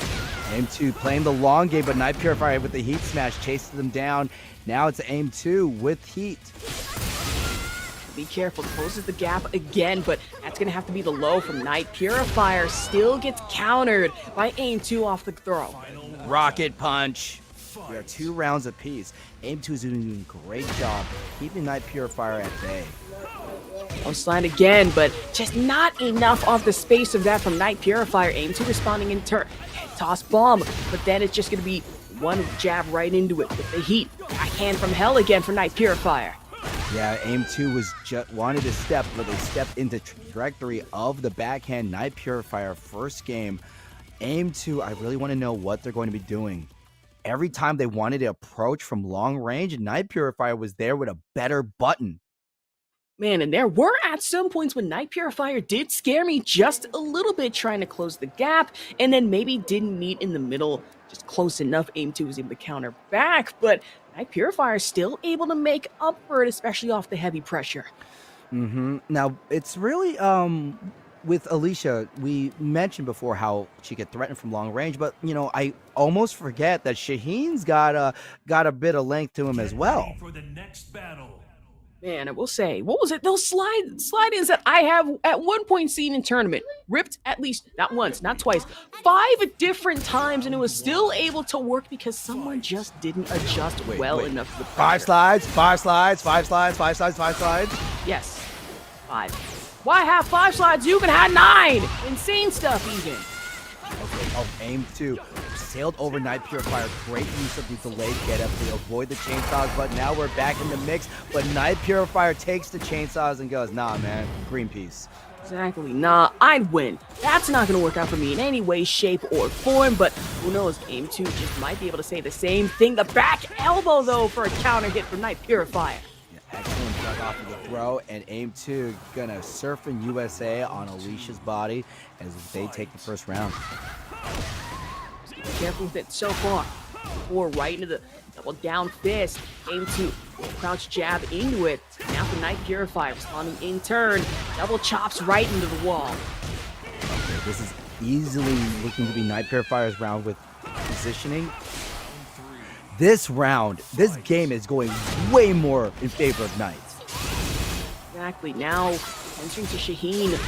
Oh, right, rear their ugly head, but for Aimed 2, taking full advantage. The chainsaw chip damage that we have been seeing, and that is so much reviled in Tekken. Night Purifier only able to break out of it with full crouch 1.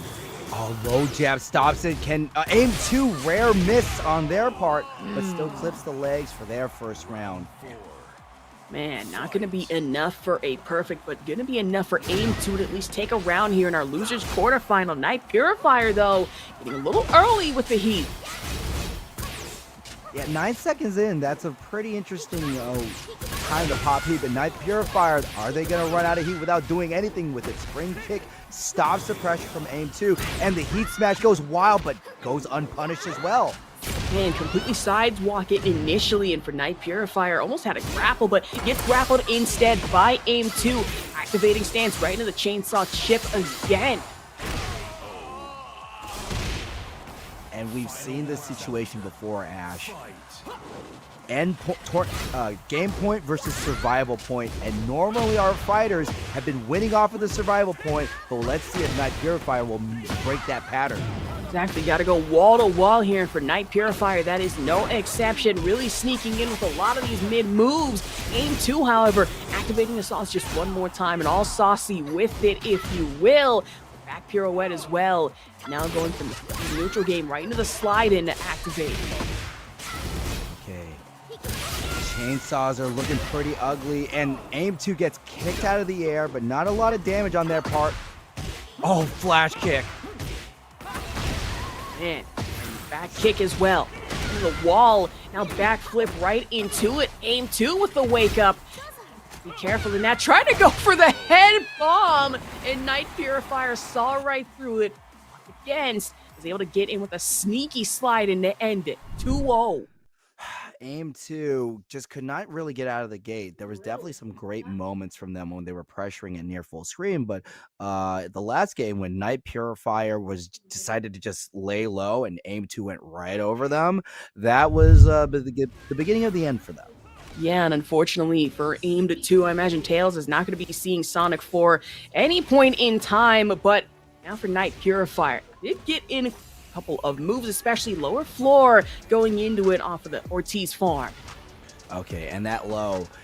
The Ortiz farm was definitely a really interesting point for a point of contention, but it really felt like with these fighters, whoever was up against the wall was primed to die. Because that's the thing, both of these characters, I feel, have prime optimization and opportunity for the most damaging wall combos possible, especially in Tekken 8. When it comes to Alyssa, you have the chainsaws to worry about from wall to wall, and once you're up against that pressure, there's very little you can do. And then Shaheen. The 10 strings of Shaheen can be just as nasty, but Night Purifier in a top 8 losers quarterfinal, moving forward at 2-0 in an exceptionally close couple of rounds.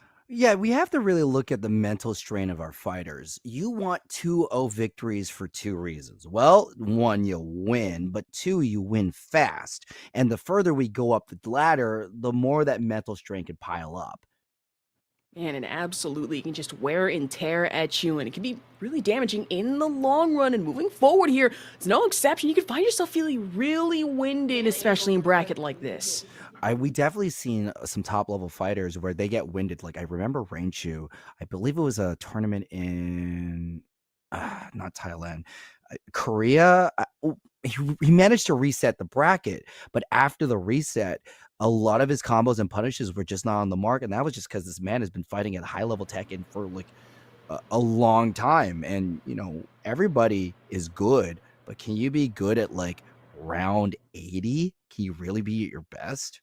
No, genuinely, because comparing some players, from starting off in the bracket, and then in an event like TWT, where you're fighting quite literally everybody in the bracket, some scary stuff. Because I was looking at how many players went, and I'm like, oh, it's probably just like a couple hundred. And then somebody telling me, no, we're talking like dang near everybody from every region. I'm like, what, 400? No, higher. No, higher.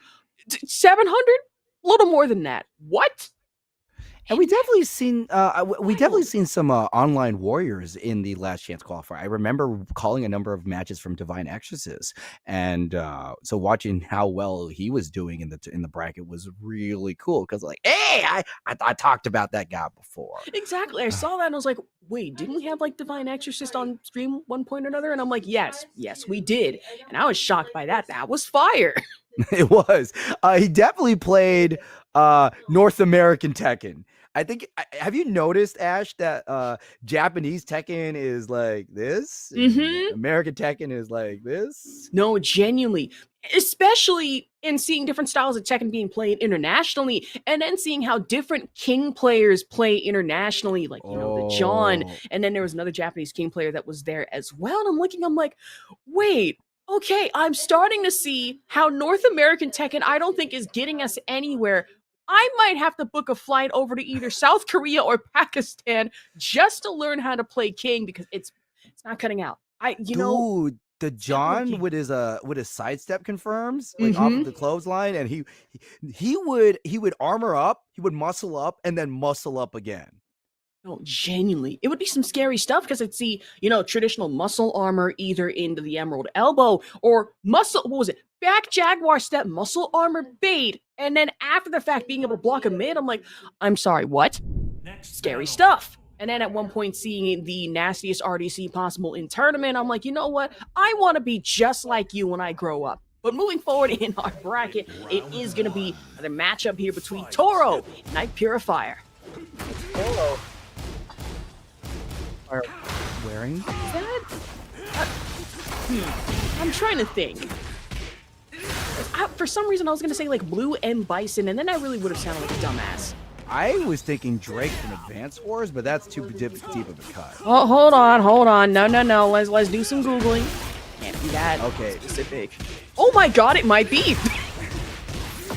Okay, so Toro's got Night Purifier up against the wall. Now remember, they were doing a great job with Setojin at this stage because of its relatively small blueprint. Okay, so Purifier goes for the heat smash, gets away with murder, and Torjin flies in.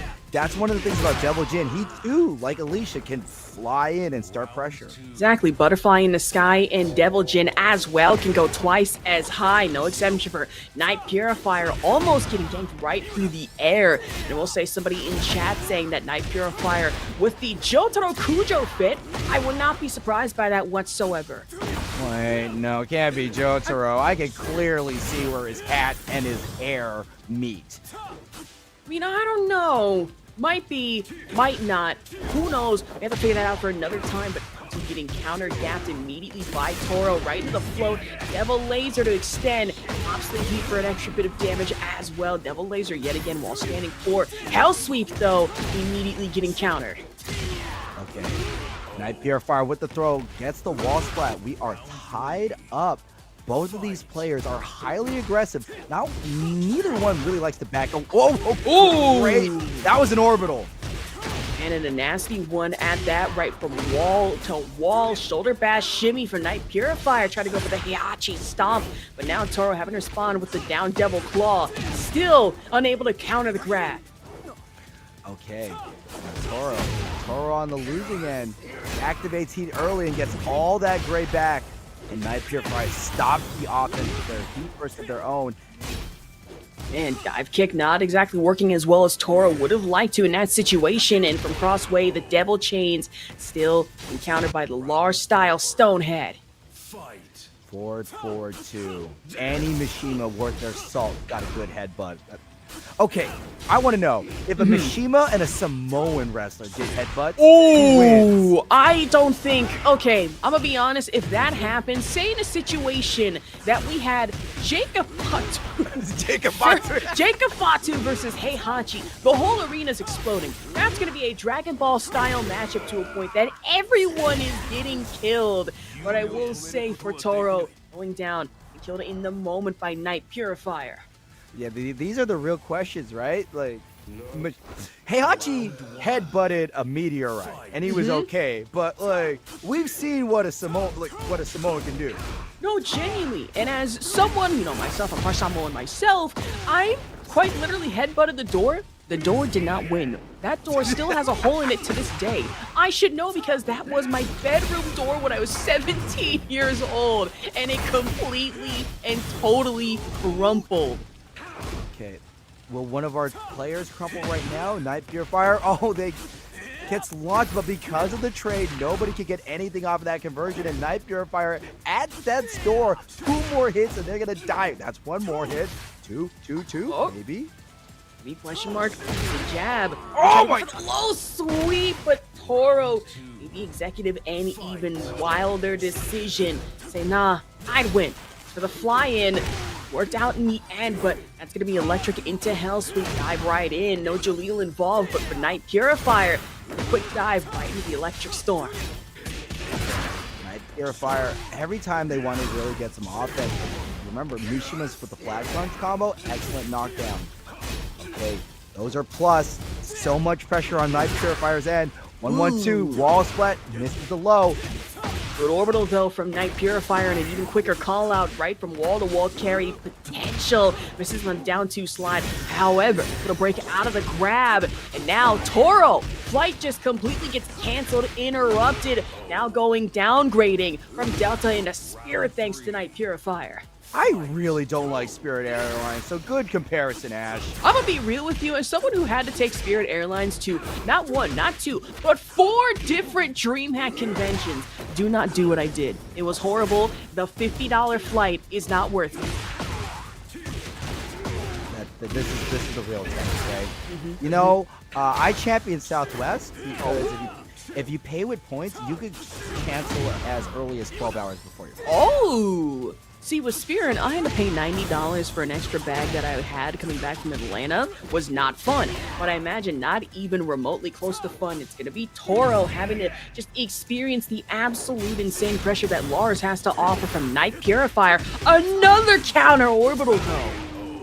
Yeah, if you look at it, Night Purifier has been a lot more careful with their lows because when Jin is in flight, he is invulnerable to low attacks.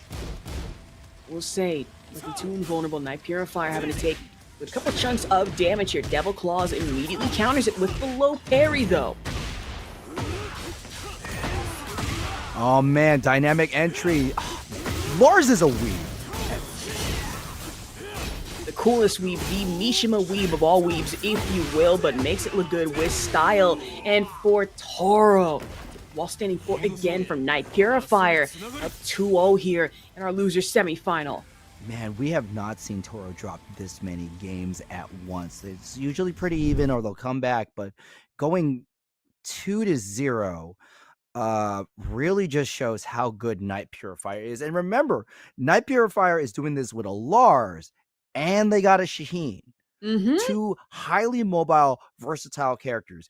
And we've seen some disgusting stuff from Shaheen. Remember that kickflip combo that went wall-to-wall on the yacht stage? Yeah, and that was absolutely disgusting with it. And even more so, Night Purifier made no exception and gave no quarter to Toro moving forward here, who put up a good fight on the Devil Jin.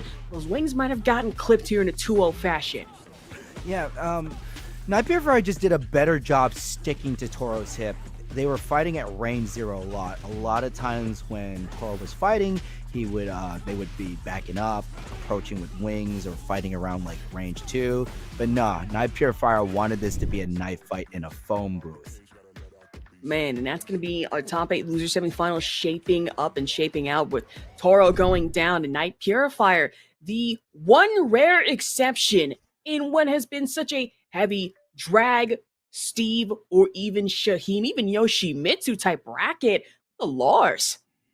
Not like let's talk about the bracket real quick. We've seen an Eddie, which is not common, but he definitely is seen a bit. You know, he's kind of like your aunt. You know, she's not at the house every day, but she shows up to the party. The cookouts, yes. Yeah, the cookouts. She always wants a plate. And then Leroy coming in like, you know, some people's dads when they finally come back from the gas station from their pack of cigarettes. Like, whoa, we thought you were gone, man. No, Leroy, let's be specific here. I feel that man coming back from either the gas station or going for a walk would come out, pack of cigarettes, but the fancy kind that are rolled up by someone in the family. You don't know who and you don't want to try it. It's too strong. And Hennessy, specifically the giant $100 limited edition Hennessy that you see. It's like, how much did that cost you? He tells you, don't worry about it, nephew. It's none of your business. You're not getting into my liquor cabinet either. That's Leroy. So yeah, that's Leroy, and then Lars is he's the one at the party where everybody questions who he's related to. Like, you're on your mom's side, right? Like, no. It's like, who are you? Oh, I'm on the on my dad's side of the family. Who's your father? And then he just doesn't tell you, and it's like, okay, and you have to figure it out by either hairline, gossip, or just somewhere in an old dusty family book. It's like, I'm sorry, is that baby Lars as a toddler? And then you realize it was actually your mom's side of the family. Not fun. Yeah. Going from the uncommon to the common, we got Shaheen, and of course Peeling rocking the great Saiyaman look. I'm gonna say Peeling coming in with the Xiao Yu, which I haven't seen much of the Yoshimitsu later, so once again, I am denied the Hakutuamitsu, but Peeling not being denied of the perfect round. Wait, we're still making Hakutua memes right now? Unfortunately so, it's stuck. Her. No, wait, hold on, what did you do this time? You didn't hear about the whole, like, crypto scam thing. The what? No, we'll leave it later. Okay, I'll check that out in my own time, but I imagine Peeling not operating on any time whatsoever. That his rhythms are... Correction! I am immediately countered with the nastiest spine breaker possible. And for Peeling, brutal one, but a good counter back, thankfully, back turn kick. Now this is between our two strongest fighters in the bracket. Peeling, who has won multiple breakouts, has recently won a TNS, and Rhythm, who's been a thorn in every player's side and makes you crap a brick when you have to fight him. No, genuinely, Rhythm makes me sweat bullets whenever I have to look through the bracket and realize, oh, I have to fight the Shaheen. But imagine sweating even more so it is Peeling going downstairs, but one throw leads to another, and as well as double floor break status. Back hit turn from Peeling. I didn't know Xiao Yu knew how to snapmare. Damn. Brutal with it too. The low slides, Rhythm get up. Rhythm is finding a hard time just to get started. Great use of the low jabs, but this is Peeling. He knows how to... Oh, man. Good low parry. Right in the backslide as well. The 10 strings of Shaheen to the disrespectful slide. Surfing USA from Rhythm. Rhythm finally gets on the board. One jab interrupt. The AOP there. Peeling. Respond in turn still. Low parry again. Backhand from hell off of Rhythm. Yeah, Peeling might have the AOP, but Rhythm is the author of pain with that combo. And right now, Rhythm wanted me less Rhythm and more Riddle to see if they cannot avoid being solved. I was gonna say, we have the hourglass in the background, so Karrion Kross might be rearing his ugly head sometime soon if you're not careful enough. But this is not WWE, this is Tekken 8, and that's gonna be an even nastier armor break. Low parry from Rhythm. The timing on these adjustments have been just absolutely perfect with it. Oh, I was really surprised not to see a rage art from Rhythm because of all the great life Peeling has. And Peeling steps on the toes and takes the game. But man, we sweating for that one. Man, I might need cloth able to wipe up the amount of sweat that I had to drop there. I was getting a little shaky, getting a little nervous for just both players. But that is going to be Peeling taking one up here in Winners Final. Now remember, chat, this is Winners Final because that means it's first to 5. That who gets 3 victories. So if you look at it, this first win on Peeling side could just be the download for Rhythm. And hopefully so, gives you some time, actually just not even that much time, but hopefully a few brief seconds to be able to readjust accordingly as we move on here. The Rebel Hangar, one balcony break to worry about, and some measure of wall explosions on the lower floor. Yeah, you know, this stage got a little bit of everything. It's the very well-rounded. appetizer sample platter of stages. You know what I mean? I'm gonna say the 17-piece chili appetizer wings, if we're talking. I'm talking about the ones like over at Denny's where you get the onion rings, the mozzarella sticks, the chicken tenders. Oh, okay, don't tempt me with a good time here. I'm gonna have to check out the Denny's after this event, maybe get some DoorDash, but of course, I'd say dashing forward, that is gonna be Peeling, having to expend with the heat. Great kick, even opting in for the grab, and Rhythm responding in turn, finally able to sneak in with a counter hit. You DoorDash Denny's, you are a college student. Listen, I've been DoorDashing a little too much lately. Just yesterday night, I had a 7-Eleven pizza at 4 in the morning. It was absolutely delicious. What would your mom think? Oh, she would absolutely hate the fact that I'm eating unhealthily. Still losing weight, though, because I work out. Imagine for Peeling wanting to get in with a good little workout. +2, back hit off the 2 as well. And Rhythm being slowly backed into the corner the hard way by Peeling, not only in the corner, but going to be in this combo. Ouchie mouchie. Man, I don't think any Band-Aids can fix the amount of bruising that Rhythm absolutely took in that round. Now, 1-1 apiece here, tied in the rounds. Rhythm going in for the early heat. Okay, the slide is an interesting choice, but it gets blocked. Peeling is not going to be fooled by that same move twice, and Rhythm is flat against the wall, and Peeling with heat. The slide to the left, but slide to the right? Question mark? Rhythm made one too many mistakes here in the back. The turbine absolutely wrecked, the same as Shaheen in that moment. Okay, Peeling threatening the lows, but the down forward 2 from Rhythm allows a much needed corner combo. Rhythm is finally getting some offense going, but I spoke too soon. Back heel turn from Peeling right now, but even then, Rhythm just accordingly, but now with little float again from the Xiao Yu gameplay. Okay, Peeling, I love the decision to use the heat right now because we are perfectly lined up against the wall, and the Webster flip heel drop puts 2-0. Rhythm, we know, is a very strong player, and they're looking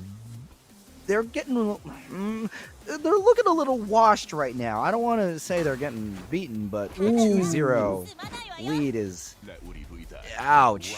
I was gonna say, saying the big W word in big 2024 against listen, if you all of a sudden wake up and your house is flooded with water, or you might come across the worst bad luck possible, all I'm gonna say, Rhythm did it. That has to be Rhythm. You really said wash like that. That's crazy. Hey, come on. It's one of my favorite quotes from Yipes. You gotta get washed before you get clean. Okay, unfortunately a bar. That is true. Unfortunately a bar.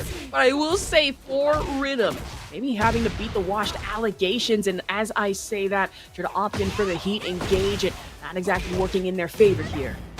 Yeah, Rhythm did have an early start, but making sure that early start is going to be an earlier finish for them. Patience from Rhythm, but they try to take their turn back. And remember, when Ling Xiaoyu has heat, it's a different game.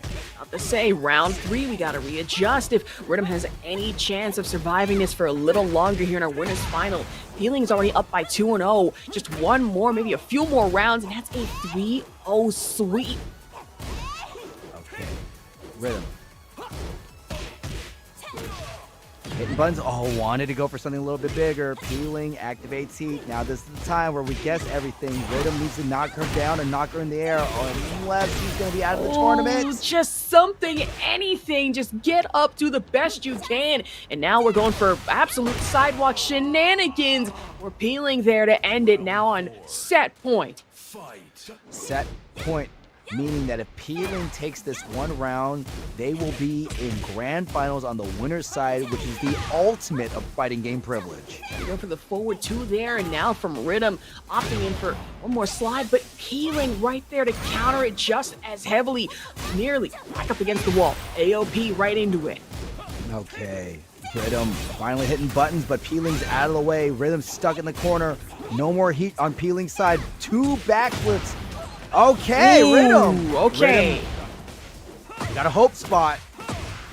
Exactly, starting to believe. Rhythm maybe, hopefully saying, I understand it now. Has already used majority of their heat, actually used all of it up, only has Rage Art left available and was able to get plenty of that life back. I say that tossed against the wall, the back kick from hell. And that's just gonna be another quick float, 8 seconds left. An absolute insane comeback possibility, shaping up for potential from Rhythm here. 2 seconds left on the board. You're kidding! Oh my god! Oh my god! 6%! Oh my god, you spoke a little too soon. Rhythm hanging on to dear life tournament point or survival point. Down 4-2 allows Peeling to go sailing in the air. Rhythm, we called it this hope spot. Now it's a hot tag. The babyface is starting to believe. We're hearing the yes chants for Rhythm. Absolutely insane right now. And for Rhythm Shaheen going in for the flying eagle dive kick. Peeling gets slammed. And Rhythm somehow staying alive at 2-1 in our winner's final. Rhythm stays alive. Rhythm has kicked out at 2 3/4. We are still going on. Oh my good God. If you told me, and in any way or universe, that Rhythm tonight would make a comeback versus a 6% against a 2% health differential, I would not have believed you. Knowing Rhythm, though, anything's possible. Absolutely insanity. The numbers don't lie, and they spelled disaster for Peeling for that one game. My God, my heart at this point is going pitter patter, pitter patter. It's not over yet. This is a bit of an uphill battle moving forward for Rhythm here, sitting at 2-1. Peeling could just take it, end it at 3-1 here in our winner's final, move on to Grands, but Rhythm would have to win the next and then the next one after, maybe set of the way at 3-2. You're right. Rhythm has to do a reverse 3-0, and this is a game of two mindsets. It's Round 1. Fight. I was gonna say, no fun. You still there? Your microphone glitched out so badly. That was something out of an analog horror show. Oh, okay. So no fun's microphone just completely crapped out. Not fun to happen. So I guess I have to solo carry this for a little bit of a moment. I flip off the wall. Now Rhythm responding in turn. Little leg sweep. That's gonna be up so far into round 2. 3. Now one more. Little launch and a counter hit at that one in from Rhythm. Against the wall for tornado status. Now going for the low leg. Low hand, I should say. 2. Orbital in. Now Peeling. Spawning in turn. Get a little bit of that health back off of the gray. Even with a throw at that. Rhythm spawning though. Wake up guard smash. Right into the heat smash as well. Not too bad. I'm gonna say Zen the Unknown got, yeah. Unfortunately, I think No Fun's microphone might have been possessed by the Smile Demon. Not fun. I imagine would not be pretty at that one. I don't even want to imagine what technical difficulties might be happening on that end, but so far, one jab. One right into the launch as well from Rhythm. Now tornado status again. Going for the power crush against Peeling. Back up against the wall. You angle it correctly. Should be pretty easy wall break. Maybe even a balcony break after the fact. Would be nice to see. Very clean counter hit grab coming into it from Peeling though, and a sidewalk. Full crouch 1. Dive. Make that one more slide in. My God. Rhythm with possibly an impossible comeback. We talked about this earlier, how either player could set it away at 3-2, or maybe Peeling could just take it at 3-1. Now Rhythm has just completely tied this at 2-2. Which, if anything, absolutely insane work thus far. We are, of course, getting a stage swap, so now moving on from Elegant Palace, maybe, if I had to guess, Arena, possibly? Hey, Would what be did I nice. say before? Rhythm believes that Peeling can be beat. Oh. Also, welcome back, No Fun. We thought the Unknown took you into the void. It was not fun. First off, the Unknown is only playable in Ah. I mean, I don't know. Never say never. Amazing. Yeah. This has just been a money night on difficult to do, but just like Rhythm, my technology is out on 2. Mm-hmm. Not fun. Listen, that's why I say you gotta pin it by the shoulders. Basically, back on the mat, if you will. Get it under control. Wrangle it. You should be fine. Get ready for the next battle. Now, moving forward here. Oh! I actually predicted correctly. We are headed to arena between Healing and Rhythm. Last so far in our winners final. Whoever wins this one, of course, guaranteed moving forward into grands. And then should be much written from there. For Rhythm, though, having a turn to 10 strings of Shaheen, ring its ugly head, but now from more or less infinite stage, kind of if you blink, there's something more enclosed, especially going into it for arena. Healing in the AOP stance, has to expend the heat into the smash. A little bit of extra chip damage. Rhythm, however, able to break out of the grab. Back elbow, though. Nice little float into the tornado. Excellent. Compo stun and Rhythm again. For the first time this entire set, they're up. They're up. They are ahead. Uh-oh. Uh-oh. Down slash off the 2 hit from Rhythm again. Go for the forward launch off the 1. Now Peeling. Possibly able to set this in stone or really just tie it, if anything. Cool. Can you hear me? I can. Perfect, but I need to know if the chat can hear me. Ooh. Anyway, I'm gonna assume yes because I've checked my settings on vMix. But Rhythm is ahead. This is insane. This is, oh my god, the data's coming to them, right? Absolutely wild. I understand it now, says Rhythm, but for Peeling has a little bit of opportunity to get plenty of that gray life back, and Rhythm just sit there, maybe have optimal opportunity to destroy it, and as I say that, Rhythm now on set point here in winner's final. Hey, real quick, I just want to give a shout out to Jackson Betta with the $70 donation. Oh my god! Yeah, $70. Our players are going to be eating well tonight. Maybe not DoorDash Danny sample platter good, but it's going to be pretty nice.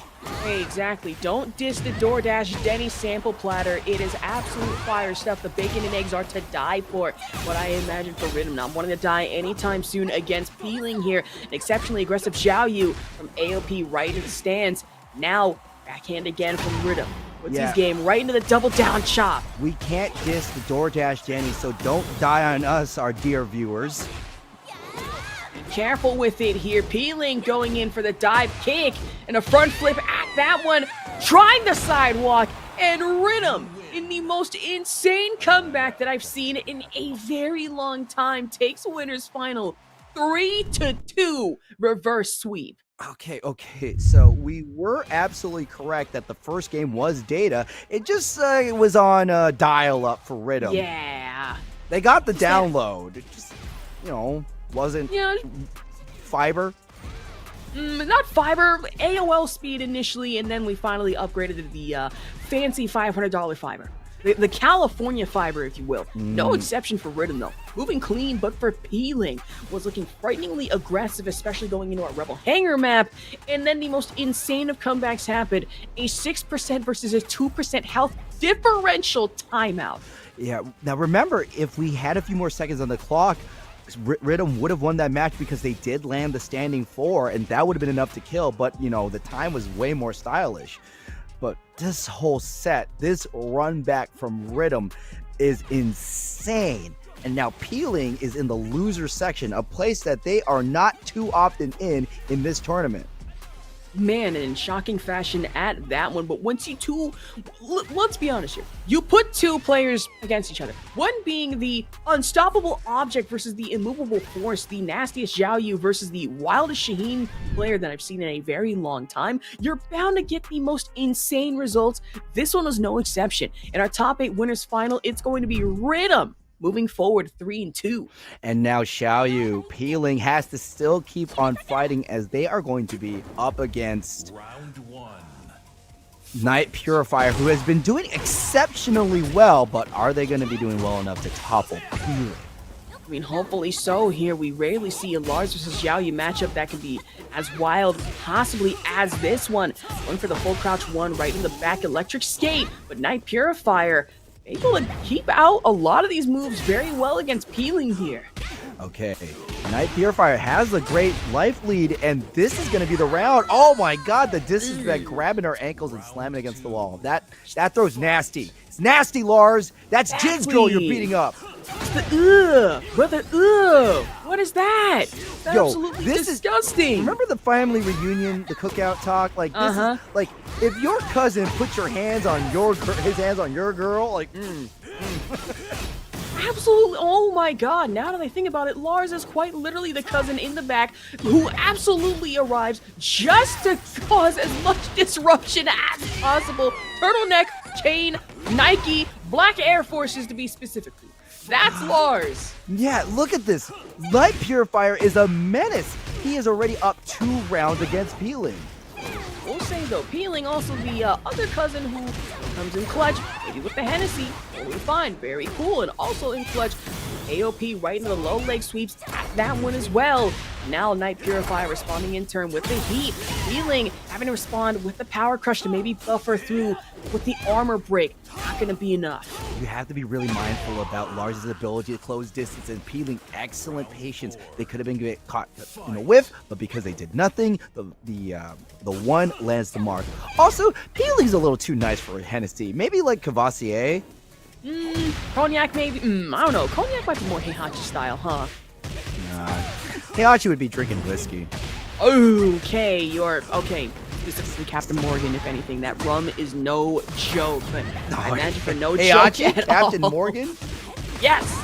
That's strong. Believe me, I tried it. I damn near died. If Night Purifier's not careful enough, they might die just in the moment.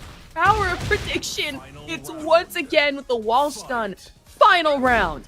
Okay, Peeling's starting to get their bearings right now. Night Purifier, was that early lead a fluke, or did they just have a temporary lapse? Orbital kick is putting some doubts to that conclusion in my mind. Of course, with the shoulder bash as well. Electric skate in for Night Purifier, just trying to close the gap as much as possible to find anything in a good opening at that against Peeling. Full crouch one interrupt, which I will say, interrupts make good use against Lars here with a lot of the fake pressure that can be applied.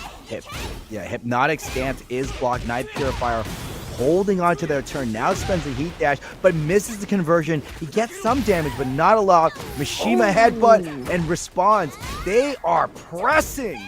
About to say the stone head, but stance gets countered again, and Peeling couldn't sneak in with the lows. Night Purifier up by 1 here in losers final. You know, K-Vox is right. Heihachi would be drinking sake.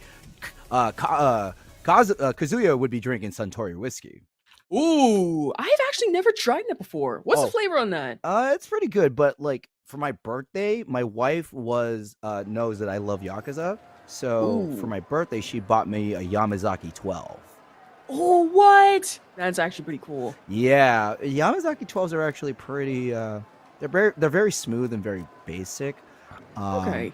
If you like, I've had some good whiskeys. In fact, well, I'll talk about whiskey later because we got a really good fight, and these two players deserve our entire attention until we go off on a dumb tangent. But Night Purifier with an early 1-game lead. Do they have Peeling's number?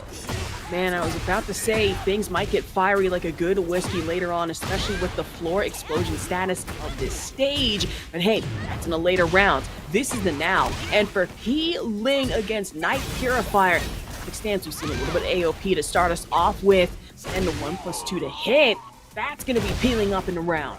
That was all Peeling. Peeling was pretty much in the driver's seats, and Lars was just there to make sure to pick up the tab. AOP, low profile, the bane of any player's existence, is allowing Night Purifier to get carried up against the wall. Back up against the wall at that one. Night Purifier was thankfully able to tech roll and sidewalk out of it, but now against Peeling, have to worry about the health differential here, which I know can make all the difference for Night Purifier. You joke at that one. Electric skate in with the down power crush. Oh, big hell sweep from Peeling. Night Purifier just gets caught in these big moves. Peeling is... This is big Tekken. Peeling is no more pokes. I hit you with the Unga Bunga. You go in air now. Exactly. Me hit you, you go down. Night Purifier, though, in with the floor blast. The floor is lava. No exception for Peeling. Just grab them by the ankles, right into the wall. Even try to go for the wall bounce. Still gets slammed. Say no, you're not coming out of this corner. It's not going to be pretty, and for Night Purifier, might be enough to get a perfect, and it will be. A round. Yes. Man, Night Purifier dribbling Peeling against that wall more times than a highlight ball. And brutal with it. Down 2 is blocked. Yo, those shoe shine lows, you got to make sure you got your punish ready. Exactly. Going down there. With I didn't no steal your highlight. I never even heard your highlight highlight thing, K-Box. Man, now the backspin again. In from Peeling, where there's one perfect, there is another. Now we've got a set of all sets here, even in Losers Final. 1-1 Peeling versus Night Purifier. Peeling, putting to rest that they are on the backslide right now. Whenever you're fighting someone that's really good like Peeling, it's actually pretty common to win a game or win a few rounds on them because they just got to adjust your Yomi layer. After the electric slide, getting into it from Night Purifier. Try to get into it with the grab. We found so far that AOP, though, maybe baiting Night Purifier a little closer, was able to hit it with successful one jab. Now Night Purifier, power crush right into the heat engage. Okay, Peeling on the start. Every time Peeling gets started with their heat, Night Purifier does struggle to have an answer. Now, okay, interesting decision. Backs away so we don't fight Peeling on their terms, but Night Purifier engages before Peeling can react and is Peeling up against the wall. Will we see that wall splat throw? Say the earlier down 2 right into the close cutter kick from Night Purifier. Heading into round 2 here. Peeling obviously doesn't want any of this momentum going over to our Lars. 1-2 immediately just getting counter gapped. Peeling, closing the gap as fast as possible. Night Purifier still there. Throw them against the wall with the ankle grab. Okay. No, oh, just shy of a splat, and now Night Purifier up against the wall. We're going to be using our Heat Smash just to reclaim some space, and Peeling one more hit, and they're done. And with the earlier Heihachi Electric Stomp, that's still not enough. Night Purifier is trying to tech roll every which way, and Peeling is always there. Make sure to stop it in its tracks. Scary stuff. Down 2 has to hit again for Night Purifier. Now up by 1 more in the rounds. Oh my god, Night Purifier 2 rounds to 1. Can Peeling do a reverse no round bound, or will Night Purifier get another game lead on this amazing Xiaoyu player? An amazing Xiaoyu player. Meet Floor, meet Orbital, if you will. Floor was lava, and now having to worry about the shoulder bash again from Night Purifier. Right into the launch cross cutter, and Peeling can't even roll out of it. That's another perfect round for Night Purifier. Night Purifier has found the kryptonite for Peeling. Get him up against the wall and just do whatever Lars does best. We've seen the ankle grab punch throw. We've just seen wall mix-ups. Peeling loves space privilege. You take that away from them, and they're fighting on the back foot.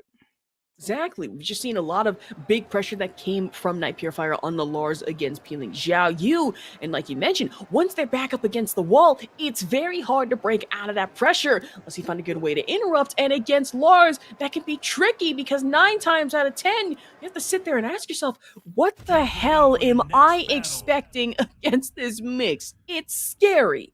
Okay, Ortiz Farm, less shenanigans until we get down below to the ledges of the Hidden Temple. My question is, who's going to be trying to break the balcony? Because this top section is a little bit more spacious than the bottom one.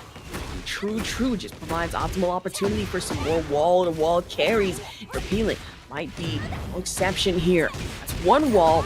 You might be able to see another, but against Night Purifier, I imagine, does not want to see the same thing with the tech roll, and Peeling's there to meet him in the middle. Okay. Night Purifier whipping buttons right now, and Peeling takes the perfect. Peeling needs this game. Not this round, needs this game. Exactly. You want to tie it at 2-2 for survival. It's exactly what you need. Unless you want Night Purifier to get up with this momentum. Peeling, hypnotic with it, back up against the wall again. Okay. Night Purifier Night Purifier can't even stand up right now. This is starting to look like a combo video. Oh, Hypnotist stance to realign themselves. That's a Xiao Yu and a healing signature. Beats. Okay. Being lagged out for me, but Night Purifier responding in turn, the Heihachi Stomp, and now starting to block and adjust to a lot of these peeling lows.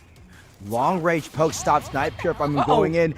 Whiffs the back turn. Oh, shades of Fang and back tempo. You say back tempo, I say cold shoulder. J-Easy or not, it still is dangerous. Now with Night Purifier, the break out of the grab yet again. With the back flipper, Peeling. Imagine not enough range to respond in turn, so good hold off the heat engage. We definitely, I'm very surprised that we are 2 rounds in and we have yet to break this balcony.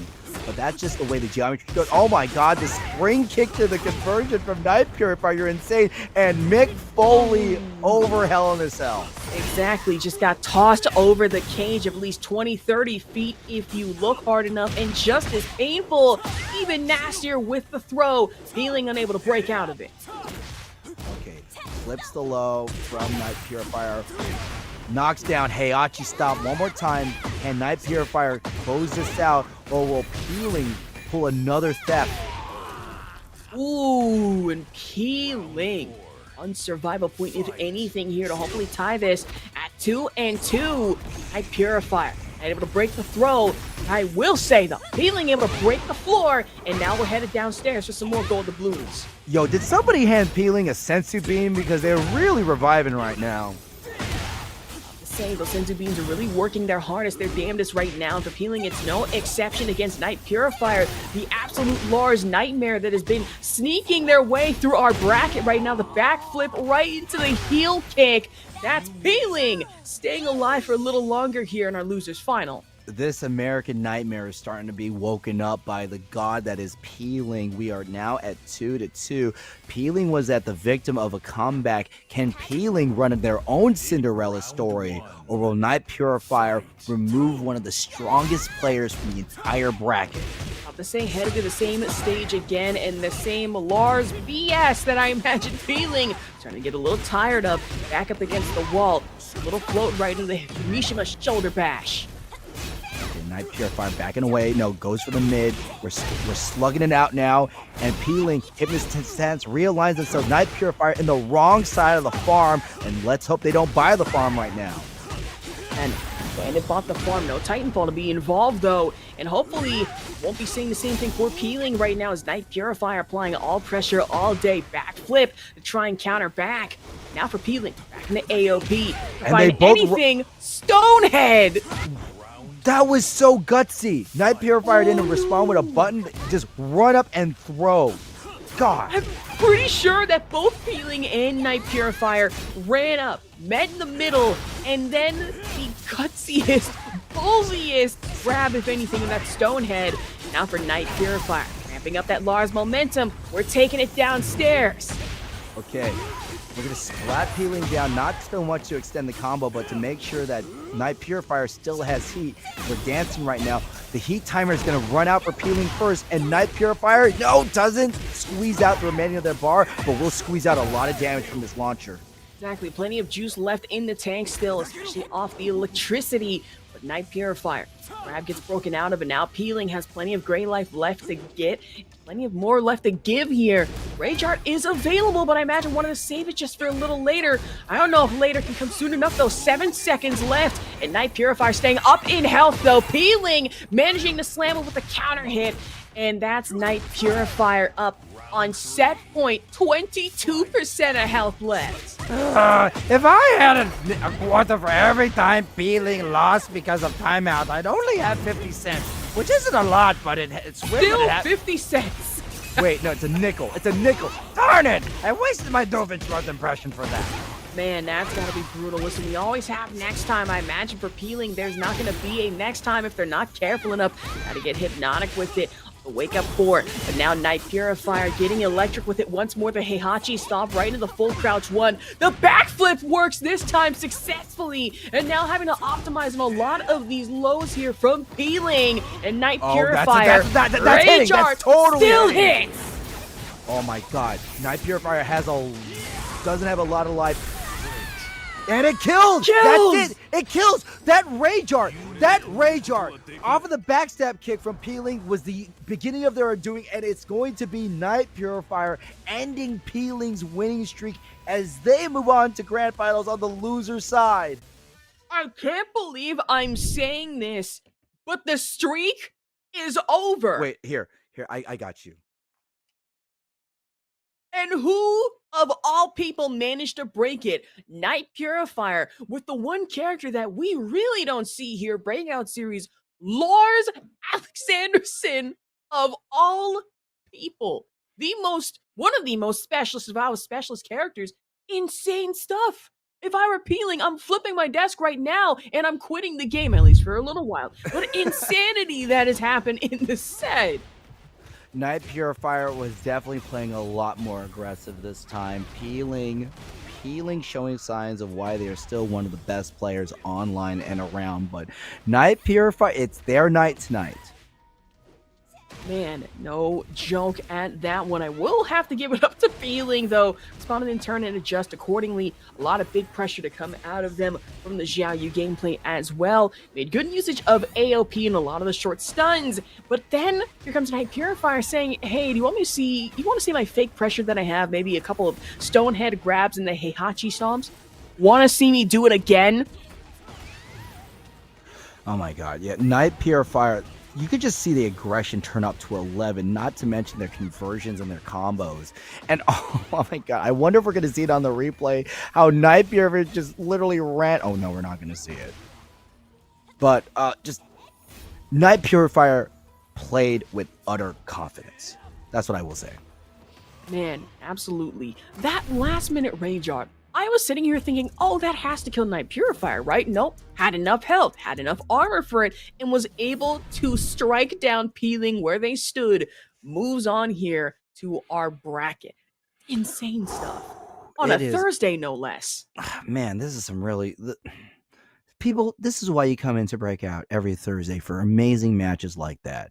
Also, while I got your ear, make sure we claim our Matcherino codes. I have yet to do this. Let me do my part. We have 13 codes because I'm going to take one. I'm taking number 14. Come on. Yeah. 13 codes left. Let's go ahead and claim it all. But also, $129.78 is in the pot right now, Ash. Ooh, actually, that should be plenty for an extra DoorDash order or two. Would be nice. I know if I had that type of money, I'm blowing that all on IHOP. It's fancy, it's nice, it's, if anything, but actually, no, now that I think about it, no, Kane's Chicken. That's the one thing I was No. You heard my rant, Ash. You know, I hate Canes more than Kuma hates Paul. Actually, I hate Canes more than you hate Kuma, and I hate Canes more than Kuma hates Paul. Oh my god! What did Canes do to you, brother? To say Cane's Chicken is dry, that is not an opinion. That is an objective reality. It is dry. It is Sahara Desert dry. It is Bringington Manor dry. British humor dry. Small Tekken dry. Game Awards presentation speech dry. Oh, that's foul. That's foul. For the Game Awards to be like you saying that is insane. First of all, listen here. I'm not going to say anything mean against you because I like you, No Fun. But when it comes to Cane's Chicken, do not diss that. Especially where I live on a UC Irvine campus. That is like staple chicken around here. That's like held in high regards next to boba and Seaside. God forbid we go into Seaside. That's a whole nother thing for another day. I'm sorry do if not I got diss the taste sweet buds. tea. You know what? You know, these insults are a little too articulate, a little too big brain. Let me go put on my high school brain real quick. Cane's Chicken? More like lame chicken. Chad, do you see what I have to work with today? You know what? I don't work with you anymore after this one. Matter of fact, I'm putting a ban on the Captain Novak crossover until further notice. Where's Leapfrog when you need him? My pookster from an... yeah, I hate it here. I can channel a little bit of Leapfrog. Here we go. Rhythm, caught you moving. Okay, that's foul. That's foul. It's either that or wham bam, thank you, ma'am, but that's... Let me not go over the lead. Or did he get him? He got him! That wow, is that, insane. oh my god, I scared myself with that one. How did we go from like missing a commentator to all of a sudden we are roasting the most basic things that Leaf has said? I'm not roasting him. That's how he says it. Absolute insanity, but imagine Night Purifier might want to tack a little more onto the insanity that we've been seeing. Now we have Rhythm versus Night Purifier. Okay, so Night Purifier, okay, the low parry stops their advance, and Rhythm with Rage can easily close this out, and he does. Man, and a quick closeout at that one, headed into round 2 here. Grand final, which we'll say though, Night Purifier, wait, if Night Purifier wins this one, that should be a reset. Hold on, 1 second. Night Purifier is on the loser side, but remember, this Okay. is first to 3, and we have only started grand finals. We're at 0-0. Night Purifier doesn't need to win 1; they need to win 3. Then win 3 more. I was calculating it in my head, and I was sitting here thinking, okay, so you have to win multiple, and then it could be a reset in the future, but focusing on the now, it is round 3 already into it, and Rhythm has just been taking this even secure. Possible no round Brown. K-Vox is tempting me, he's saying I need to impersonate him next. You know what? It's tempting for me also. But at the same time, I feel that's a whole nother level of articulation that I really can't put into words. I mean, I'll go in depth later, but right now, Yeah. Purifier up against the corner. Rhythm's pressure has been stopped. That's one of the things about Heat Burst we need to talk about, is that it feels like a get out of jail free card. Whatever pressure you're in, no more. Man, and big pressure at that one from Rhythm, Surfing USA to end it. Now so far up by 1-0 here in Grand Final. No round Brown to start us off with. And Rhythm is on the winner's side, so they are 33 and a third chance of taking the whole tournament. Not careful enough. Purifier though, the jab interrupt. Right into the grab at that one. Back donkey kick. No electric to be involved, actually, except in that situation with the slide, the Heihachi stomp at that one. Now Rhythm, duck in, disrespectful slide back again. That slide is such a good combo starter because not only do you get the side switch, but you're still able to continue it. Okay, Night Purifier with the Heat Dash. Heat Dash is an amazing mechanic because you either make an unsafe move safe or get to continue your combo. Exactly. Either that or just play it completely unsafe. Someone doesn't realize it, and it's like, wait, you're giving me free leeway to do whatever the hell I want in a span of 2.2 seconds? Yes. Okay, have fun with that one. Night Purifier for a few seconds is going to be a bit painful one at that one. A disrespectful slide combo starter again from Rhythm. Okay, so Night Purifier completing the strings, low jab, an excellent way of stopping the pressure, and Night Purifier going to the old reliable, backing up, but unfortunately they have just given up so much real estate, and that thing is expensive. Oh, with the armor break at that one, and that's going to be a good chunk of health lost off of Rhythm, with the slide interrupted, standing 4, and now into round 3, Night Purifier could see another reverse no round Brown here.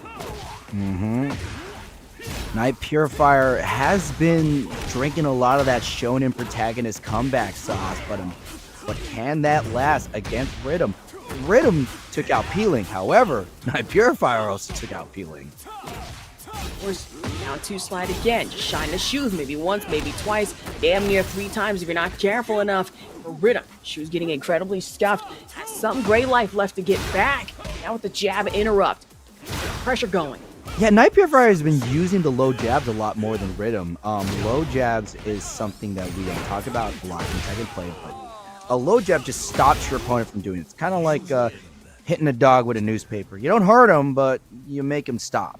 Yeah, with my dog in particular, I use a spray bottle, does not work anymore. He has started eating the spray bottle and the water that comes in it. It's not fun, and it's not pretty, but I imagine trying to get pretty with it. It is Night Purifier. Low parry right into it.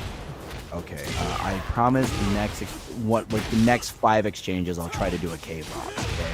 I was going to say do me next, but I'm scared of how I might sound. I need to get you on the download a little bit more, Okay, understandable, totally fine. Throw break immediately countered, maybe not so fine if you are Rhythm. Go for Wake Up 3, and now for Night Purifier getting schmixed back up against the wall. That's right, the Wake Up 3, and hopefully it's going to be part of the 1, 2, 3 for Rhythm as they get the one of the 3 rounds and obscure sports reference that Captain No Fun doesn't know. I'm crying. That's not Captain No Fun. That's Captain K-Vox. Goodness gracious. That is Captain K-Vox. Absolutely. It's accurate to a point, and then realizing and then rethinking of how I've watched like the Street Fighter 6 stream K-Vox involved. Yeah, that's K-Vox. Oh, it's certainly K-Vox, but right now we're certainly up against the wall, but there was nothing certain about that combo, and Rhythm's chances of winning are becoming more uncertain as they lose this round. And hopefully not trying to lose it like the Yankees lost to the Dodgers in that blowout lead. Okay, yes, that's the best I'm I got. K-Vox. I know sports too. I'm also K-Vox, but I have an afro. Anyway, moving on. We have a Night Purifier. The down 2. Okay. Shoe shine just a little more here. I'm done. Oh, man. Absolutely. I think this is why we don't team up. Yeah, I'm pretty sure if they had us on a major, we would not be getting anything done in the span of it. It would just absolute BS, if you will. But good BS at that one. We love to see it, but speaking of BS, the absolute large shenanigans going on here with all the fake pressure into big Tekken pressure. BS stands for best stuff right now. Yes. Absolutely correct on that one. Now for Rhythm. Now close the gap here a little more. Down chop might be a little more successful than need be. Now for Night Purifier. Low mix-up. Once more. Backhand from hell not working to Rhythm's favor. But hopefully with a backflip. Should work out a little too well. She's trying to go in for the heat smash on that one from Night Purifier. Okay. Rhythm used the heat smash to just get out of the corner. They're starting to get played the situational awareness. Crumple hit stun is going to get the pickup with no heat. Night Purifier, oh my god, gets skated on. And we're at the final round. We are absolutely tied, but technically Rhythm is winning. I mean, you never know. It could be the unstoppable object versus the immovable force, which it quite literally is. No exception. A low parry right into the wall carry. Float at that one for Night Purifier. The Mishima shoulder bash now completely gets turned. I think it's unstoppable force, immovable object. I really said unstoppable. Okay. You know what? You know what? I'm going to ignore it. Not going to ignore the fact, though, Rhythm now up here in Grand Final. Now this is going to be a very there's some very unique and interesting set of. The stage is a little interesting right now. I just got reminded from by Mission Control that Rhythm is a 2-time Breakout champion, and Night Purifier, this is their first time in Grand Finals. Oh, so we could either have a possible 3-time champion or the absolute Lars menace that is Night Purifier. It's come out of absolutely nowhere on this one, but then have to go through a reset and then take the whole thing after the fact to be a first-time winner. Okay, so the stakes are higher than I initially thought then. Yeah, remember, Night Purifier had to get into Grand Finals for the first time, going through peeling, and now they're in the loser's end. This is the Cinderella story of the Cinderella stories. This is starting to feel like Kofi Mania right now. Man, I will say, Kofi Mania is cool and all, but Kofi Kingston, one of the most hated wrestlers right now, depending on if you've watched the New Day storyline. I, for one, not a fan of the New Day. Absolutely hate them. I've ripped up my comic books and my posters, my unicorn horn in the garbage. But hopefully for Night Purifier, those dreams of being able to win Breakout Series for the first time are out of the garbage and still alive. All right, Rhythm with an early lead, but Night Purifier finds a way to, close that lead. We're up against the wall. How do we respond to the pressure? Goes for an aerial move, but unfortunately, Night Purifier touches the wall themselves. Now back up against the wall. Night Purifier having a rollout, going for the 3+4 spring kick out, but Rhythm still able to respond in turn. A disrespectful slide in, slide out. Now 8 seconds left on the clock, of course getting stopped. Immediately ground to a halt by the Rage Art. Here I am, Superman. Can you hear the ska music? I'm gonna be honest with you, I think I might be a little too young at my big age of 23 for ska. Look, that means you haven't touched a Tony Hawk game then. Hey, whoa. Listen, I had a Tony Hawk game for the Xbox. That was it. Other than that, Skate 3. I'm sorry. Ooh, man, you know, I thought this was a dream team up. Hey, it is. At least I've still played Jet Set Radio Future. That's no exception. It's a fun game. Okay. You know, we can agree to disagree. Exactly. You good. Night Purifier, so close to putting Rhythm away down for the round, but Rhythm using that rage art damage. Oh god, we picking it up too. Oh man! And with the scaling, I'm almost certain this should be enough to kill Night Purifier. You go right on that disrespectful slide, being the wildest combo starter possible, or just extender if anything. We are understanding the concept of love, and Rhythm understanding that they are one round away from tournament point to secure themselves as a 3-time breakout champion. Man, I will say for Night Purifier jumping in the air right now as many times as it was. Rhythm, though, trying to get fly like a butterfly, still getting stomped out by the Heihachi hits, though. Jet Set Radio! Yeah! Man, perfect! Hitting in a round of 4 here. Perfect round. 7 golden balloons or 7 golden letters, if you will. Gotta mark that off my Tekken 8 bingo list for commentators. In Rhythm, jab interrupt off the pressure at that. Okay, Night Purifier misses the whip punish. Rhythm pressing in the hard way, misses the pickup.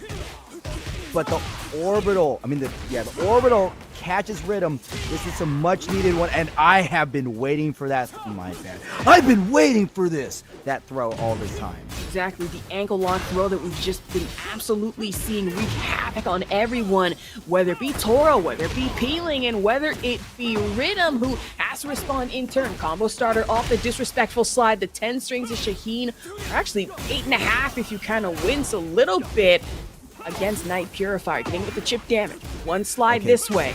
Wait, 9 seconds with left. The low parry? Night Purifier needs to do as much damage, and this is a brilliant call. We don't. What happened there? What happened? No! Not like this! Not like this! Not like this! Night Purifier, what happened? TA report immediately. What? The What? rage art in the most stunning fashion does not pop off, and Rhythm takes the entire thing. By timeout! By timeout! This is like if Hulk Hogan fought Andre the Giant and then we win by a 10 You're count. kidding! Like, You're kidding! That's how it ends? this is how it ends? That's how it ends? This I is don't how it know. ends. No. That's insane. I don't want to believe it. I am sitting here guffawed. You are making me use big brain words for how insane of an ending that was. I don't want to believe it. I need Harada to see this and fix that immediately. I know, don't ask me for ish, but fix that.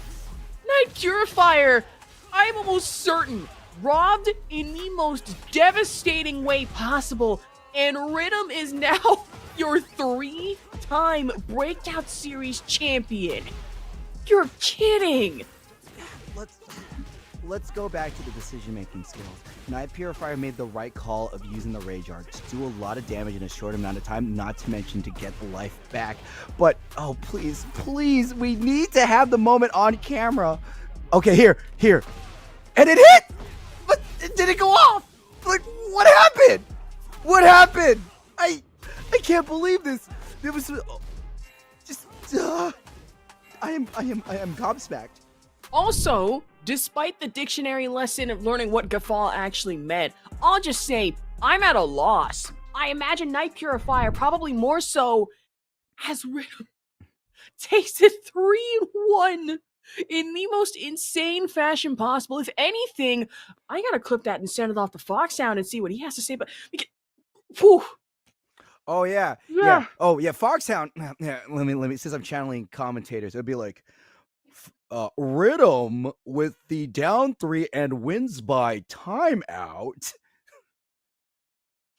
We're seeing this on the T8. Oh my god, T8 recap for Foxhound immediately. Oh my god. Like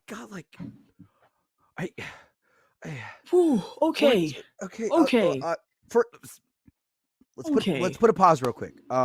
Riddim absolutely deserved to win tonight. Okay, Mhm. say what you will. Even if we were at a rage art that didn't go off, it's like sports. We were in a situation you didn't want to be in a situation where a single rage art won or lost the entire game, right? The fact of the matter is, Riddim was up 2 games and 2 rounds, right?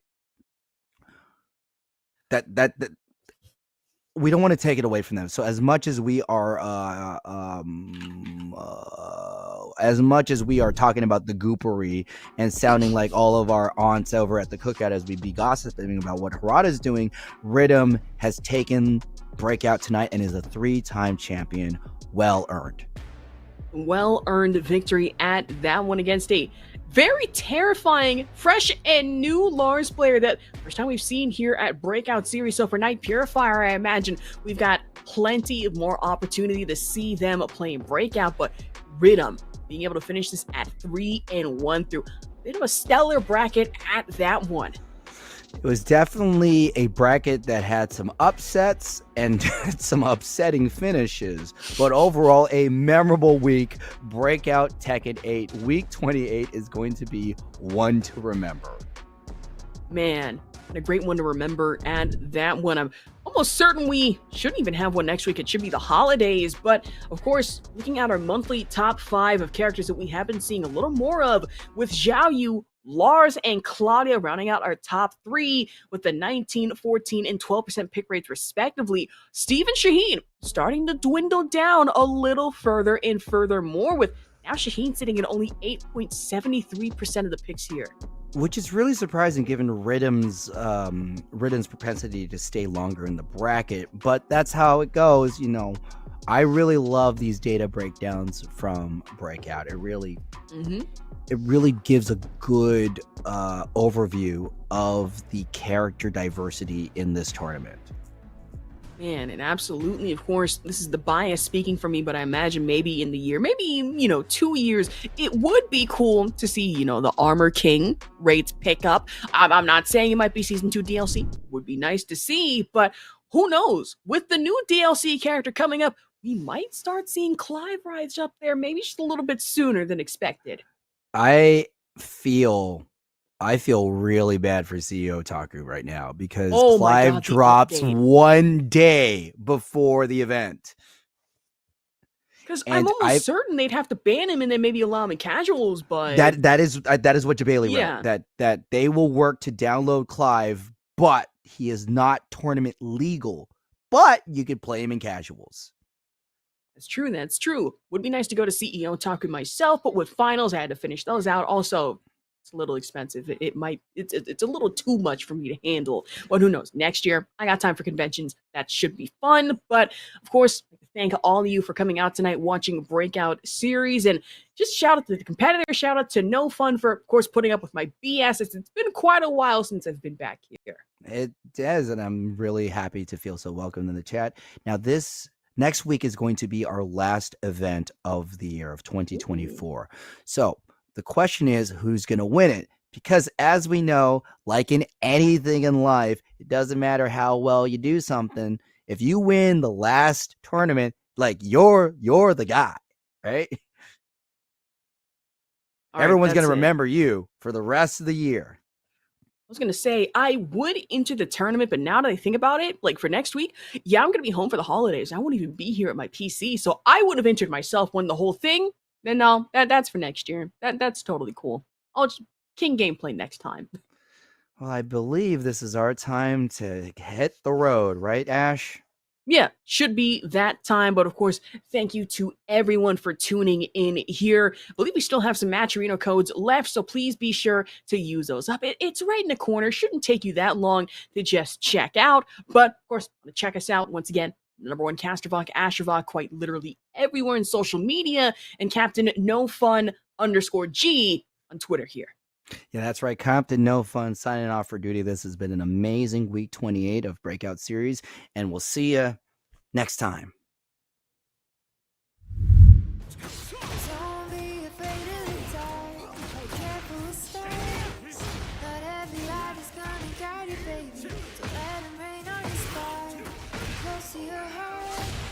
All of the crush is gonna drive you crazy.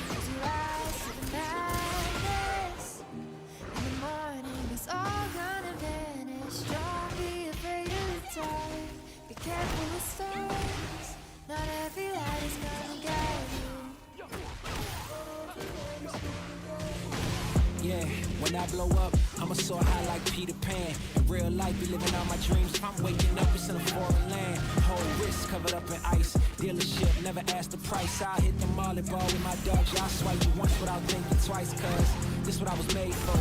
Man, I know this what I came for. On the big stage, couple thousand people, they do whatever I say so. Have chicks every color of the rainbow. Got chains on me like Django. Be a long way from my tank low, cause my Tesla charge for them bank rolls. And I'm grinding, money on my mind, and I'm headed to the top. I won't stop until I find it. Write my name in diamonds, but all these lights are blinding. I wonder, is it worth it? Feel like I'm losing my mind, yeah, remind me. Don't be afraid of the dark. Be careful with stars. Not every light is gonna guide you, baby. Don't let it rain on your spot. Get close to your heart. All of the pressure's gonna drive you crazy. Cause your eyes to the madness. In the morning, it's all gonna vanish. Don't be afraid of the dark. Be careful with stars. Not every light is gonna guide you.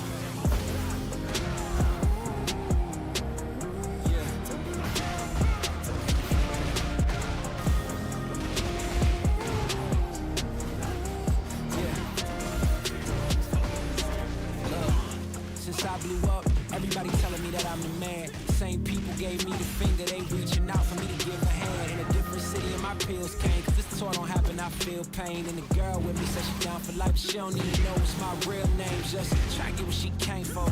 And ain't nothing I got safe though, cause when the money go wild, everybody get a piece. But it's looking like I ain't on the payroll. Got a big house made out of Play-Doh, and a plastic crown for my halo. But still a long way from my tank low, cause my Tesla charge for them bank rolls. And I'm grinding, money on my mind, and I'm headed to the top. I won't stop until I find it. Write my name in diamonds, but all these lights are blinding. I wonder, is it worth it? Feel like I'm losing my mind, yeah, remind me. Don't be afraid of the dark. Be careful with stars. Not every light is gonna guide you, baby. Don't let it rain on your spot. Get close to your heart. All of the pressure's gonna drive you crazy. Cause you rise to the madness.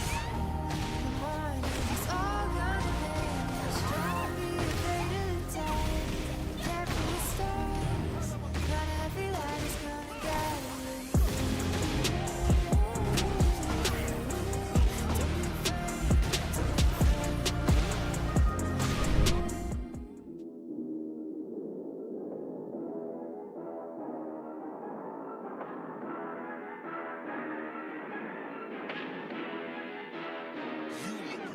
Oh my god! Jake Ray Jr., you can't be doing this. Plants the seeds. Free kick's not gonna do it. Sonic, one more conversion to win this whole tournament. Healing, is he gonna do it? And he does it!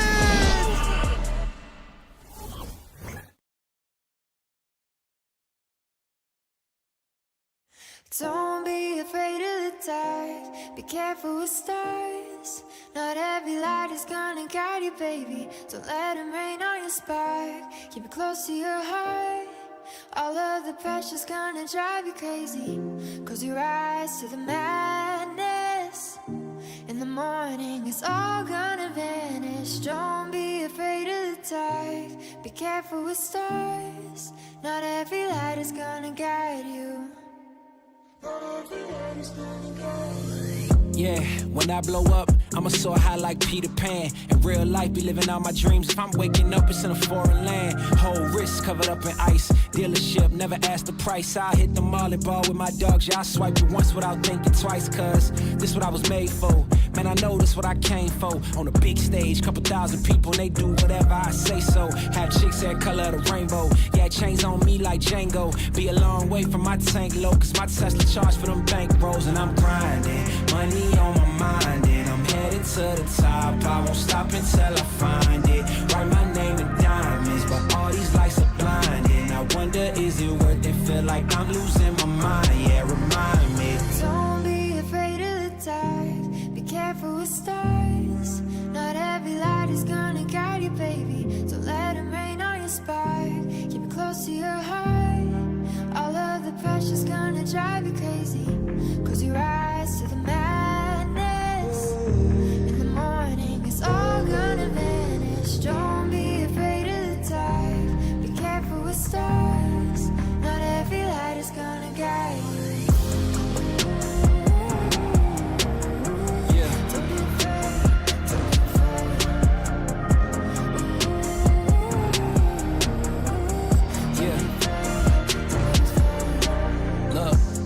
since I blew up. Everybody telling me that I'm the man. Same people gave me the finger, they reaching out for me to give a hand. In a different city and my pills came, cause this tour don't happen, I feel pain. And the girl with me say she down for life, but she don't even know what's my real name. Just try to get what she came for. And ain't nothing I got safe though, cause when the money go wild, everybody get a piece, but it's looking like I ain't on the payroll. Got a big house made out of Play-Doh, and a plastic crown for my halo, but still a long way from my tank low, cause my Tesla charged for them bank rolls. And I'm grinding, money on my mind, and I'm headed to the top. I won't stop until I find it. Write my name in diamonds, but all these lights are blinding. I wonder, is it worth it? Feel like I'm losing my mind, yeah, remind me. Don't be afraid of the dark. Be careful with stars.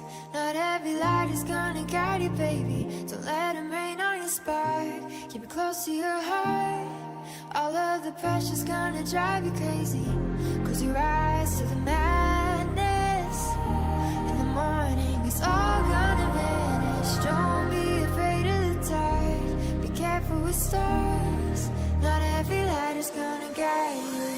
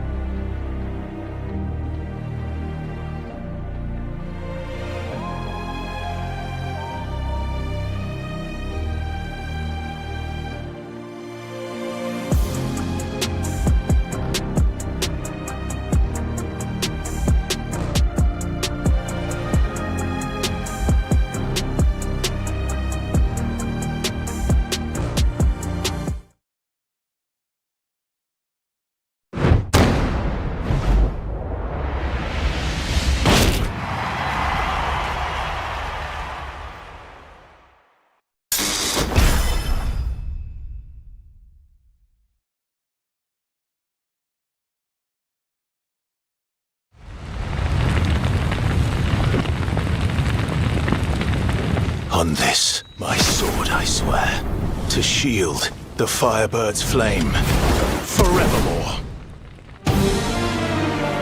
Get ready for the next battle! Tekken 8! New Challenger! Can't hit to leave him nuts. Any objections? Live Rustfeld!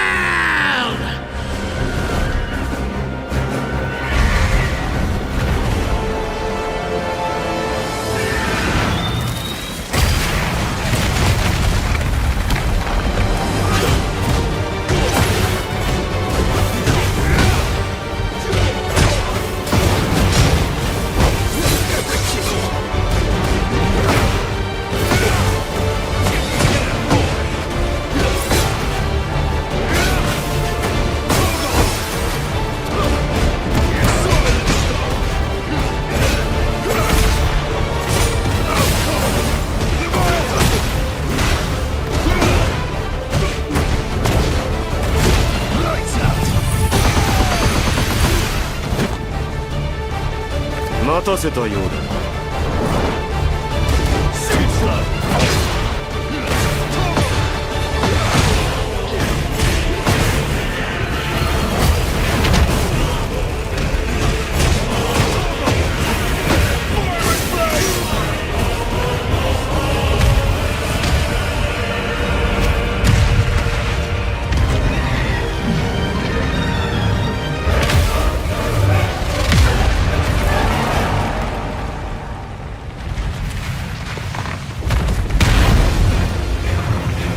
この力、食材のために。And I, for hope. This ends now. To me first. Let's stay down.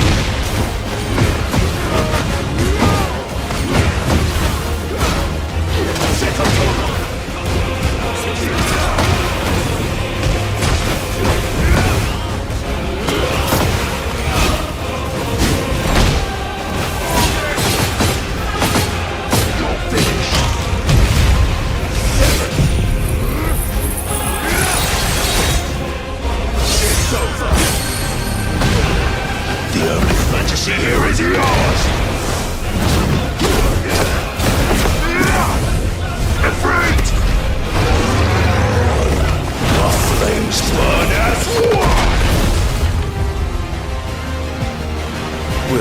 ourselves. And we'll do it on our own terms.